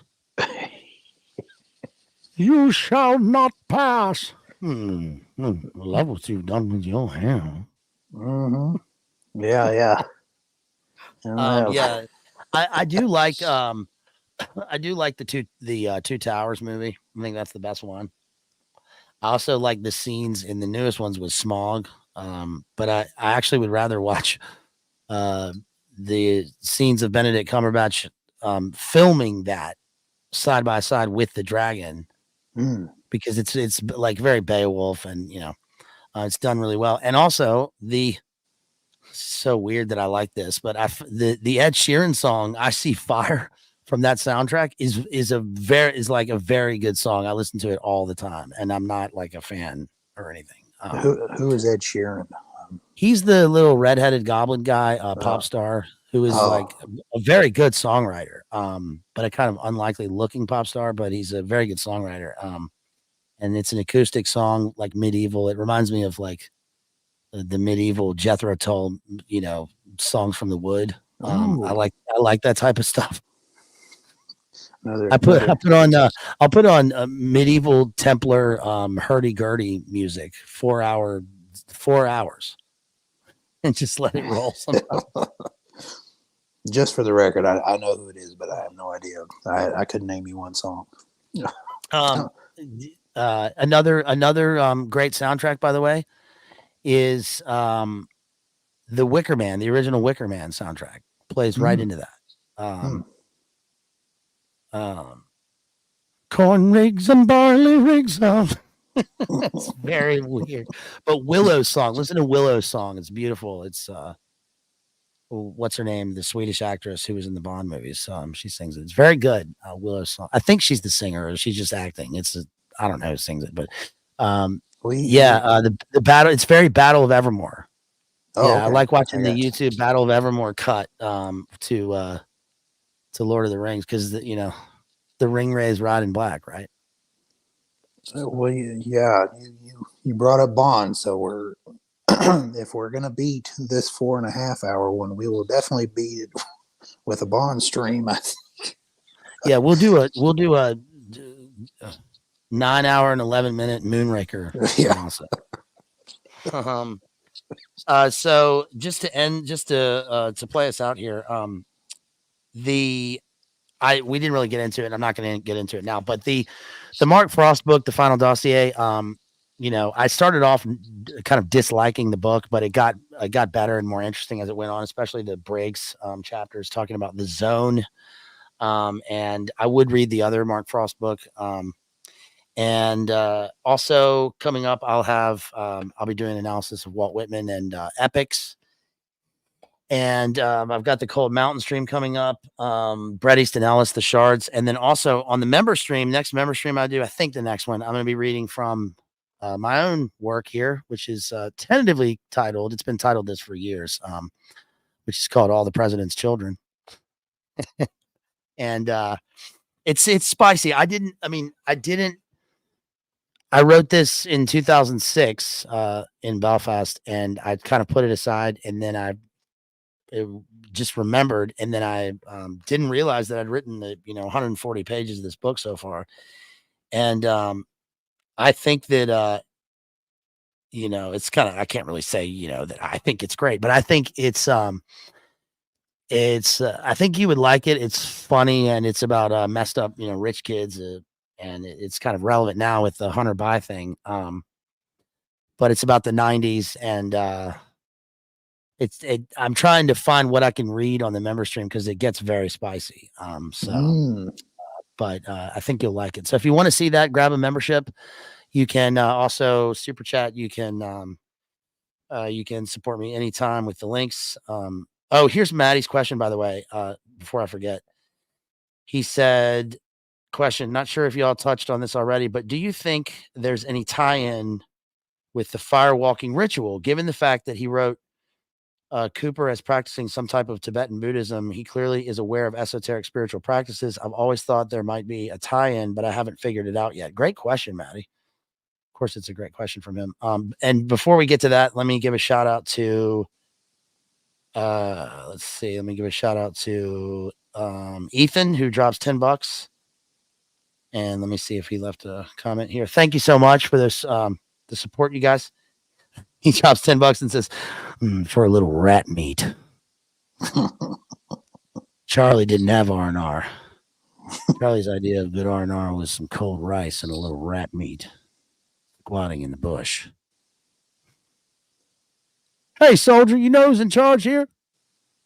Ain't you? Yeah. Ain't you? Get the roach, man. Motherfucker.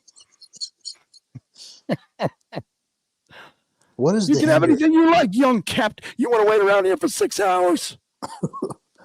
Lance, tell him to bring my board. Well, it's getting kind of hairy up there, sir. Harry, what's Harry? It's Charlie's point. Harry. Okay. Yeah, we'll go on forever with that. So yeah. So, do you want to address Maddie's question real quick? I think you're much more qualified to kind of discuss that. I can talk about it from what I'm understanding from the meta, the kind of Lynch perspective of what the fire is. But I'm much more interested to hear kind of your interpretation pertaining to that question, where he's coming from. Well, the poem that the title comes from, this David, I guess David Lynch wrote this, is Fire Walk With Me. Through the darkness of future past, the magician longs to see one chance out between two worlds. Fire Walk With Me. Right. And now it is. The two worlds are reality and the dream world. And in this particular case, Twin Peaks is the dream. And that can be kind of extrapolated further, but that would probably be another 2 hours of discussion. In the fire, there's actually a part in The Return where a lot of the characters are trying to map out a lot of the strangeness that's happening, and a lot of the folklore comes into it, and Hawk does all of these talks, and they have all of these symbols kind of up on the wall, and Major Briggs is involved in that. He drew some maps because they're trying to find where the lodge is out in the woods outside of town. The ghost, what are they called? The Ghostwood. Ghostwood? Ghost Woods? Yeah, I think. Frost talks in the book about something about ghost woods, and I'm sorry. I'll get to mine when you're done. You keep going. Well, I was trying to remember in The Return, because one of the symbols that's drawn out, and of course the rune symbol is up at the top. Yeah. And there are allusions to that. And Hawk, I think Truman, the sheriff, is like, what is this up here? And he's like, you don't want to know what that is. So anyway, one of the symbols that's drawn on this huge diagram is a symbol of a fire. And Truman's like, so what is the fire about? And Hawk says, well, it's not in the real sense of a fire, but we can kind of think about it in terms of the things we've discussed with electricity being an element of things, radio waves, etc. He says, don't think about it as a real fire, but there's an intention behind the fire Fire can be good, illuminate things, or fire can be destructive. Thus, you get a whole discussion about dialectics and all of that. And then you got the light and the dark. You have where Lynch wants things to be in balance. So throughout a lot of the series, you're going to see good and bad. And depending on what's going on and the way he's kind of seeing the audience, what the audience wants in his mind, he's the thing that really kind of set things off, which I keep going back to, is they want to know who killed Laura Palmer. So once that's solved, he considered that and everything that the show was blossoming to be the light or the good side of the show, if you will. The bad stuff is all of the Garmonbosia and all of this and all the violence. Jeff, keep talking. I'm about to burst. I've chugged these 3 Red Bulls. I'll be right back. Okay. I got you. Keep talking. So anyway, you can kind of get lost in that little discussion of things, but coming up at the Lynch meta level, as far as the fire is concerned, a lot of things are indicative of whatever the intention of the show is. Like the show is, to a degree, it is self-aware. A lot of the characters they're aware that they are characters in a television show, and that's primarily, the entities like the arm. If you watch the movie, there's a part where they're in the the place above the convenience store, and you see the arm there, and there's Bob, and there's a few other different characters sitting there, and they're kind of sitting there. Oh, you good? Yes, I'm good. Sorry, people. Look, I've been 3 Red Bulls in 5 hours is pretty difficult. I know. I'm kind of getting loaded up too. Anyway, but you can probably see where I'm kind of going with that, and that the fire is not. And that, can you read that one more time? And I'll stop you in little sections. Yes. Again, shouts out to Maddie out there, who said, like the first part is the thing about the not sure if you all touched on this already, but do you think? Oh, you mean the poem or the Lynch thing? Yeah. The poem says. He says, through the darkness of future past, the magician longs to see. Okay. One chance. Okay, I'll stop there. Yeah, the magician is Lynch. Okay. So, again, I'm talking about this from the Lynch perspective. Yeah, continue. Yeah, please continue that. The magician longs to see one chance out between 2 worlds. Fire walk with me. Right. So the 2 worlds in this case are reality and the show. Those are the 2 worlds. So the fire is symbolic in a way, and somebody pointed this out to me about the rune, is the television set is one symbolic meaning of it. And interesting. Okay. Yeah, so this is up at the meta level. So this is not considering too much of the occult side of things, and this is the part that would take forever and ever. But you're kind of seeing where I'm going. Did you hear me riffing about how the show is kind of self-aware, in a sense? I didn't hear it, but you are right. I get that. Yes. Like the part in where they're above the convenience store. We're going back to Bowie here for a minute. He goes up and meets. Well, he talks about meeting them, right? And then he brings up Judy.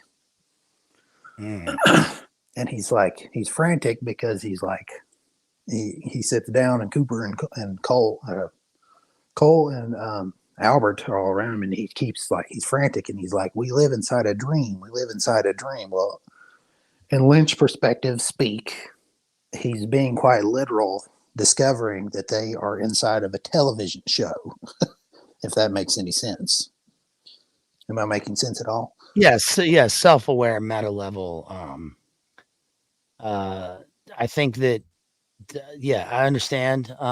And which is interesting for sure. And I think that sort of ties into what we were talking about on the phone before this started about I sort of got this weird 11 level psychic feeling, Cooper feeling that one thing that Lynch was doing probably on a subconscious level is like that there's a weird meta interpretation of the entertainment industry, right? And film as part of this, but there are weird Polanski Kubrick references peppered throughout Twin Peaks, and I don't even think that it's a conscientious decision, or that it's he set out to do this. I think it just sort of plays into the cosmology of how this stuff happens, because like I mentioned earlier that the hotel and the Overlook Hotel, right? What Ray Wise does and what Jack Torrance does, it's the same, right? And like Laura's trying to make her way out of the labyrinth. David Bowie. Throw him in the oubliette. Turn back, Sarah. Play with your toys. Let me show you this. Go back and play with it. Forget about the baby. Play with your toys. So awesome. It's only a dream. Yeah, so but Bowie, like, it's weird because we all know, I don't know if anybody in chat wants to do a deep dive into Bowie, his Aleister Crowley, Thin White Duke Berlin phase, right? His appearance on the Dick Cavett show, his ventures into Satanism, his talks about that, and then his final phase with that album Black Star, right? That last music video when Black Star came out is very disturbing, and it's weird because he has Station to Station, which is the Thin White Duke phase, and is blatantly from Ketha to Malkuth, like he's doing a Sephiroth Kabbalah Gnostic journey. And then he has the 80s and it's Labyrinth, and it's like, it seems like, oh, this he's gotten out of this shit. And then he goes back into Black Star, and it's like, man, dude, it's sad to me. You know what I mean? Because it's like, no, I guess David Bowie really was, I mean, he stated on the Cavett show and in some of those interviews, he talks about Aleister Crowley and his, his magic work and all this stuff. And it's like, I think he probably took that shit seriously. And appearing, of course, in Twin Peaks. Can I give my interpretation of this thing real quick? This sure, poem? Absolutely. Because mine's quite different, and yours, of course, is valid in high IQ level 33 times infinity. Because this is Jethro, you guys, but. No, this is my slow boy interpretation. The poem is interesting because it's a 4-line poem. It's just like it's a simple sort of fairy tale sounding childlike poem, but the content is it contradicts that because it's incredibly dark. Even the lines contradict each other, right? He says, let me look at it one time. It's weird how it's only a few words and there's so much in this. It's well done. He says, Mike repeats that entire thing quite a few times in the series. I mean, I looked into it thinking, is this an Aleister Crowley poem? Because Crowley was a poet. That's how he met Yeats. And Crowley's poems, by the way, are when Celia, I can't even say the title of that poem, but they're very bawdy and rude, of course, and edgy. But the Twin Peaks poem, it says, through the darkness of future past. So it contradicts itself in the line, right? The future and the past, the future past. And that's actually a line in the Return. Sorry to interject, but Mike actually, he asked Cooper that in a form of a question, but that's a whole separate discussion. But yeah, keep rolling. Well, the poem Also, past C, world's me, ABAB. Very simple. It's like the first quatrain of an unfinished poem, which kind of sounds like life is unfinished or we're like inheriting something. That's what the rune is. The rune is like inheritance. And the through the darkness, we're let the brother receive the light. Again, it's this like sort of Masonic esoteric initiation ritual. And the poem immediately comes off to me as a kind of watchword poem that you would hear in some sort of magical ritual, not necessarily like Masonic, but some sort of lodge, right? This is the sort of thing, like a key phrase that you would memorize. The Black Lodge and the two lodges to me always make me think of like P2 Lodge, Propaganda Due, because it's like they're doing the things that in the movie in the Black Lodge that we hear about from P2 Lodge, right? With Gladio and all this stuff. Speaking of Gladio, shouts out to Mark Hackard out there. Heard from the great Mark Hackard the other day. It was awesome to hear from him. So Mark Hackard, if you ever hear this, shouts out to you, sir. You guys, Soul of the East, and he's got a new website. He's Mark Hackard, if you've been around for a long time, is a longtime expert on translating Russian documents. He was a contributor on RT. He's one of the from the old days, big time scholars, very, very, very, very high IQ. So shouts out to Hackard. But the magician longs to see it's weird because the verb is longs, so it's a statement of desire. And one of the things that they're presented with when they go into the Black Lodge is they're presented with temptations and passions. I know that Cooper has that affair, and then of course Cooper eventually doesn't Bob take over Cooper? Yes, that is the big cliffhanger at the end of season 2. Okay, so Cooper, who's our protagonist, our hero, exorcist style, takes in the demon. And then what's interesting is I do know that I can look at a screenshot of Coop and see that he's got the physical manifestation of Bob inside him, and that Mark Frost talks about how he goes on to run this syndicate that's trafficking everything, right? In the black market, Black Lodge, and that the goal, of course, is pain and darkness. And the magician has this desire to see. That's Gnostic, right? That's a Gnostic line. He says, what does he say? One chance out between. So it's a chant. The verb is chant. So we take on a religious significance here, but we're in darkness. Chance out between two worlds, which I guess some people would say is that a kind of purgatory? Is it a Middle Earth?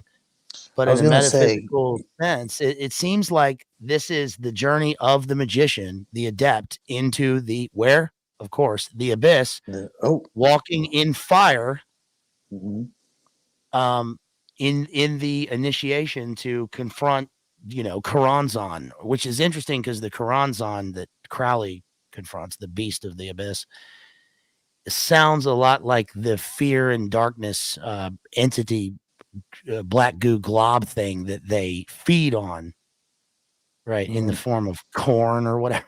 And that goes back to I want a close-up of this guy eating some corn. Talk about a close-up. That goes back to Hawk's quote. The part about confronting being in the Black Lodge, supposedly, and confronting, it was the part about confronting with imperfect courage and all of that. Now, hold on. I thought you were going to say it goes back to Hawk because, but he would call it maize. Well, that too. I think he does address it in Return, if I remember. Are they eating corn because it looks nasty and gross, and because they're feeding on something they can't digest? I forget what they say in the show. I think they have a symbol for corn in the big diagram. I was hearing other interpretation or seeing other interpretations that from the Lynch. I think part of the frustration we're going back between kind of Frost view and Lynch view is that supposedly this is indicative of the audience. Some people are saying eating of not fast food, but for pleasure, kind of easy to eat, digestible. I mean, not digestible, but frozen TV dinners, in other words. It's interesting. It's supposedly that's post-war capitalist critique. This is a critique of capism, y'all. They be capping all the time. That's so bad. That's definitely in there, but supposedly it's that seems like it would be something that Lynch intended. Is that accurate? Do you think? Yeah, and I thought that was interesting because, you know, if I was going to pick an item out of a frozen dinner, I don't know. I mean, cream style corn. I didn't really eat that in frozen dinners growing up. I don't know about anybody else. I would have picked something else. Like when I walked away 5 minutes ago, that's what I ate. I ate a hungry man corn. Oh yeah. No, I didn't. I did not do that. But I would have done like mashed potatoes or something, you know. Meatloaf. Yeah, or meatloaf. Or chicken fingers or something. Well, isn't it ironic that the frozen TV nuke dinner is probably like a 10,000 times healthier than the current yeah, probably. We'll call it the San Manto GMO kibble from the pod with the bugs. Right. The flexing steroidal Walmart chicken. Well, the new meat, the new meat's gonna be, it'll be way healthier when we grow all the new meat. Get the numbers down. Drink your cockroach milk. No, then fire walk with me again. It's imperative, right? It's an imperative direction. It's also in the second person. He's speaking to us now, the reader. Fire walk with me. Like you were saying, you know, we're the viewer and we're in this. We're going on the journey in the movie, and of course you could say that the fire walk is conveys like the purgation. Is that the word? The purging of sins, right? Going into the afterlife. Somebody wrote this essay about the toll houses. But with Laura, it's interesting because she lives a form of a hell on earth, right? Like she literally gnashes her teeth in the movie. She smells sulfur. She undergoes demonic pain and torture. And the part, just because you were on a roll with this, the part where the log lady kind of confronts her in front of the, what do you call it? It's not the roadhouse, but the place where she and Donna ends up. Remember, and she puts her hand up to her forehead and she's like, the fire, if this fire gets out of control, it's tough to tough to deal with. You remember that part? Right. Yeah. I just thought this is my pet log, Harold. He told me a story. It's about Uncle Ted in the woods. Do you know the consequences? She goes on to quote the entire manifesto. They're in the same area geographically, which is funny. Mm-hmm.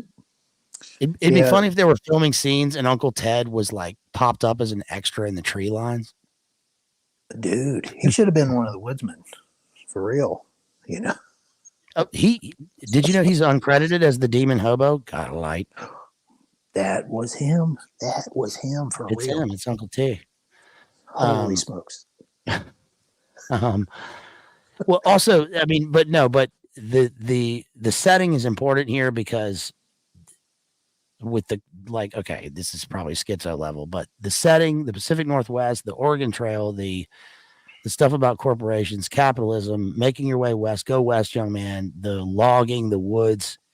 It is weird because instead of the typical Wild West setting for this sort of thing, which is, I mean, Westworld for one, we get like lush forest, sort of haunted woods surrounding this town.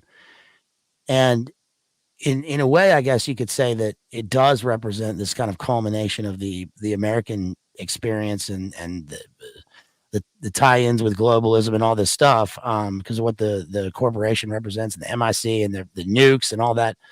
But that, like, the town, there are people in the town, in a way, like, I guess, paying for the sins of the fathers. That's what he says in Beowulf. The sins of the fathers. But look, Laura is a victim of that, like, literally, right? I mean, I mean it in that her, her father is sinning on her. But he also went through this generational cycle, so he's reliving it, and now she has to experience it. So it is that, in a way. And it shows that the people in the town seem to be living this, like, simple life where everything looks like hunky-dory, David Bowie reference.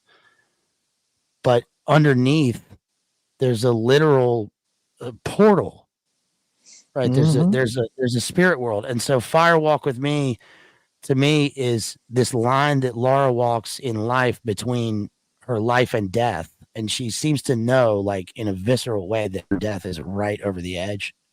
But also the line between the two lodges. Yep. And there's an abyss full of fire between them. And one can't experience it unless one is, like, hypersensitive to these things like Cooper, or one goes into the journey. Like in Heart of Darkness, he can't.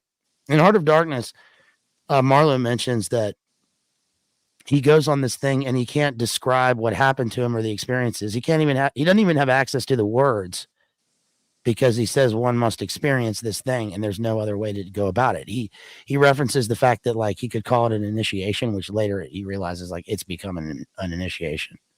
And Kurtz put him through this thing from, like, very, very far out, which is weird, as a kind of, like, archon. But in this, we don't just get archons, we get demons of the abyss, with all their symbols and all of their pain and all of their, remember Prisoners, the movie Prisoners? In the denouement of Prisoners, when they get to the house and the old lady is there, and she, he finds the we'll say victims there, and she, like, explains to him, she's like, our purpose with this labyrinthine symbolism, literally, and all this stuff, was to make war, a spiritual war made physical, and we wanted to invert and subvert all goodness in the world. She says that in the movie. Yeah. And they're feeding on the pain and suffering in a, like, adreno sense. And that's what these demons are doing. And they possess these humans, and, like, they cause this chaos and, like, suffering and despair, because they feed on that as a strong energy. One of the last scenes in the movie was, remember, he says, give me the garbanzo or whatever, right? Give me the and he, like, Bob takes the fear out of the hovering, is it Ray Wise who's hovering? Yeah. He takes it out of him and, like, puts it in his palm and, like, splashes blood on the floor. And then comes the corn. Yep. Yeah. Slurp, slurp. Slurp, slurp. ASMR corn. Beer corn. Dude, we should do a Twin Peaks kind of NPC ASMR cream corn thing. Hello, people. Give me your ice cream corn. David Lynch. David. Hello, Coop. The weather today is 70 degrees. What's the deal with the weather? What's the deal with the David Lynch weather? His weather reports. Oh, his weather report. I don't know. He must have been bored or something. Yeah, was that like a Karanka thing? I'm at home in Los Angeles. Yep. A weather report. Yeah, because he grew the hair out and the big beard. Right. Yeah. Oh, well, goodness. Okay. Look, y'all. Look, you guys. We could. How long have we been going? 5 hours and 7 hours. Can you believe that? Epic. Nice. Wow. Incredible. Yeah, this is even longer than my ramble stream with Maddie, Real Cooter Brown. Listen, if you're still with us, let's say you're driving, like, you're probably driving across country all the way to Twin Peaks. Listen to Yeah, that. they probably make the trip, depending on where they're at. Or you're at work, like sitting in front of your Amiga computer or whatever. But if whatever's the case, oh, hold on, I got a thing from Real John Connor.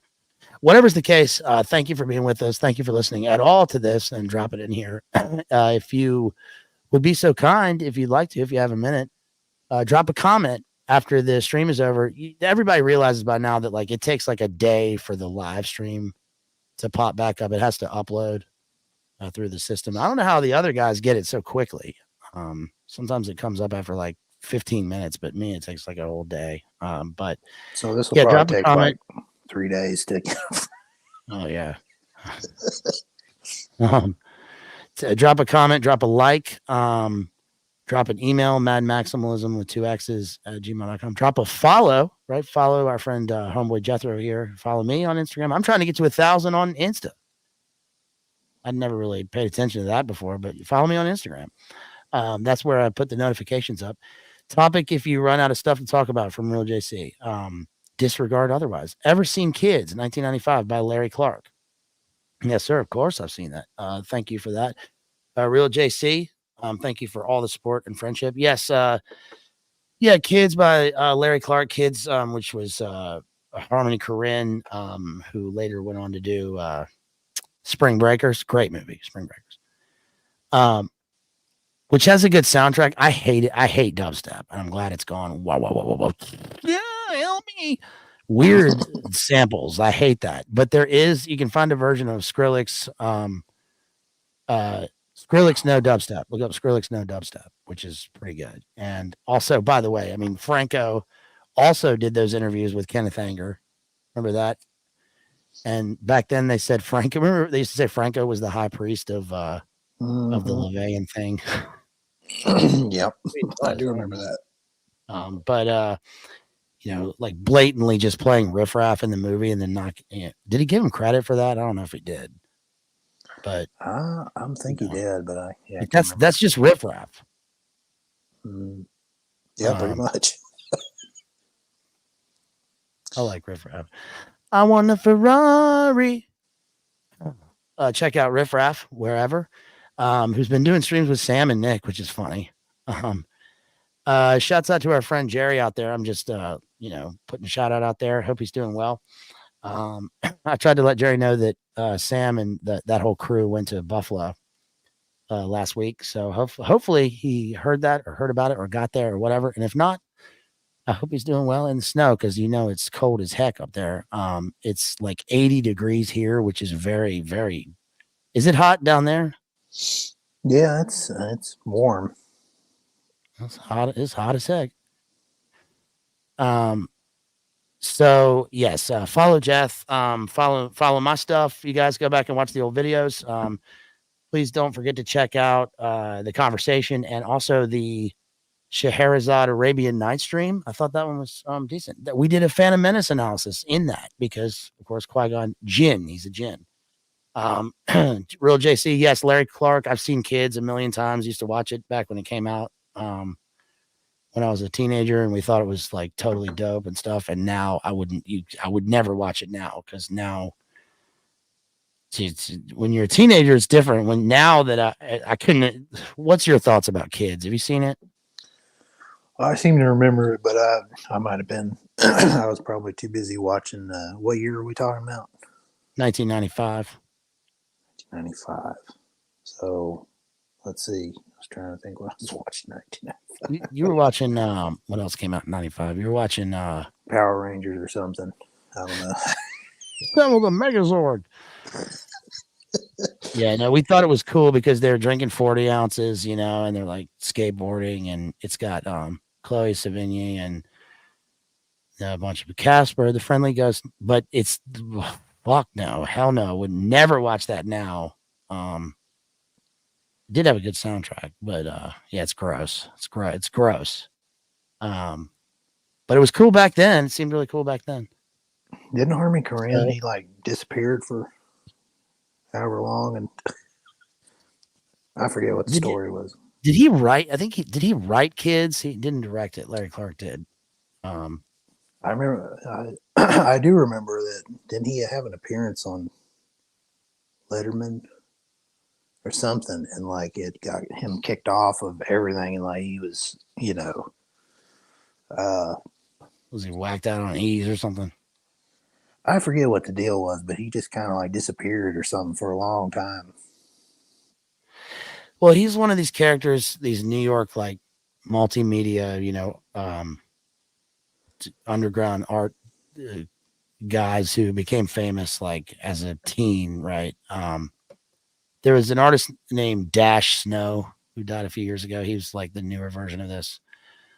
And I don't know any of that. I know like his other movies, Gummo and Dummy, and he was too avant-garde, I guess, until he did Spring Breakers and got big time backing. I actually haven't watched the Matthew McConaughey Florida Man movie that he did, the Harmony Korine movie.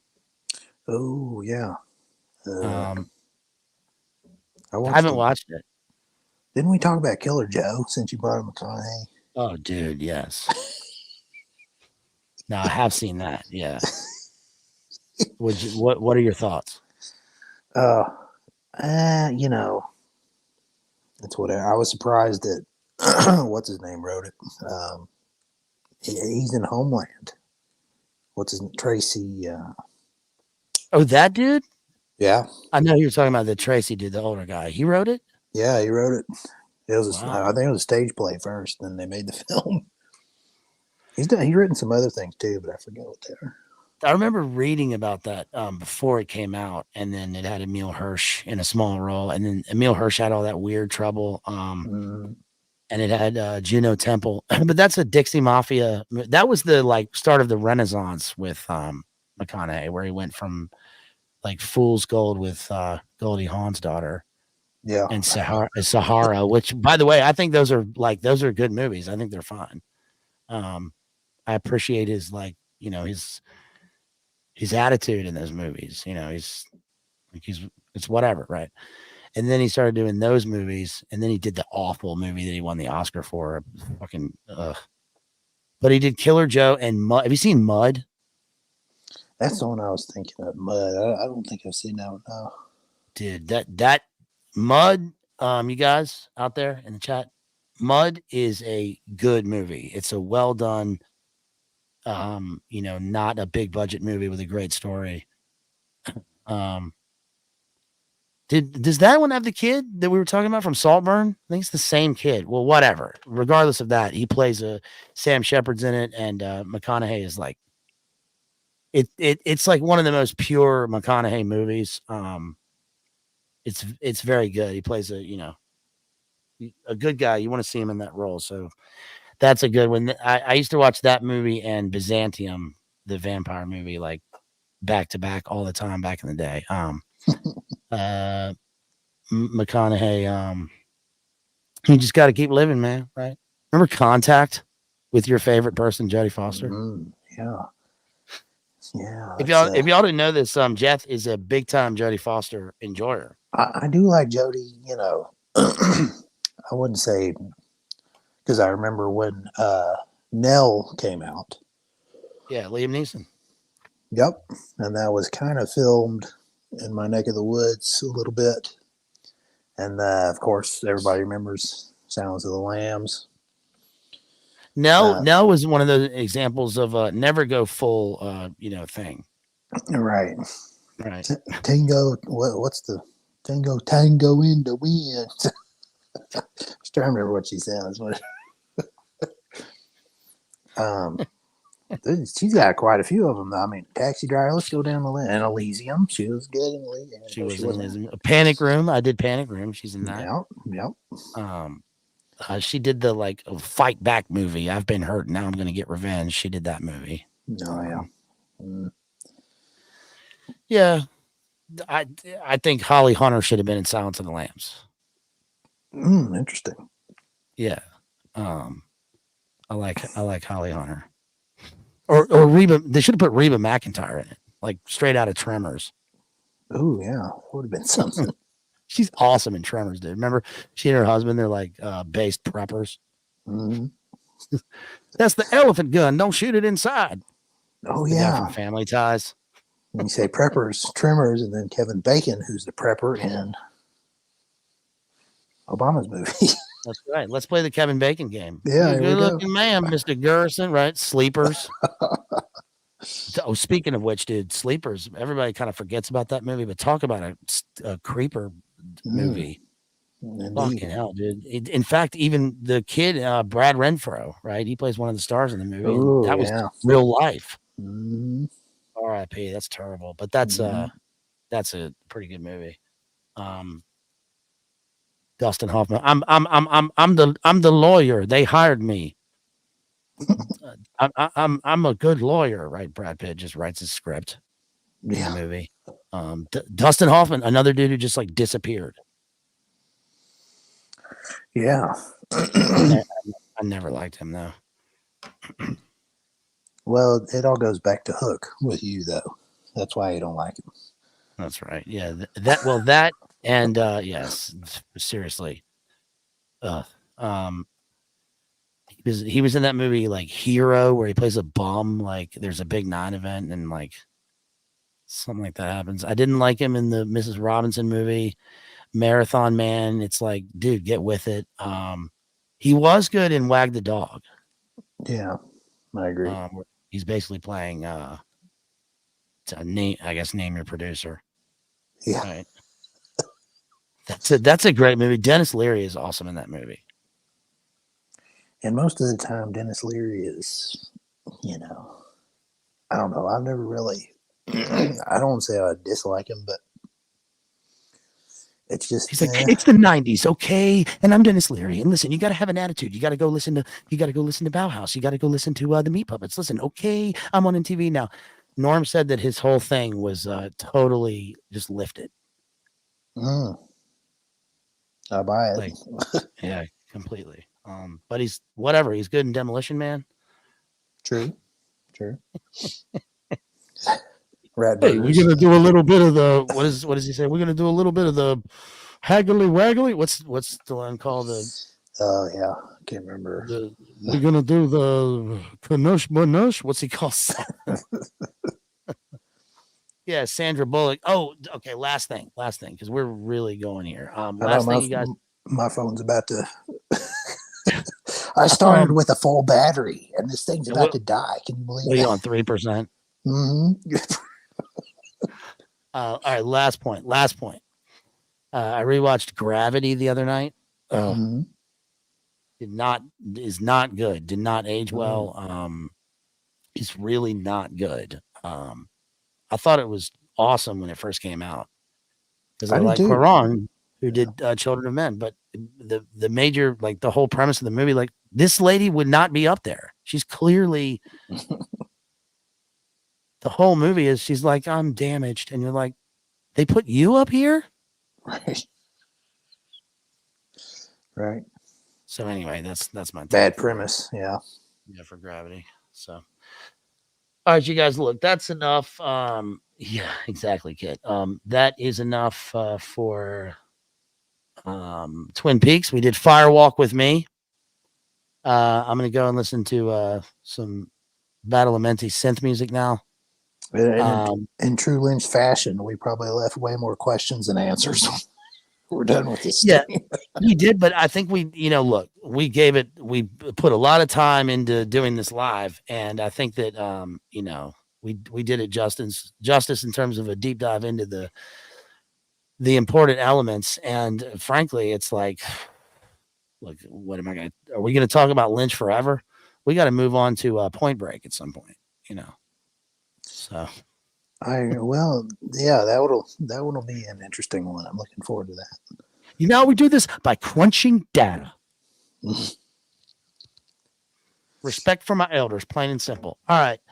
That's about it, you guys. Peace out. I'm even going to skip the music tonight. But shouts out to Rooks. Shouts out to everybody out there. Long night stream. We will see you guys soon. Peace. Thank you for the support. Thank you for the super chats. Thank you for everything. And if I missed you, I will get to you next time. Love you guys. Peace. Peace.